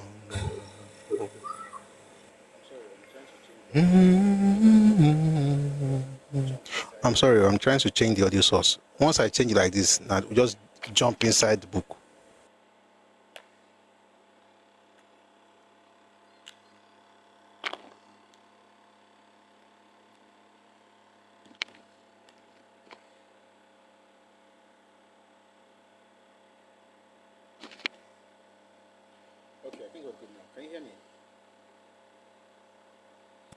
Okay, I think we're good now. Can you hear me? All right, I think I can confirm that I'm good. Let me say something before I do what I want to read. Number one, I empathize with those who died. And I think it's on. Thank you very much, Lola. Thank you, Tips. Thank you. Thanks for the feedback. I empathize with those who, died due to starvation. And I'm not in any way trying to rationalize their death and say, oh, it doesn't really matter. Of course it matters. But you see, one of the problems we have in Nigeria is that we have a single story. And especially as it has to do with the war, Biafra, East, Igbo, everything is just from one source. And I think it's important for us to change that thing. I was thinking about what I said earlier this morning.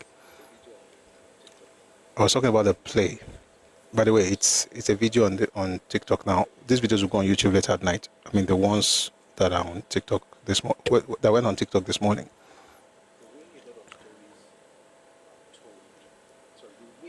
The way a lot of stories are told, the way history is told in the East is that,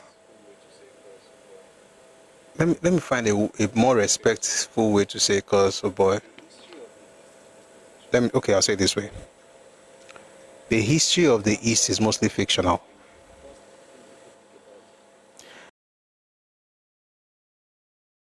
Think about our fictions. You talk about heroes. Somebody was mentioning Okonkwo the other time, and I was like, say what? From things fall apart? How about before they publish books? I mean, are you saying you don't have any? Essentially, the point is that the protagonists of those plays become the heroes of the people. And so even as far as Biafra is concerned, the entire story was fictionalized during the war.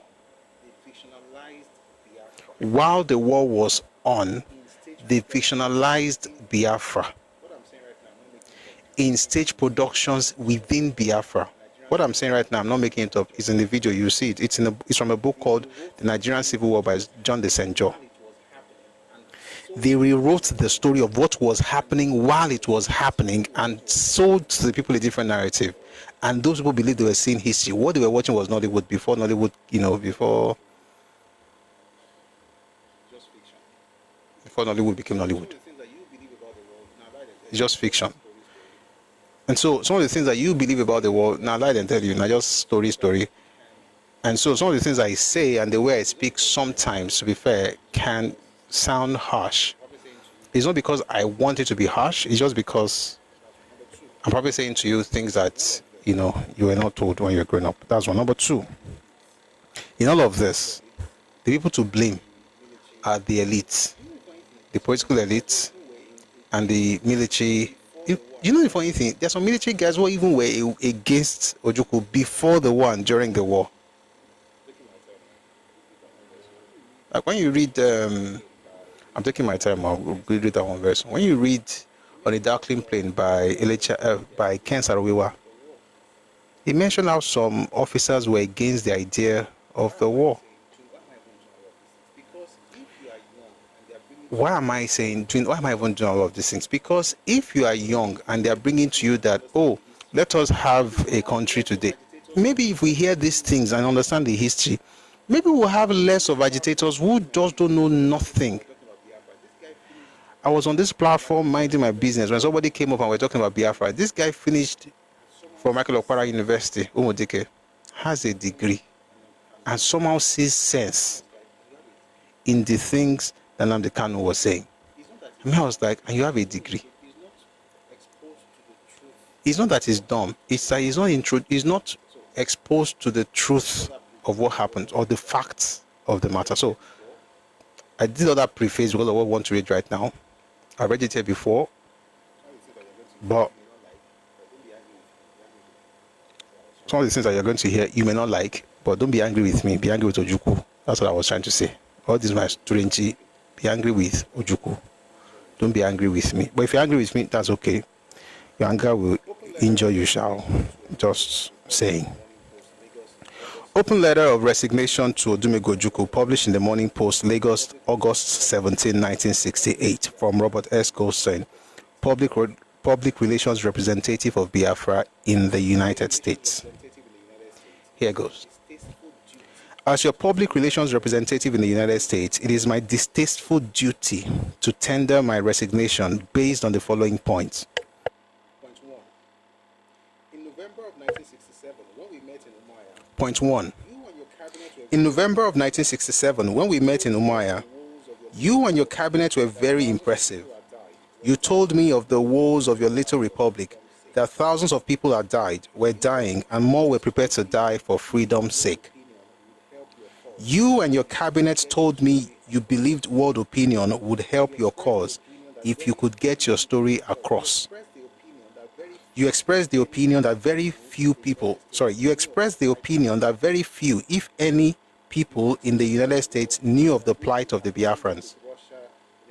You asked me to tell the world that Britain had teamed up with Russia in a conspiracy with the federal government of Nigeria to murder every Igbo in Biafra. You suggested I use my talents to induce the press to write about the Biafran side of the war, as at that time all news came out of Lagos. You will recall I did not take the assignment that day, but stayed on several days before deciding to take that job to help win the peace. At that time, I stated to you that your cabinet, At that time, I stated to you and your cabinet that I was taking the assignment, making it crystal clear I would try my best to help win the peace, not the war. Point 2. I immediately arranged the first World Press Conference in Biafra, inviting the US press as well as journalists and television people from England, France, Switzerland, Africa, and other parts of the globe. This was the first news breakthrough. I arranged regular trips into Biafra I arranged regular trips into Biafra for the world press, helped set up stringers and so on, so that your statements and the statements of your cabinet would be heard. At that time, I was absolutely positive you were right and your cause was a just one in the best interest of the free world and your countrymen. Point 3. Finally, the Republic of Biafra was recognized first by Tanzania, then quickly followed by Gabon, the Ivory Coast, and Zambia. Our public relations work was paying off. World opinion was starting to side with us. Peace talks were arranged at Kampala. I thought that if anyone walked away from the table, it would be the federal government. But to my dismay, it was Biafra that left the conference. After all the fighting and killing, I knew that peace would come. After all the fighting and killing, I knew that peace would not come easy, but I could not understand leaving the peace conference until the last point was negotiated and the avenue explored. Point 4. Then urgent telex messages were received from Biafra, telling of tens. Please listen to this one. I've made a mistake, Seth. Let me start explaining from point 3. I'll leave point 2, point 1. I know you already got it. This thing about point 3 basically is this. They had a conference at Kampala. They had different demands. Biafra had lots of demands. Maybe tomorrow we'll go through that. It's in the book, Crisis and Conflict in Nigeria. They had lots of demands. When they were in the midst of conversation, this guy stood up and left. Like, they don't understand negotiations. They don't understand compromises. They don't understand. It's just like a child throwing tantrums and just being a brat. I must get what I want, no matter, even if it doesn't make sense. Anyway, they left the table. They left the peace talks. Now, this point 4 is a very, very important one. So please listen. So they start sending messages like, oh, there's need for food. Everybody's hungry. Please listen. Then Urgent telex messages were received from Biafra telling of tens of thousands of people starving in the refugee camps, the villages, the bush country, stating if something weren't done in the next few months, over 1 million women, children, and aged would be starved to death. I immediately contacted the press, urgently petitioned the State Department for action on their part. Food, medicine, and milk were sent to the only available port open for immediate shipment to Biafra via land routes through federal and Biafra territory, under the auspices of world organizations such as the International Red Cross, among others. Then came the incredible answer from Biafra that land corridors could not be acceptable until there was a complete ceasefire, and that an airlift was the only solution to feed the starving. You then appeared before the various heads of state and representatives of the OAU at Niamey in Niger. I fully expected you to at least accept the word help that was offered your starving throngs. However, you delayed, hoping to use these unfortunates with world sympathy on their side as a tool to further your ambition to achieve war concessions at the upcoming peace talks in Addis Ababa. Thus, innocent victims continue to perish needlessly of starvation, the most agonizing death that can befall any living creature. Because Ojukwu said no to help. This was incredible to me. I am now convinced that I have been... Point 5. This was incredible to me. I am now convinced that I have been used by you and your cabinet to help in military adventures of your origin, using your starving hordes as hostages to negotiate a victory. If at some later date, following the issuance of this letter, you do concede to allow a mercy land corridor, would you expect me to agree to espouse before the world press the incredible delay of your decision? What explanation could I honestly give for the needless prolongation of this horror? I pray this communication may in some small way influence you to move affirmatively, allowing the Mercy Land Corridor to be born. It is inconceivable to me that you would stop the feeding of thousands of your countrymen. I'll read that again. It is inconceivable to me that you would stop the feeding of thousands of your countrymen under auspices of world organizations such as the International Red Cross, World Council of Churches, and many more, via a land corridor, which is the only practical way to bring in food to help at this time. It is inconceivable to me that men of good faith would try to twist world opinion in such a manner as to deceive people into believing that the starvation and hunger that is consuming Biafra is a plot of Britain, Nigeria, and others to commit genocide. I cannot, in all conscience, serve you any longer, nor can I be a party to suppressing the fact that your starving thousands have the food, medicine, and milk available to them. It can and is ready to be delivered through international organizations to you. Only your constant refusal has stopped its delivery. Not the federal government, not Awolowo. Ojukwu's refusal. Why? They using people do content. It's painful. They using people do content. In fact, he go take picture. Make sure the people hungry where. Food they come for them, say no to the food. Make sure they are very hungry. Take picture, check them. Take pictures of emaciated, kwashokol, diseased people, kwashokol reading people. Take those pictures, plaster them on Life magazine. He needed the pictures. In the US, in the UK. He needed the pictures. In the US, in the UK, all they saw. By the way, and I've said it before, if you're a human being and you saw those pictures and you don't feel somehow, you're not a human being. Sincerely. Something in you will say, blood is running through this person, is coursing through their veins, and they're looking like this. I've got to do something about it. That's what you will say. He was creating content, and people were dying. The person speaking here is not Yoruba. He's not Ikwere. He's not TBPO. He's not Hausa. He's not TV. He's not Idoma. He's not Fulani. He's Robert Goldstein. From that name, you already know you don't even know his ethnicity from the name. And he's American. And he worked for Biafra. Maybe tomorrow we'll talk about other people that work for Biafra, including Azikiwe himself. Maybe, if we have the time.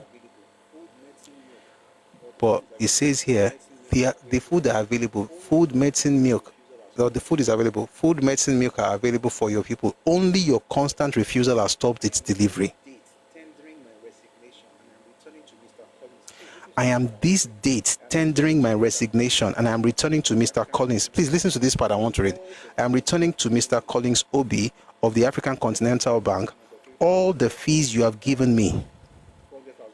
Letter of credit number 354, 400,000 US dollars. Listen, I have sent your representative in New York a bond in the amount of 800,000 pounds that I was holding in your behalf. This is the best part. I have also, not the best, but the part I want you to really get. I have also this date sent the bond of 200,000 pounds issued by the Central Bank of Nigeria back to them for disposal. My question to you is this. Why would the federal government of Nigeria be sending money to Robert Goldstein? The Central Bank issued 200,000 pounds to Biafra's PR representative and is saying he had sent the money back to them. If the Nigerian government was so bad and Awolowo was a demon, how did the finance minister, Awolowo, get this money? How did these guys get the money from Central Bank? I am now convinced that one Nigeria is the only solution to peace. I also call upon you. I am now convinced that one Nigeria is the only solution to peace. I also call upon you, Mr. Ojukwu, to allow your starving people to be fed. Their well-being is of deep concern to me, as well as other right-thinking people of the world. Your acting in the utmost haste in this matter is, in my opinion, the first step toward any lasting peace in your country. Let me tell you what just happened now. When you read Achebe, he blames Awolowo for starvation. But what Awolowo talked about was not feeding the soldiers. In other words, Awolowo did not feed the soldiers, but the soldiers did not feed the people. Now, it's different from Awolowo not feeding the soldiers. It's not the point where Ojukwu is denying the people of food. And while he's denying them, Okonkon them is telling them the food that is even coming is poisoned. So you can go and be looking for lizards. And I'm not saying this to denigrate any people, but I thought about this thing before I came here. Just trying to paint the picture. Imagine people running after things. Anything that could be converted to food, barks of tree, leaves, anything. And in some cases, in some cases, human beings. Things happened. Why? Because one man decided that never hungry. Things happened. Why? Because one man decided that he never hungry rich. You cannot know these things and then say, let's just leave history. Whatever they say is fine. And they're insulting your father. Because I tell you, Awolowo is our father. Oh, it's his fault. What did he do? Oh, it's his fault. What did he do? 200,000 pounds issued by the Central Bank of Nigeria, I've sent it back to them for disposal. Why would they? They sent it because of the people. You say this with such precision, yet you were not born yet. That's because I read. Something I think you don't understand, apart from reading receipts and invoices. Nacheta. And I'm not just reading one book. I read. I try. And if you study, and if you have common sense, and you have critical thinking, it's a skill, by the way. I don't know if you actually possess it. You'll be able to you most likely come to the same conclusion. Even if you don't come to the same conclusion, at least you'd have studied, not just be loafing around and talking nonsense. The idea that you have to be born before you speak about things is the opinion of fools. Let me tell you what's happening here. We are blessed in this generation. Let me tell you what's happening here. We are blessed in this generation. As I'm seated here right now, we are surrounded by many wise people. Awolowo passed on in 1987. Papa cannot be here today. But guess what? Papa is here. Why? He left his thoughts. He explained stuff. So I'm not just talking. That is Papa. Then I'm reading Godwin Alabi Sama. That's Godwin Alabi Sama. He's still alive, but he's not here right now. We're listening to him. Robert Goldstein was there in 68. We're listening to him. We're listening to all these people. It's not me. I'm just the voice. I'm just trying to get across to us. So when you come around and say things that you were not born then, it means something is wrong. Like there's a loose screw in your head. Because were you born when your parents got married? How come you swear they got married? Because you don't have to be born. There's something called proof. I'm going to stop here for today. I'm going to continue from here tomorrow. And then we'll go into what Nigeria did for Eastern Nigeria, what Nigeria did for Igbos. As a matter of fact, that's the title. May I write that down? Can I go straight into that tomorrow? I don't know if I finish this thing. There's something. I know the crazy part. You read things like this, you feel bad. And I was even talking about how people were scavenging for stuff. And then you come and talk about it here. And guess what people do? They insult you. Like, are you... Ojukwu is now... Like, you can't see what everybody is saying he did. May people not suffer for nothing. Let's bring people up now. I'm going to have to take a break and introduce myself. What Nigeria did for Igbos. By the way, I said I won't be spelling the name IGBO again. That's my own way of protesting, is IBO. But I may change my mind, sir. But I'll be pronouncing it as Igbo because it's called, even in the language, it's Igbo. But it is spelled IBO, but it's pronounced Igbo, not IGBO. That IGBO is a scam. They're using it to steal land and using it to torment Yoruba people, be shouting Jabugbo and Ebora. So we're going to fix that in this generation. Just because please, can you come up? So please let people come up, but I have to. Just because please, can you come up?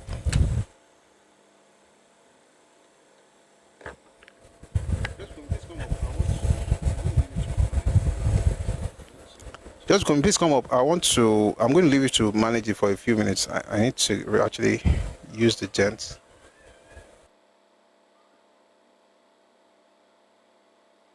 Roy.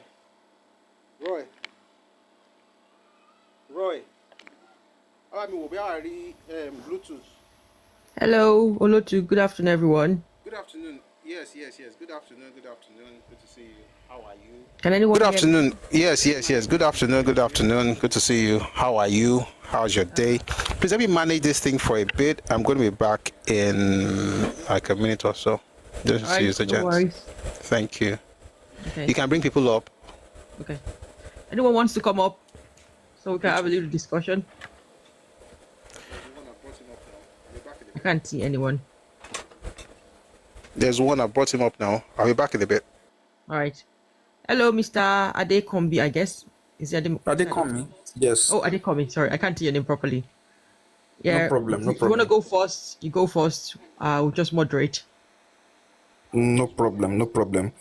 First of all, let me greet our Miebu Olotu himself.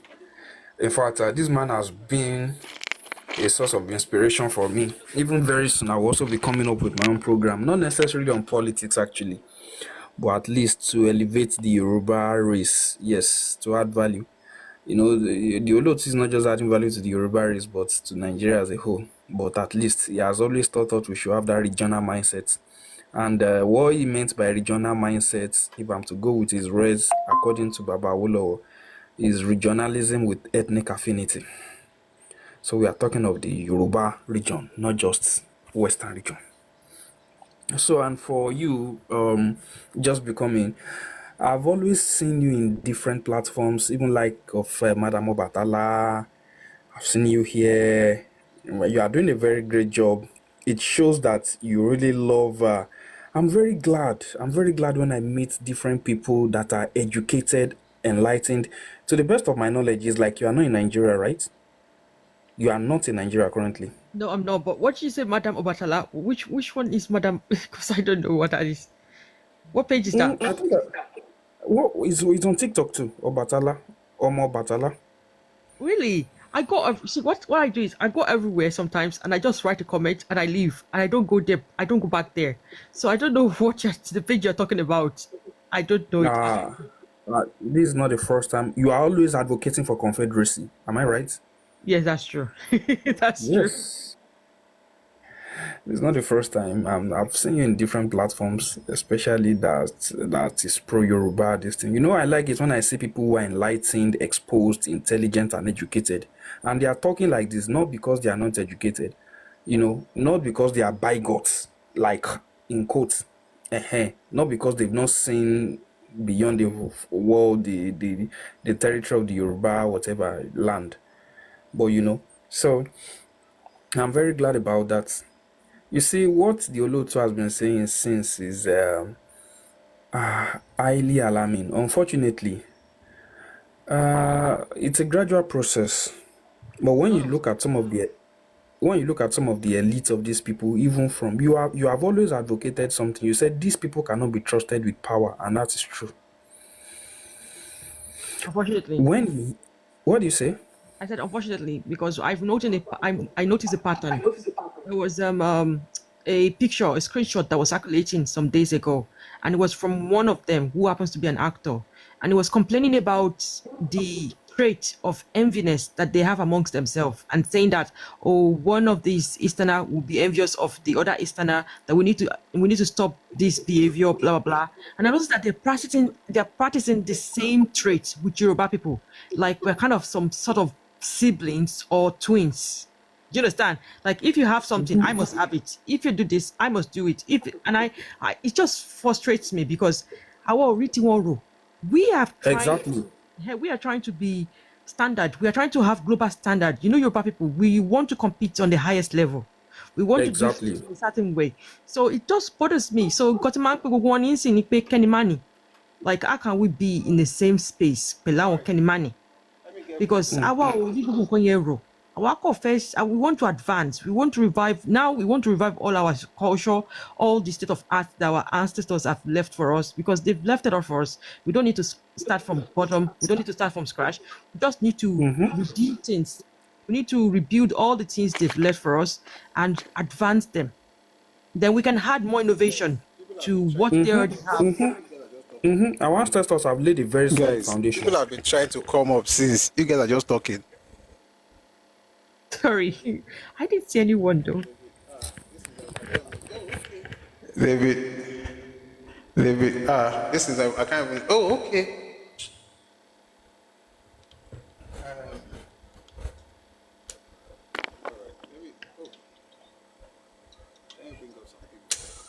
All right, let me bring up some people. Don't worry, I'll teach you how that's done. There are people waiting to come up. But I mean, thank you very much for holding the fort. Don't mute to law just be coming. Let him go. I can't see him anymore. He was saying something. He didn't finish. No, I think his network went off, so it dropped. People have been in the comment section trying to come up. But I'm glad you're here, and well done. Thank you very much, just be coming for doing that. No, but let's have your submission first, and we'll have Keys, Afolabi, deactivated, and Dark Port. I don't have much to say regarding what you've been saying because you just enlighten us. I only want to remind Yoruba people because we need to learn to start building trust, and I would like Yoruba people to take on a project within their community. That's a susu that we used to do. I believe that if you can do it in groups of 5 within your community, you can start to help those who are less privileged, not just to give them food, but to help them start a petty business or something that they can be doing. So we need to start doing that across all Yoruba land. That's what I want to say. I want to encourage that. Thank you, everyone. Thank you very much for that submission. I really like that. No, they're not private. She's the one who is private. How come I can't see your name? Egmi. Is it Egmi Ola? Yeah, I think she's the one who is private. But thank you very much. So let's have Afolabi Richards. Thank you, Egmi. Okay. Yeah. Or Egmi. It has to be Egmi. Egmi Ola. Thank you. Good evening, my brother Richards. Yeah. Good evening, sir. Yes, sir. Yes, I hope you had a splendid day today. Absolutely. Thank you. Yes, I want to commend you for the reading because I know it's quite tedious moving from one material to the other, then also discussing and also engaging online. In fact, your ability to multitask is very admirable. I want to thank you for that. Yes. Secondly, I just want the rest of us on this platform to know. You know, it's not something I want to brag of, but it is something that we can say that we are one of the most sophisticated people on earth because we've run empires, not one empire, we've run empires. We understand things and we understand the way things should be. The lady that was up, she said something and said they always want to copy. Yes, I remember, I remember when this Nollywood issue came and one of them said the first real Nollywood movie to come was living in bondage because the Igbo man has no. And I was like, what about Ade Love's Taxi Driver in 1985? Are you kidding me? 70. You get, we had movies like Home Video. You know, they used to talk about Baba Ogunde's theater group that they moved from place to place. Yes, that one was a stage theater group. But I'm talking of Home Video. Okay, so let me quickly explain something about that. So go ahead, sir. We have to, even that, yes, you have to go back to like 14th century with the Alarinjo. Alarinjo came from Egun, but Egun that's what I'm looking for. The type of Egun that does is for entertainment purposes.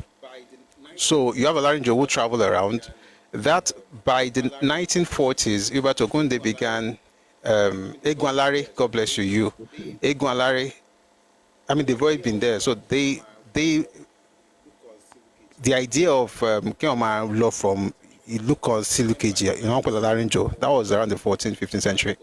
And then by 1945, 46, you had Baba Ogunde going professional. Yes. Yeah. And then, of course, with him, you have other group, Yomil Gumola, Drola Dipo, a lot of them, in different parts of Asala, a lot of them, Onyade Jobi, Noshogbo, different groups. Now, by the 70s, the first movie that was done in Nigeria was Palava. That was in the 1920s. It was in the Middle Belt. It was by Oyimbosha. By 1970, one of us had come back to Nigeria. His name is Ola Balogun. Ola Balogun began to shoot movies for celluloid. Okay. And then the first one that became really big was the one by Ade Love. Yes. That was Ijao Minera.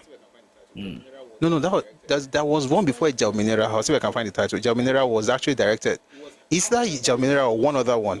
Anyway, it was after that one. Ade Love, that's Kunle Afolayan's father, was one who made the first commercial movie from our own side, which is essentially for the country that is indigenous. Yes. That we made for ourselves. It was his father. Then after him, Papa Hubert Ogunde then went into celluloid as well, did Aye, and of course Jai Simi came much later. So all of those things were for cinemas. It was celluloid, not home video.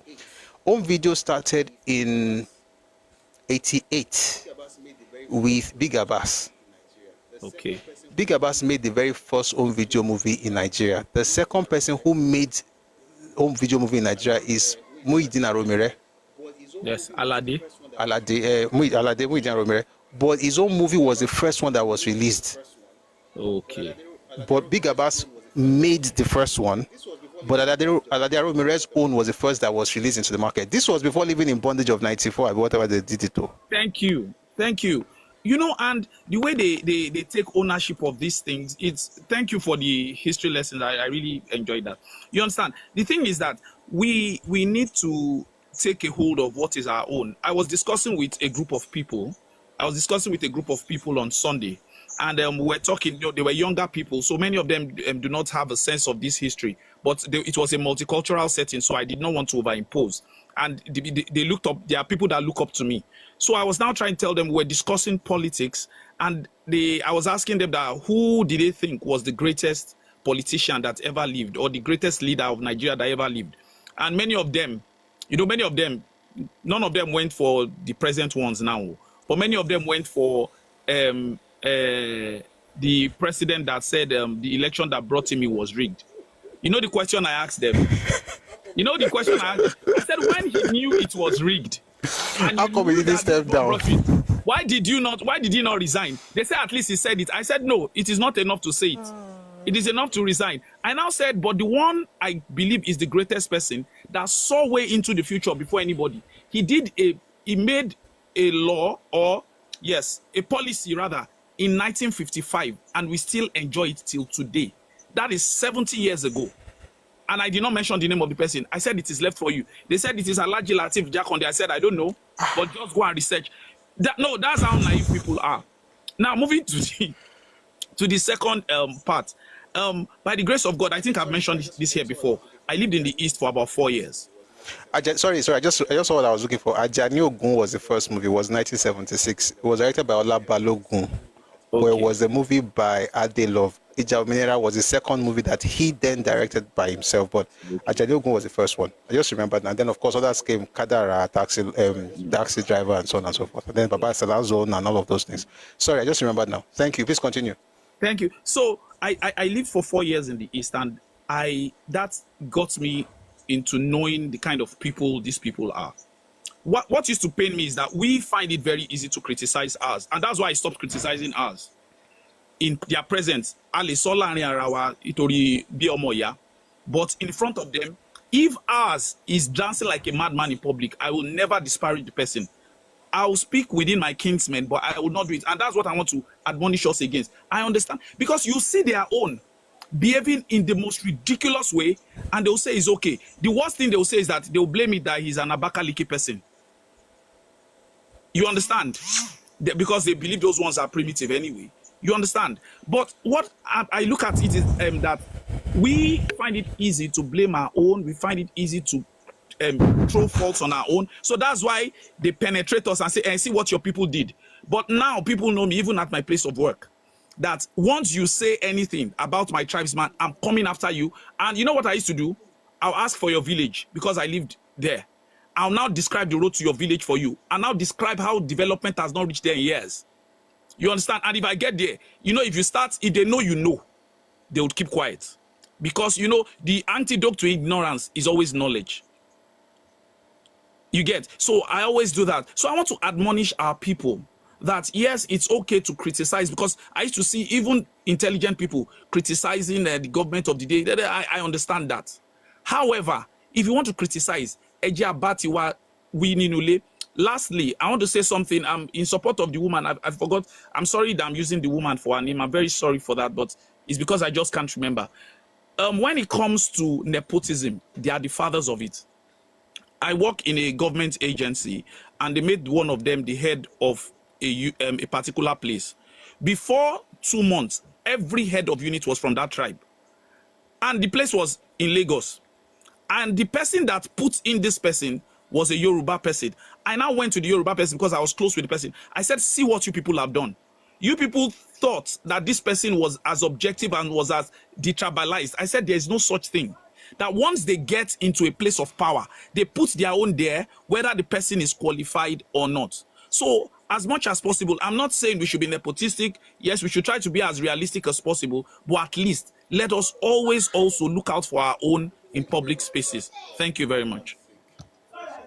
Thank you very much for that fantastic submission, and thank you for telling us about movies as well. I mean, I like talking about films as well. Thank you so much. All right, let's go to the next speaker. That would be J Activated. They should not touch the light, though. Hello, good evening, everybody. Good evening, sir. So I came up. Good evening, sir. Okay, I came up a particular time when you are talking about strategy that people are complaining about. That is to say, starvation, stuff like that, and you even open a Bible passage also to buttress it, and it dawned on me I actually, from while you opened the Bible passage, I also remember one of the Bible passages when Ezekiah was actually rounded up by Sennacherib. I'm sorry, I'm a Christian. And then one of the strategy Ezekiel Force used, despite the fact that there was an aggression from Sennacherib, was to stop the water. I'm actually citing Chronicles chapter 32 from verse 1. So why am I saying all this? You have asked themselves. We are not praying for such, but lately I have been observing series of things. And if you are a Yoruba man and you also have not been observing it, perhaps maybe you lack observation. And some of those things I've actually been observing is misinformation, blackmailing, revolutionaries, incursion, aggression against, majorly towards our people, leaving the person that is actually governing and attacking our tribe and stuff like that, instigating people and stuff like that. And it dawned on me, you have invested so much on, whenever I come to your life, you talked about really to put the record straight, what really happened in the war. And then you see these people actually rewriting the word, redirecting the word, and said, and threatening some of us, excluding me because I know more by listening to your program, some of us who are naive about the history. And then it dawned on me that these people, if they have the slight opportunity, they will do the tribe called Yoruba bad, I must say, by the observation that I'm looking at. It might not be all of them, but, you know, based on so many things I've actually been experiencing around them on the social media, on their platform and stuff like that, you have to be prepared. I'm not saying I'm not using your platform to canvas for all kinds of things, but as a Yoruba person, you just have to prepare because those are some of those traces. In Rwanda, Hutus and the other tribe didn't do up to this before they went through all kinds of things. We don't pray for those such, but honestly, we just have to be prepared. And some of the way in which we can actually prepare is by educating ourselves. This is one thing you have invested so much that you cannot be feeding, you cannot allow people who really want to take advantage of you to be rewriting history. For example, I read something, one crap message the other time. Somebody said they were even distributing, thank God for the intervention of Think Yoruba First, that they actually wrote to the Ministry of Education that Igbo were the foundational stuff in Ife. You could see how desperate they were. And then you think that all these things are not actually well thought before it is being executed. There are so many wicked and all kind of clandestine plan that they are unfolding. And then we too, we have to be doing so much for ourselves. And that's why I applaud you. Sometimes if I have stuff, I will actually contribute because you are doing one, which is educating the populace, majorly the Yoruba people. The platform is to educate because education will go a long way. Education is not about the certificate. Education about your cultural, ethnic identity, so that people will not come. Can you imagine reading that Igbo is the foundational member of Ife? When they have destroyed your Ife foundation, what do you want to actually proclaim? That is to say, they are trying to say that they are there before you. That's what they are trying to say. And they published that book. Even the people that published that book didn't investigate, come to investigate and make their finding before they published it. And they give it to the secondary school, children to be reading so that it will form part of the basis of their history in their clan, which is so unfortunate. So one of the things that I think we need to do is to keep educating ourselves, empowering ourselves, preach about true federalism, whereby we can actually have autonomy, because Nigeria consists of different kind of nation. We are not one. I stand to be corrected, Mr. Host. We are not one. Combination of different nations put together. So as a Yoruba person, based on my own singular opinion. You might not share the same opinion that I have.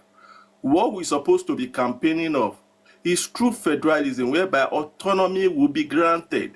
And thank God that the president is from our tribe. Those are the things, those are the preparation we need to actually keep pushing out to people. Perhaps maybe you are in the platform and let people see the reason, because Nigeria consists of multi-nation, and Yoruba nation is part of it. I'm not trying to use your platform to campaign for Yoruba nation, but autonomy. Okobaba onjeti baba mokuma lala. Autonomy. Please begin to round up, please. So, and again, there are so many things we need to actually do, but that will not permit me. And secondly, which is so important, perhaps maybe you are related to some of our leaders, governors, senators. Economic empowerment is so germane in Yoruba people. I could see so many aspersions they cast against our people. Economic empowerment, and actually give policy that we actually that will give priority to the indigenous of that place, of that particular place. I don't buy an idea whereby you have something in your place and you are trying to put everybody together. Prioritize, bring policy that will give priority to the people of that place, job and stuff like that, training and all kind of blue chip company. Priority, so that you empower them. There are so many things for me to say, because I'm seeing so many things ahead, and we need to actually plan ahead of this. So like I said, in summary, education, you have started, and I appreciate you for it. Number two, true federalism. We have to be thinking autonomous. We are not one. Number three, if you can reach out to some of our leaders, tell them, bring policy that we actually make priority for the indigenous people in Osun. Please round up, like 10 more seconds. We have to move. But thank you very much. But please, round up, please. Okay, I will. Thank you so much. Let me just keep it that way. Thank you so much. Thank you very much. Thank you very much, Activated. I really appreciate it. And I mean, so I believe in true federalism. I believe in regionalism. I believe in it. I also believe in the possibility of a separate space, but I know that it's better right now as it is to speak more about federalism and the restructuring of Nigeria. That's what I am personally dedicated to.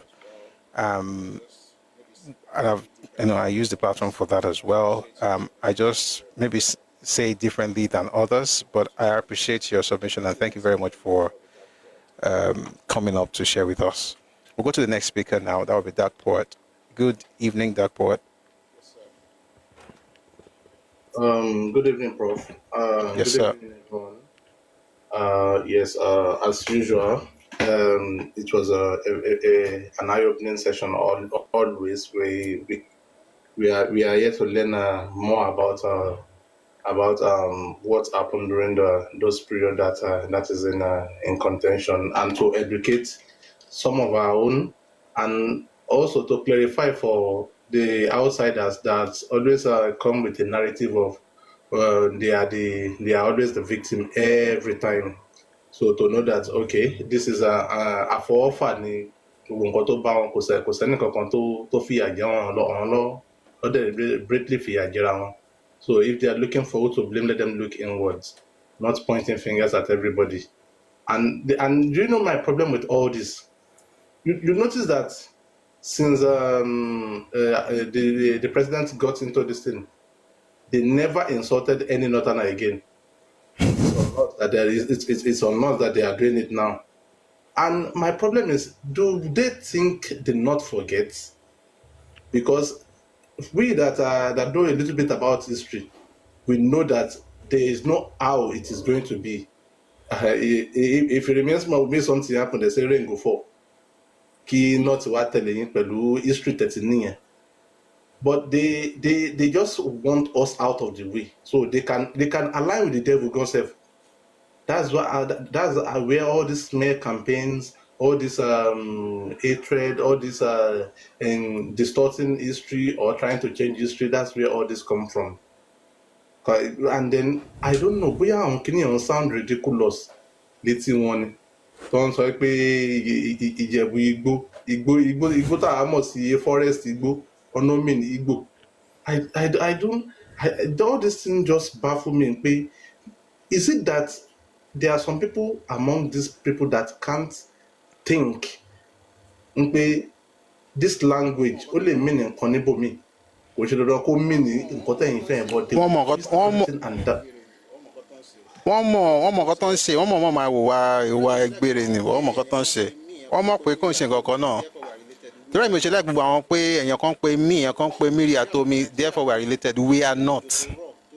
No, we are Nigeria lojo to raw to kayele komadie, and we can all live in peace and harmony and grow the country, whatever. But this idea of stealing things, Tanya, this idea of stealing things, nah, we are not related enough for you to be stealing what belongs to me.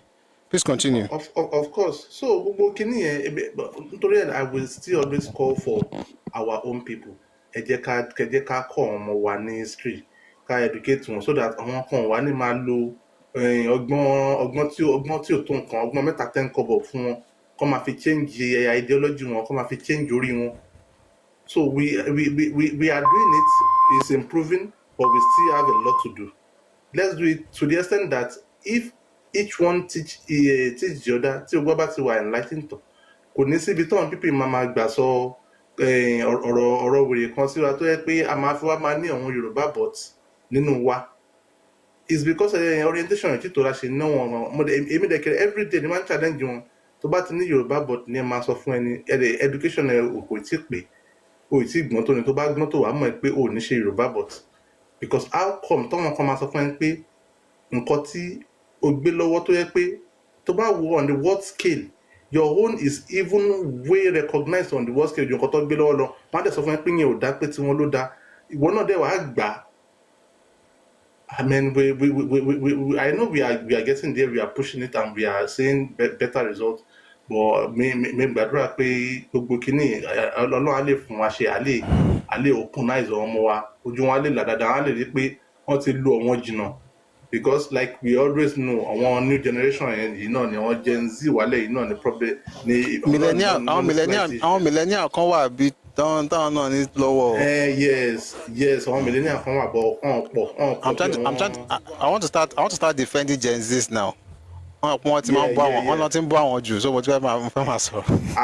Mo mọ millennial mi ní ọ̀rẹ́ tó yẹ pé ẹgbẹ̀tẹ̀ bá sọ̀rọ̀ ẹni kìíní báyìí ìyẹn ó ní identity crisis mo dẹ̀ ti sọ fún mo dẹ̀ máa ń sọ fún mani sí ìwọ òmò kankan agídí activism alágídí ló ń ṣe kò ṣáà máa ṣàgídí up and down òmò kankan so farabalẹ̀ jẹ́ ká ṣàlàyé fún ẹ kó yí ẹ kó lè mọ ibi tí kìíní wà kó lè tún wà ẹ ṣe ètò ìṣàgídí ìyẹn kọ́ ló máa assist ẹ. But all in all, I want to just aspirant àtàtì bímọ àwátà dẹ̀ ní àbúrò ẹ̀gbọ́n ta ní ọmọ ẹ jẹ́ ká kọ́ wọn ní àwọn kìíní so that wọn kàn ní fẹ́ máa fi búrẹ́dì kó wọn lómi ọbẹ̀ jẹ lọ́jọ́ iwájú. Thank you, my brother. That's my submission. Thank you very much. I really appreciate that. And to be honest, I want to start speaking up for Gen Zs. You know why? Because I think that, and I want to advise us. I do have a Gen Z son. I think it's important for us to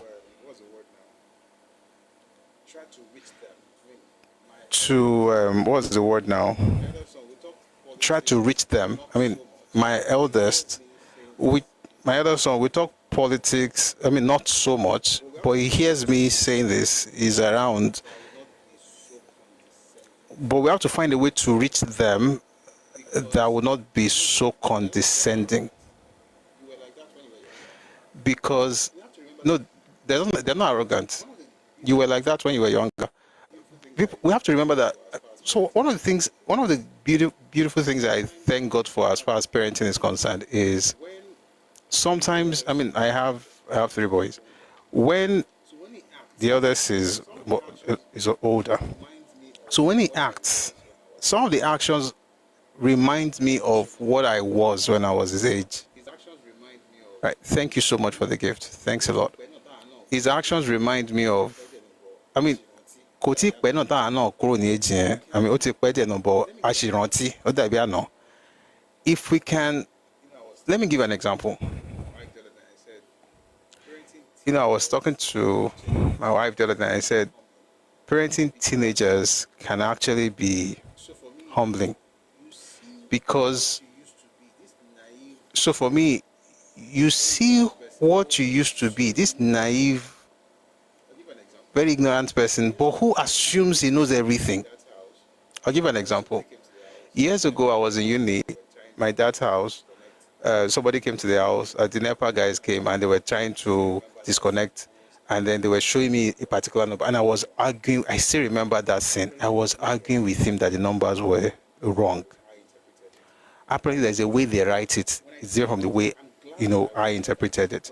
But I was too sure. Now, when I think about it, I'm glad that I was like that because it grows confidence. But I'm also able to understand how a young person can be passionately wrong. And because I remember that, and I want to talk to young people because I work with young people. I want to talk to young people about things like that. I have to now put myself in their shoes. Like, wait, there was a time I also didn't know a lot, and I was arguing I was arguing nonsense, but I didn't know what I was arguing over. I was too sure I was right. I think if we look at them that way, it makes it easier to reach them. We have to understand that. I mean, I can't even say that the future. I am also the future. But there's very little you can do without that generation or without their generation. There is very little. No matter what you do, if you don't carry them along, it will scatter. No matter what you build, without the next generation, it's gone. And as a point, when I see them, and of course, my own Gen Z is the they have different phases. There's the older ones and the younger ones, so it belongs to the younger set. So when I look at the older and the younger ones, I feel like because it helps to now be able to deal with them on that basis and be able to reach them. There's a lot they can learn, but the way they will learn it would be by sometimes you have to have tough love, but you have to be intentional about trying to carry them along. Do they want to learn? They may not want to. Did we want to learn when we were younger? We're not always open to it, but my point is, they have issues, but they don't have issues their issues. You had the same issues when you were younger. But the question is, how do we reach that generation with the stuff? So I'm just saying that when we have opportunities, and also all those Yoruba bots, you'll be shocked how many 40-year-olds, 45-year-olds, 50-year-olds are inside. As I'm talking right now, your names are coming to your head, your mind right now. How many 40-something-year-olds, your age mates who are 50-something-year-olds, who are inside Obedient Movement and shouting Yoruba, I'm Yoruba bot, I am King. Some of them are older. But how do you woo the teenagers, the kids in their 20s? How do you woo them to this side? I think it's the hard work, and I think somebody mentioned it earlier. I don't know if it was that poet or the other gentleman. It's by patiently explaining, and sometimes you do it tough love, but at the end of the day, just know that you are trying to get them on your side, not to alienate them. That's all I wanted to say, because especially they are Yoruba, and we need to have less of them.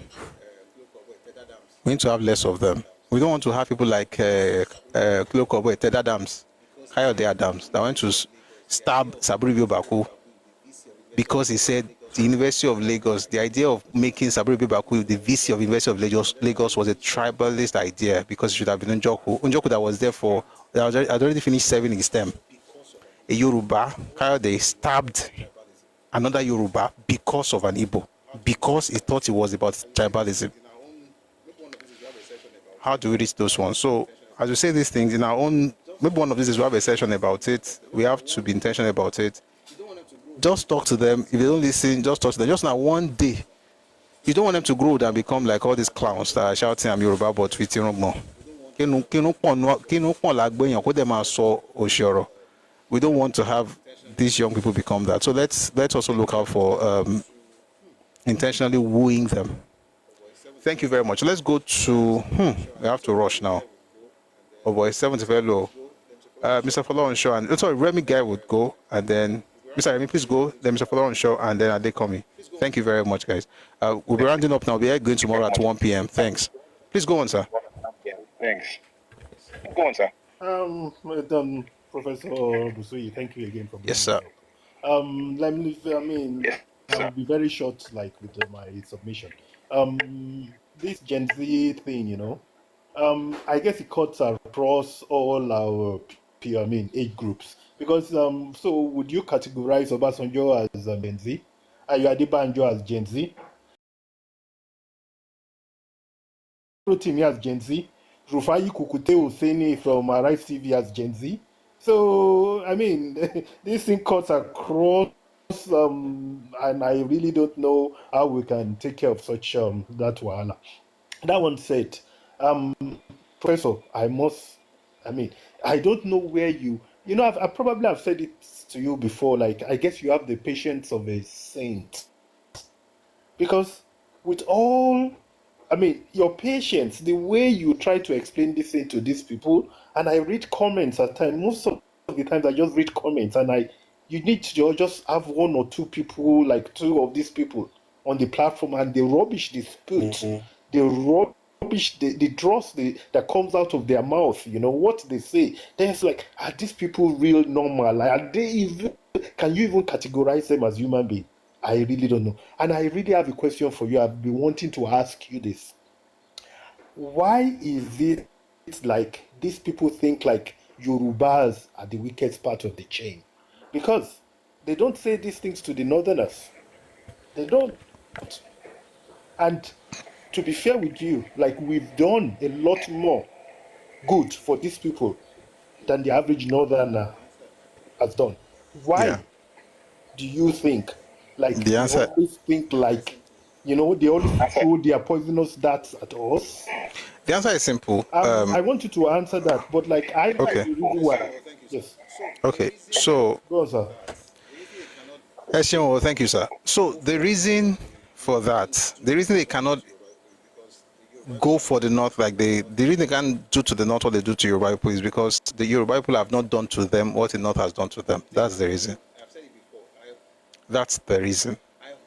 The day, and I hope, I've said it before, I hope, and I've said it before, I hope that day never comes. And I'll tell you why. Because I tried to, you've said it, I like the, Prince Ekason, good to see you, sir. I like the Omoluabi ethos, Iwarele. But people think Iwarele is the only part of Omoluabi. Ibo Fagba, all those things. There's Akikonju and there's Igboya. And that one, they usually trigger that thing. Oman trigger, especially that, as it has to do with this kind of situation. Like, you don't go around saying, I'm Akinkonju and I want to go and destroy people's places. You're usually doing it, especially in our own context, as a reaction to something.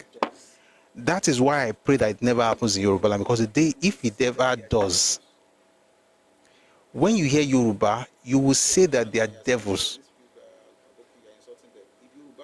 You see Hausa now, you're saying, oh, these people are Aboki, you're insulting them. If Yoruba people do to people what Hausa did to them in the 60s, whenever they see why, letter Y, they'll be running. Forget ORUBA. Once you see why, you are off. You will think that is a tribe or ethnic group of demons.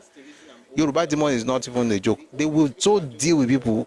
That's the reason I'm hoping that we never get there. The only reason people are doing what they're doing right now, see, all these things on social media, say it in like, I have rights in Kaduna, I have rights in Sokoto, I have rights in Kano. Nobody has rights in Kano. Nobody has rights in Sokoto because they've been dealt with. And I'm praying it doesn't happen. But at the rate they are going, and you know the funny part, and this is why I always tell people, the people that will suffer from that thing are not even those talking on social media alone.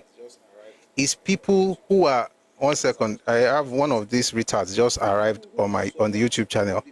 As I was talking about him, just came in. The people who will suffer will be people who are regular people, who are normal people, who are good people. But the terrible action of certain guys would affect those innocent people, which is why I say, stop this thing. It has happened before. And the end, see, somebody just accused me on YouTube while I was talking, somebody was talking, and somebody said, "Oh, you are saying there's going to be a repeat. It's a Freudian slip." I said, "It's not a Freudian slip. I use it intentionally to serve as caution. I'm not saying I want it to happen. I'm saying your actions, I can predict the outcome, and it is not good, and it will be terrible for you. So I hope it never happens. But the day when they hear the word OPC means something to some people in this country. OPC means something. Forget all this English. Me, I'm speaking English. I be Turenchi. I just talk Oyinbo. Tell you about day. But one no leg back on say road nígbà election. One no, everybody is crying. That one is very small. That one means nothing. By the time they really lash, everybody, let's be in peace and harmony and everything. But the only reason they're acting like this is because they never see waiting and sing for north. And I hope it never happens. But if I'm not saying when, but if it happens, if they say move to the west, you will think about it twice. And if you move to the west, you will comport yourself. That is it. I hope I answered your question. But I hope they stop. But I hope they stop. All my Akara Buru, Toriko Nifoni. All right. Mr. Remy. Okay, yeah. Sorry, just one thing. The OPC leader now, like you said, like OPC is married to Yomiri as well now. He has taken Yomiri's wife. So it doesn't matter. Listen, no. Sheyi Law's wife is an Igbo woman. There might be Munga feedback. I just mean for a second. Sheyi Law's wife is an Igbo woman. Let me tell you something about this Igbo marriage that everybody's always saying. It depends on the man, oh. I've said it here before. It depends on the man. Listen, if you are a man and you marry a woman from another ethnic group, whatever that woman does as far as culture is concerned and the raising of your children depends on you. If you're a lily-livered weak man, just stay and be looking for somebody that can easily understand you, because you are Yoruba. Having an Igbo wife doesn't even matter if you actually know what it means to govern your own home. I'm saying this as with all sense of responsibility. As a man, you know exactly how to lead your household. I'm not saying, be a terrorist or a tyrant, but I'm saying you are a leader. Just because somebody BC marries an Igbo person does not mean that they will now open their eyes and say, okay, is he lost his wife not Igbo? He said it. And what did he say?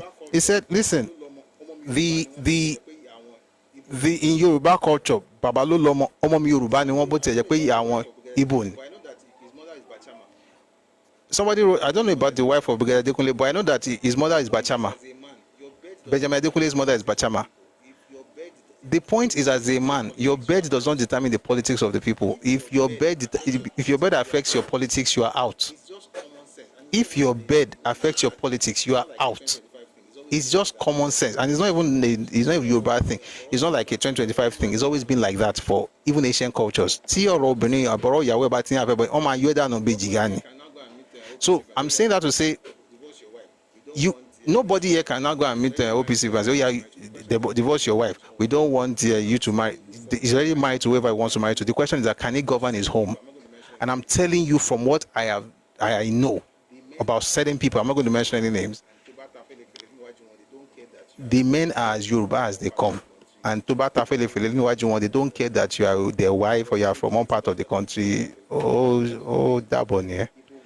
But again, it's about the man. It's not about. I don't blame Igbo women for children not being raised in a particular way. I blame the Yoruba man who went to marry an Igbo woman and doesn't know how to govern his home. If you don't have the capacity to do that, it's not the wife's fault. It's the man's fault. It's called leadership. So thank you very much. So yeah, I just want to put that out there, and then we'll go on from there. So thank you very much, Mr. Remy. I really appreciate that. Let's go to Adekomi. We have to rush, and I wanted to leave at 7. It's 7:01 already. So Adekomi, please.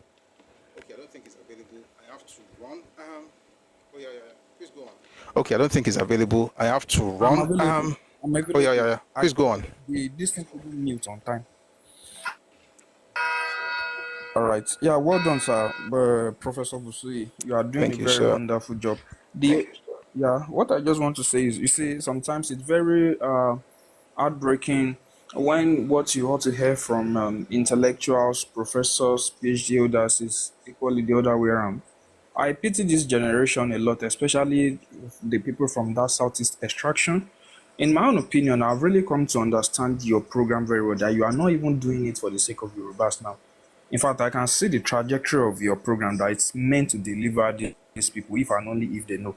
Because when you see PhD holders like Ngozi Okonjo-Iweala, you see professors like Chino Achebe, and people, these are people that are very excellent in their career, talking the way they are talking. Please power tap on TikTok. This thing is showing activity. Please continue. Sorry. Please, everybody, please let's power tap on TikTok. Continue, please, my brother. What then is the hope of that young lady selling okpa or abacha on the roadside? It's very alarming. And the way you said it the other time, I've forgotten who was trying to ask a question of what can we do, why are they doing that to the Northerners, and why are they not doing that to the Northerners? Why is it that is it the Yorubas at all? If the Yorubas are really ready to stand up to this thing, it is likes of these people I just mentioned, selling okpa and abacha on the Awon Luma affected you in the long run. I pray they listen. Yes, I hope they listen. It will be good for them. It will be very, very, very good. This will just be my short submission. Thank you very much, sir. I really appreciate you. Thank you very much, Adekomi. That was brilliant. Yeah, and I'm really praying that we don't have something similar to what we had in the past, because it didn't end well. But I hope people learn. And if they don't learn, call on Shano. But for Yoruba people, regardless of what happens, just be strong and don't apologize for anything. By the way, I'm going to give you I think the person went down. So let me just say this as we round up. Sorry, I think the person is trying to come up again. Just one more person, please, because of time. I think the person went down again. Oh, shoot. Why am I using this device? Oh, no wonder. Sorry, please go on.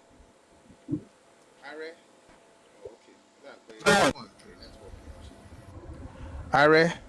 Oh, okay. Networking or shit. His network is bad. All right, let's round up by saying this. We'll be again tomorrow at 1 p.m. But let's say this. The last three sessions, we've been talking about Awolowo and Biafra. As a Yoruba person, you have a lot of people to be proud of. In your personal family, your lineage, I'm sure, in your community, in your town, yeah, but as a collective, we also have people that we can be proud of. In the last 100 years, that person is AWO. This is 2025. In the last 100 years, that person is AWO. And I would say, as far as working with Yoruba as a collective is concerned, after Oduduwa, the next person is most likely going to be AWO. And I know that we have some children of perdition in the comment section, but please pay them no mind. Don't even bother this one. So, Samek, once I say who let the dogs out, do what you're supposed to do based on your genes. So you do that to yourself, but you're muted now. But say to yourself, who let the dogs out? Yeah, that's you. No, but look, Lord did great things. I'm talking about unifying the entire Yoruba people. I'm not, please hold on, listen. Every group has heroes. I'm saying as a collective, after the Dua, in recent times, it has to be Awolowo. Why am I saying this? Because when you see people attacking him and saying things about him, it's not about his family. It's not about his children. It's not about, he's our father. If for nothing else, based on ideology, if for nothing else, based on what he did for us, all this one that we're reading books, how many, let me not say it. The fact that, okay, I'm surrounded by books, you can't divorce anything I'm doing here from AWO. That legacy came because of him. And why is that important? When people begin to lie and say things like he did this, he did that, he did that. Read the book, There Was a Country. It's just full of rubbish. When he was talking about AWO, AWO was, I couldn't read it. I can't read it here because if I read one page, I can spend 1 hour debunking it, so it's a waste of time. So Awo was jealous of the Igbos because they were Guinea-Con, they were in his way, they were obstacle to him. Obstacle to him how? It's like people just thinking, Shakin Shebiora.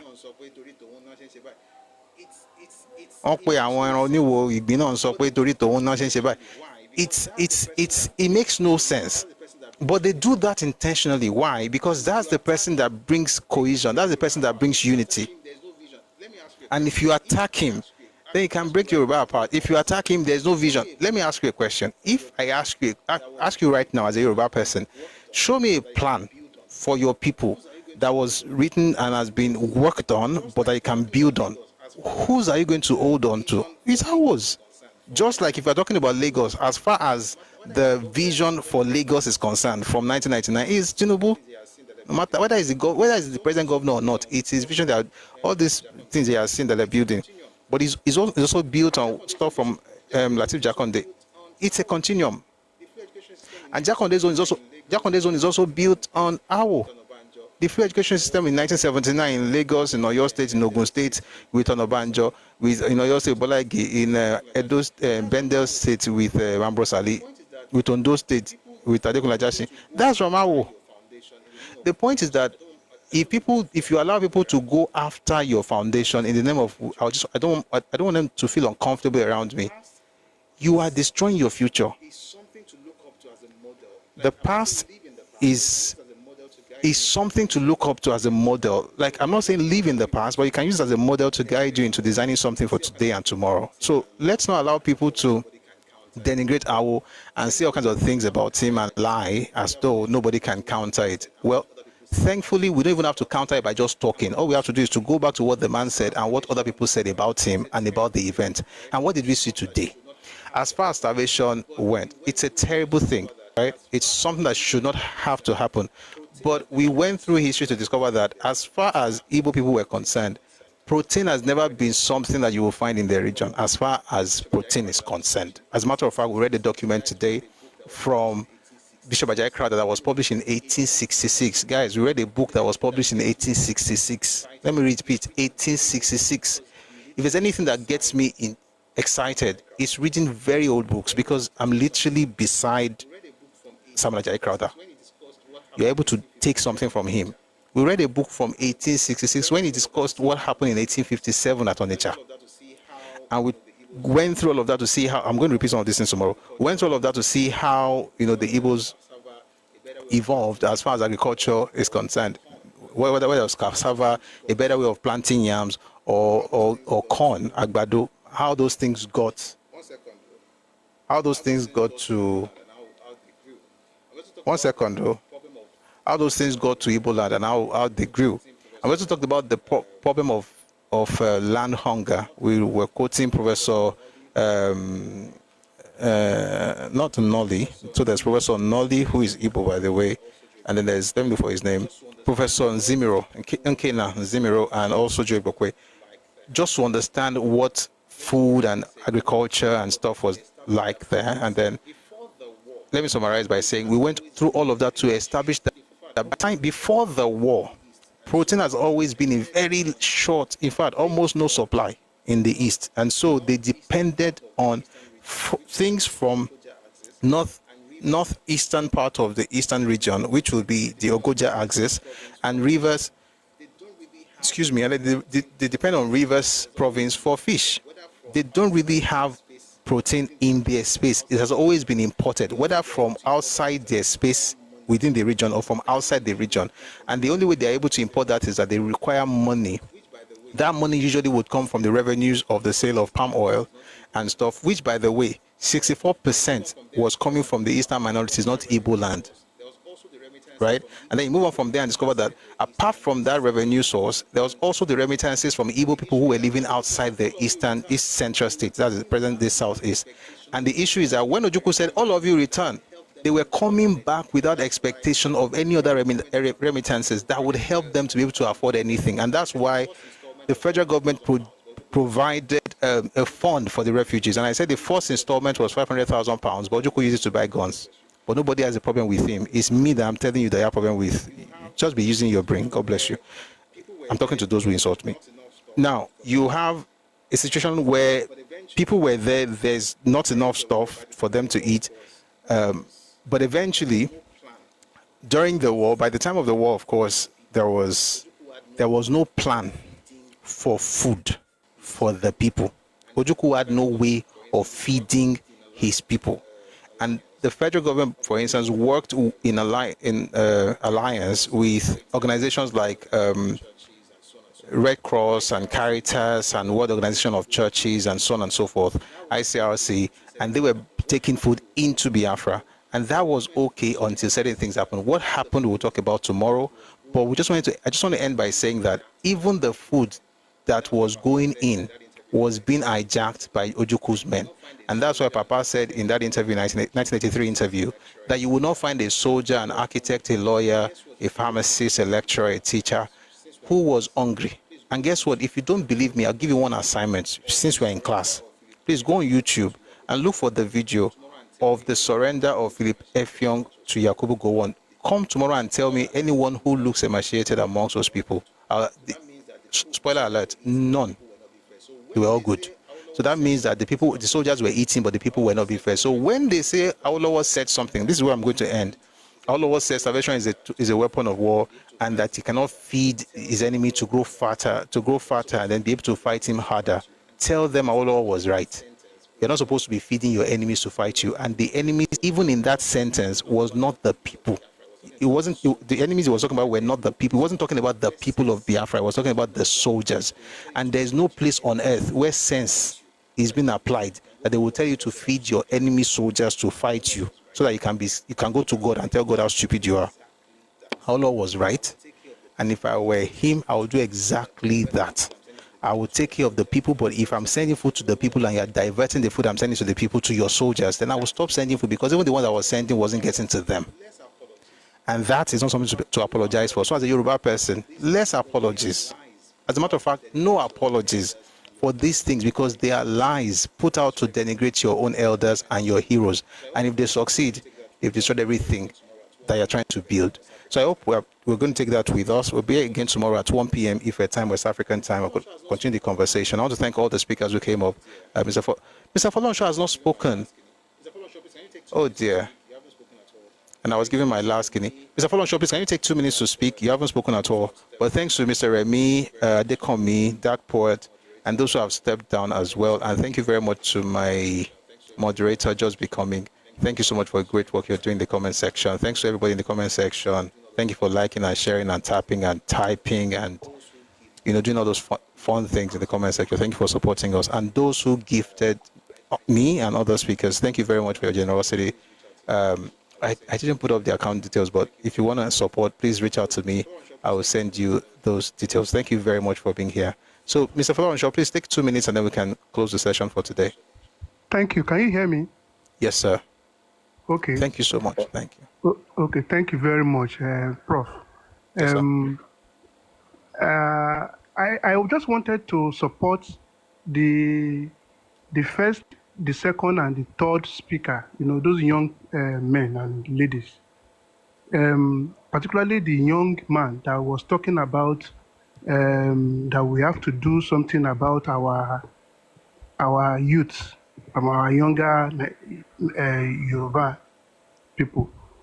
My own concern is that between you, Prof, and my idea that we have to find a way to preserve these your materials for our children for as long as we can keep them online. Because I gained a lot from coming to your program. In fact, I just realized a lot of things that happened to me while I was growing up as a professional man working in the working category.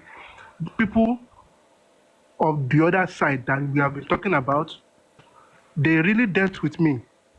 I'm now in a retirement age, but I didn't know that they were just like that. I was just thinking that that's the way God wanted it.